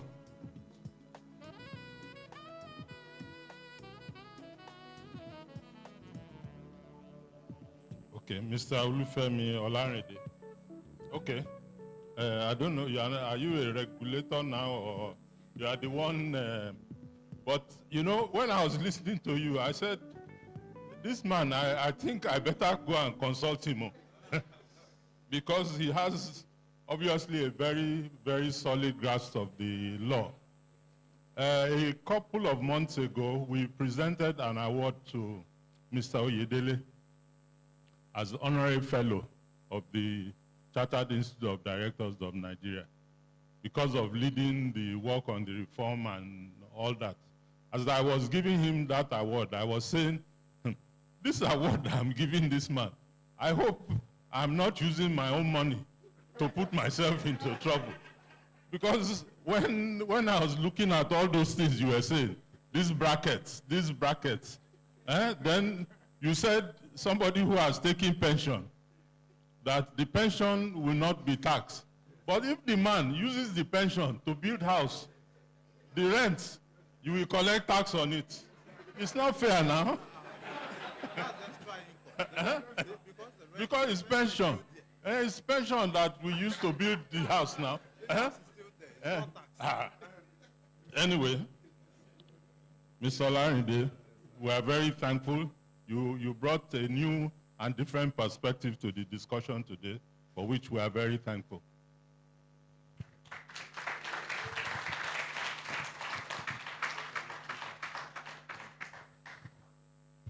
Okay, one more, I think.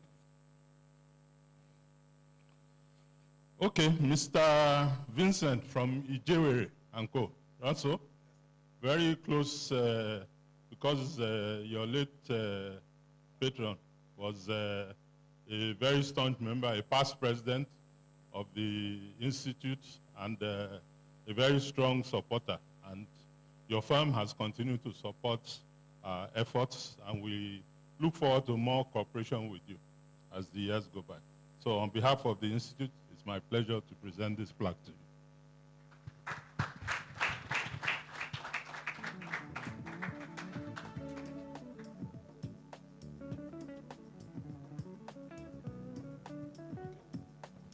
So what is next? Can we please appreciate, is there any other plaque? Okay. Can we please appreciate them as they come? Please stay with us. We're going to be finished in a few minutes. You know, we've had conversations all day, all morning, and it's very important because we're going to be asking ourselves what next after all of the conversations. So what we're going to be going into now is very key, is very important, which is the call to action. And the call to action is going to be taken by no other person than the president of the Chartered Institute of Accountants of Nigeria, Dr. Haruna N. Yaya, MNI FCA. Can we please welcome him as he takes the call to action? What next for us?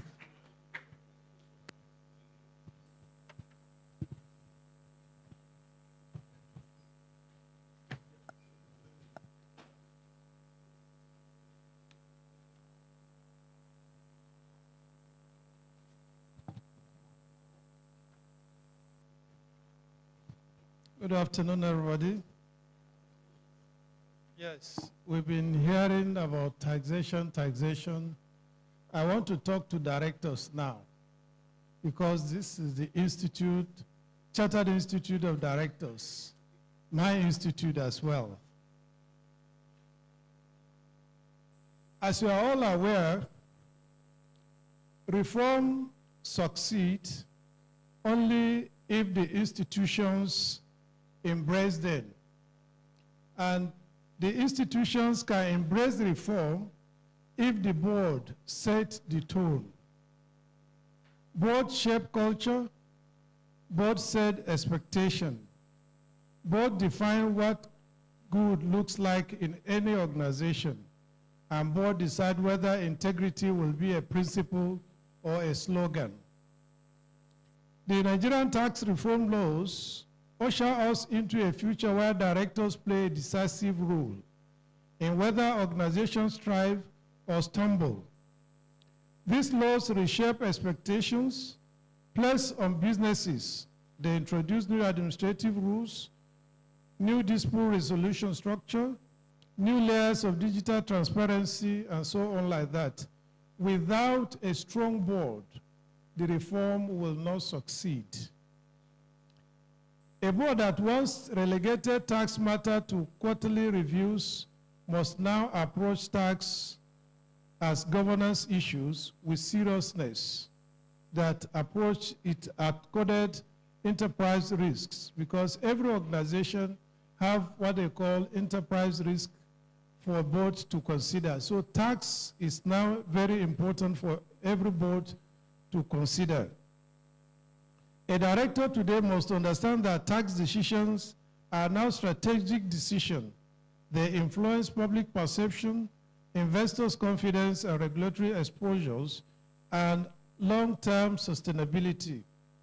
A decision taken in the boardroom can prevent crisis before it happens. They can protect the brand before it is tarnished, and they can ensure that the spirit of reform lives not only in laws, but in daily business enterprises. The truth is that legislation can only travel as far as governance allows it to go. Strong laws implemented by weak institutions will always produce weak outcomes. For 2025 tax reform to succeed, governance must match the ambition. Governance begins with capacity, and this capacity can be in terms of skills, system or digital infrastructures and human resources required to implement the change. But capacity alone is insufficient. Governance must also reflect values, honesty, accountability, transparency, and fairness, and courage. Board members are custodians of these values. Directors shape the governance culture that determines whether organizations follow the laws reluctantly or embrace it fully. A nation cannot build a fair tax system if corporate leaders treat tax as illegal obstacles rather than civic responsibility. Board must therefore model behavior that help Nigeria turn reform into progress. As you are all aware, the presentation is there. It can be, you can show the slide or you share it thereafter. To navigate this moment responsibly, directors need more than awareness. They need a governance model. Directors' tax governance framework offers 5 pillars approach, anchored on policy, people, process, performance, and public transparency. At the heart of this framework is the principle of tax governance, which must reflect organizations' value. It begins with tax philosophy approved by the board, a statement that defines how organization views fairness, incentives, compliance, and its obligation to society. This philosophy should be clear, actionable, and integrated into business products. The second dimension involves people, ensuring that the finance and tax team are competent, well-trained, and empowered to speak truthfully to the board. Directors must insist on continuous training and independent review mechanism. The third dimension is process. The internal control that governs filings, documentations, payments, audit, and dispute resolution. This system must not be left to chance. Where control is weak, governance is fragile. The fourth is performance. Measurable indicators that allow board to assess compliance quality. This include timeline of filings, tax returns, the frequency of disputes, and accuracy of returns. Organization histories with penalties will be known. The final dimension is public transparency. In today's world, silence is risky. Organizations must communicate transparently, responsibly, and ethically about their tax behavior. This is where sustainability reporting, ESG expectation, converge with fiscal responsibility. Directors who operationalize this framework position their organization to strive under new tax laws. Then capacity. Nigerian tax reform demand new level of proficiency across all sectors. Tax administrators must upskill, finance professionals must upgrade their knowledge, internal auditors must understand digital trails, legal team must anticipate regulatory shifts, and directors must ensure that each of these capacities is reinforced through strong governance. But capacity building is also extend beyond technical expertise. Organizations must modernize their system, introduce digital accounting tools, improve data governance, strengthening cybersecurity. In the world of digital tax administration, poor data quality is no longer an inconvenience, it is a liability. Capacity building must also extend to SMEs, which constitute the bulk of Nigerian private sectors. Directors who lead SME must champion record keeping, financial literacy, and compliance culture. Nigeria cannot build sustainable tax ecosystem if the backbone of its economy remain unaccounted for. Governance imperative under this new tax era. Governance requires transparency, accountability, and fairness. It requires directors to challenge management decisions that appear too aggressive, to interrogate incentives claims that appear questionable, and to monitor compliance patterns that appears inconsistent. Directors must integrate tax behavior into sustainability reporting. In an era where investors want companies not only to be profitable, but to be responsible and transparent, tax conduct becomes a competitive advantage. Audit committee must expand their mandate to include tax risk oversight. Cybersecurity must be reinforced to protect digital filing, and governance is not an accessory to reform. It is engine that drives reform. Then regulatory risk, perpetual risk in the 2025 tax reform. On the most significant change, one of the most significant changes ushered in by this tax reform is regulatory consequences that will now be faster and more predictable. Automated system, room for errors is no more available. The Nigerian Revenue Service will have greater visibility across industries, and data-driven enforcement means that inconsistency in reporting will be discovered quickly. For organizations, this means that reputational risks are heightened. A company that appears before tax tribunal frequently may attract unwanted attention. A company with data governance may suffer digital vulnerability. A company with a public dispute may become trending topic long before it has chance to resolve it. Board must therefore adopt proactive posture, anticipating risks and addressing gaps easily. One of the issue of what is the strategic role expected of Chartered Institute of Directors. We've talked to the board. the Institute must also be proactive. The Chartered Institute of Directors holds a unique place in national development.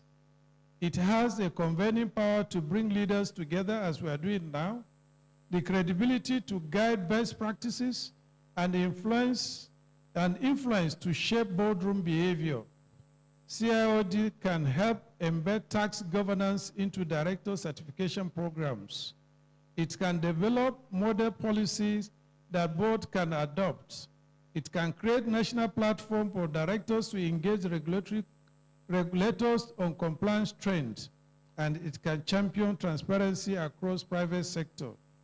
If CIOD leads in this issue, Nigeria will not merely respond to reform, it will seize the opportunity to build a stronger and more ethical business environment.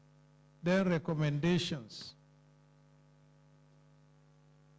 To organize private sector, whose voice helps shape national policy. This is your moment to deepen collaboration, encourage harmonization, and champion reforms that make Nigeria globally competitive. Use your influence to build bridges between government and businesses, between reform and growth, between policy and practice. To my fellow practitioners, you sit at the intersection of knowledge and influence. Your role is to guide businesses responsibly, to uphold ethics of your professional practice, and ensure that your advice gives strength rather than undermines or our collective vision for fair and functional tax ecosystem. In a reform era, integrity is not optional. It is the professional license to operate. To civil society organizations, you are the watchdog of our democratic space. Your task is to ensure accountability, not as adversaries of government or businesses, but partners in building society where fairness, transparency, justice are lived realities. Hold us to the highest standard, demand clarity, demand performance, and demand every reform deliver the promises. To organize private sector, whose voice help to, okay, because of time, each of these roles and none of these roles can be performed in isolation. Nigerian tax reforms are not simply a physical exercise, they are national projects. And like every national project, success will come only when we move together. When government listens, when businesses act with honor, when professionals uphold ethics, and when citizens see themselves as co-architects of a better society. As a professional body, ICANN will continue to champion governance, integrity, and competence required to make these reforms succeed.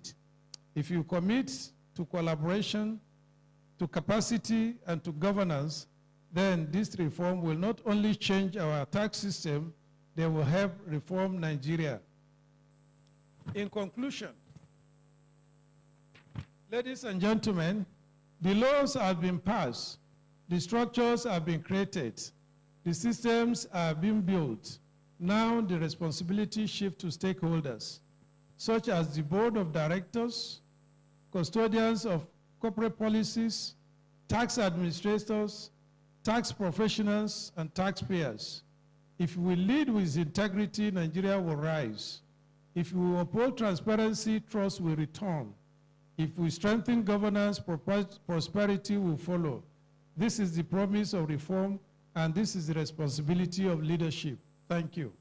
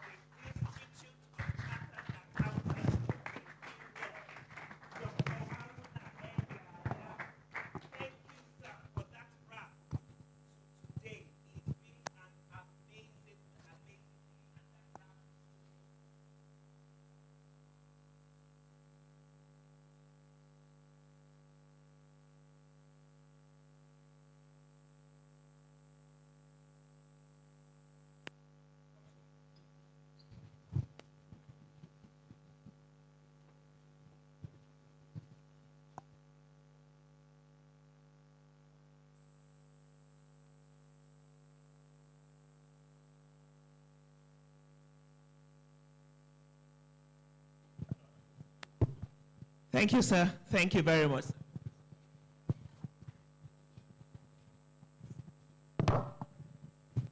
Okay, at the end of the day, I always tell people that once you have your accountant and your lawyer by your side, things are okay for you. And today we are privileged and lucky to have with us the President and Chairman of Council of ICANN. I don't think we can have a better representative of the accounting profession with us. Another round of applause, ladies and gentlemen. So he stayed with us. He came in a bit late because he had another event this morning that he had to attend, but he has been here with us since that time. So on behalf of the Chartered Institute of Directors, it's my distinct honor and pleasure to present this plaque to you for being a speaker at our event. Thank you very much.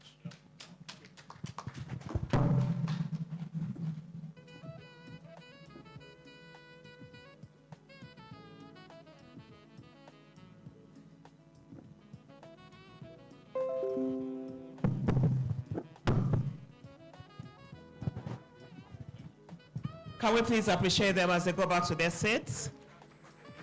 Thank you. I'll request our DG, the CEO of the Chartered Institute of Directors, to come back because he's going to be giving us the closing remarks for an amazing day. So please, can we please appreciate our DG, Dr. Taiwo Nolas Alausa, the DG and CEO of the Chartered Institute of Directors. Okay. Thank you, ma. Well, I think for the last time, I will not want to start on the existing protocols. These protocols are very important because for them to still be here for the last, for since morning, I'll start with our president, Otumba Adetunji Adetokunbo Oyebanji, President and Chairman of Council, Chartered Institute of Directors, Nigeria. And online since morning, sir, is our first Vice President, Mrs. Amina Oyagbola, and she's still online, started online. And of course, too, our past President, Mr. Femi Okudayo, is also online. Thank you. Mr. Ike Imbagu, MCIO, the Chairman of Professional Service Group. Well, we can see the fruits. Professor Olateju Abiola Shomori, Mrs. Ifueko Omogui Yokaru, Mr. Adewale Ajayi, partner and head of tax, KPMG, Dr. Zaid Abubakar, Mr. Innocent Chieri Hagwa, Dr. Haruna Yaya, Mr. Akimurakiyo, Mr. Olanide Michael Olufemi, Mrs. Iyatu, she's still around this morning. So, protocols. Well, my closing remarks. But before I say closing remarks, let me say this from the depth of my heart, Mr. President. It's been days and nights of phone calls, and checking out how far is it going, and also with the Professional Services Group. I hope this is the beginning of what is to come for our sectoral groups, because this is a real call to action, and I appreciate it that the Professional Services Group have started this. I hope more to come. As we conclude this symposium, allow me to reiterate the significance of the deliberations we have shared today. The conversations have reaffirmed that Nigeria's tax system, rooted in historical revolution, shaped by its governance structure, and influenced by socio-economic realities, remains a cornerstone of national development. What began as a colonial fiscal tool has progressively transformed into a critical mechanism for economic renewal, inclusive advancement, sustainable development, and strengthening global competitiveness.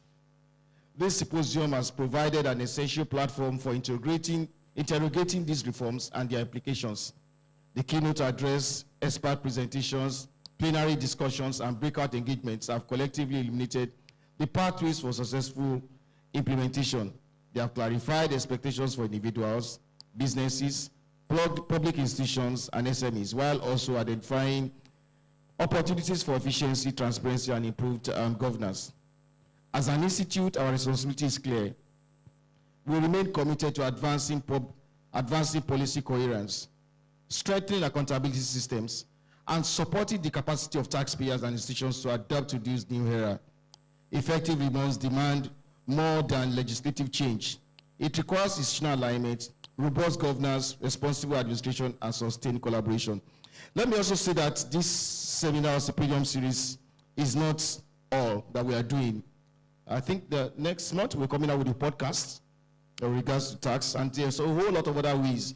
Because for us, we see ourselves as partners in the Nigerian project, and we also want to assist and help the government in dissemination. So there will be different series on our social media and different platforms where we also need to propagate and educate the masses with regards to tax reform.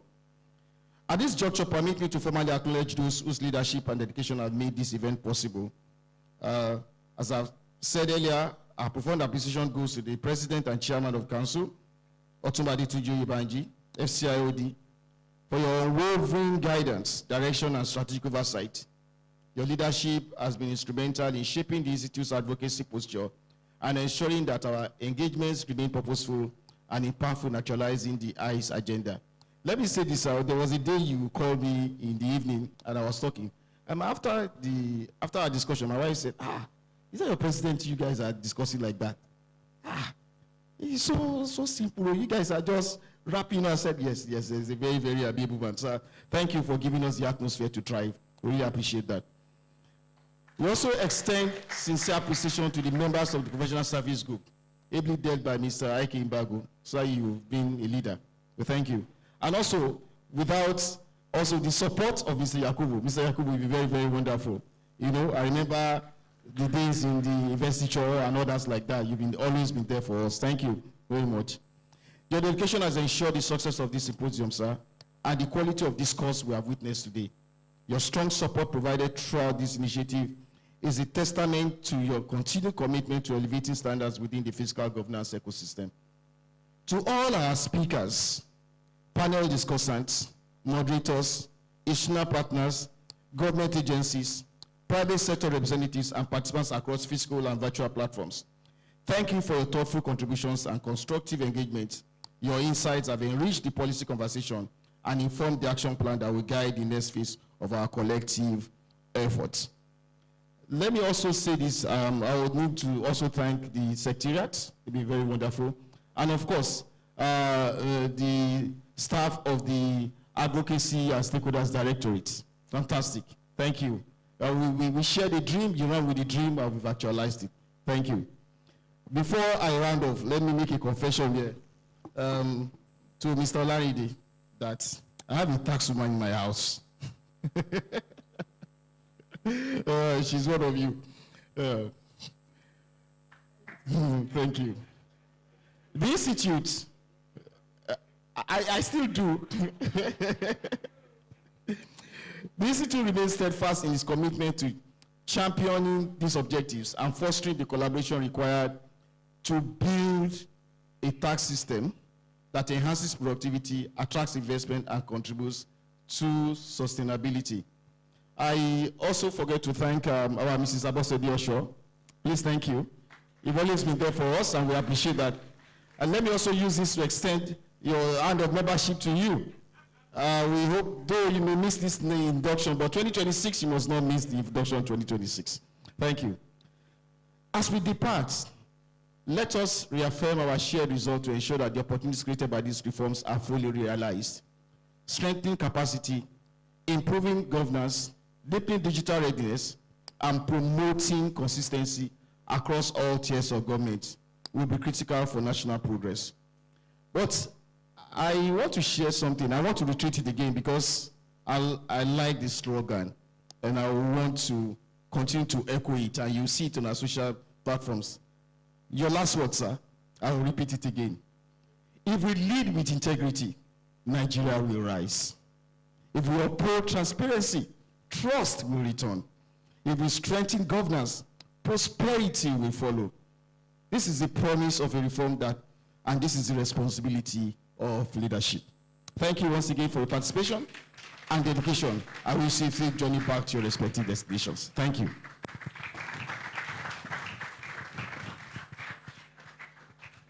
Thank you very much. Can we appreciate our DG and CEO again, Dr. Taiwo Nola Salausa? Please, sir, before you go, the future generations, they want a picture with you. So we want all the students of UNILAG. Okay, sir. Yes, to the students, let me say a word. I don't have a giveaway, you know. If it was social media now, there'll be giveaway.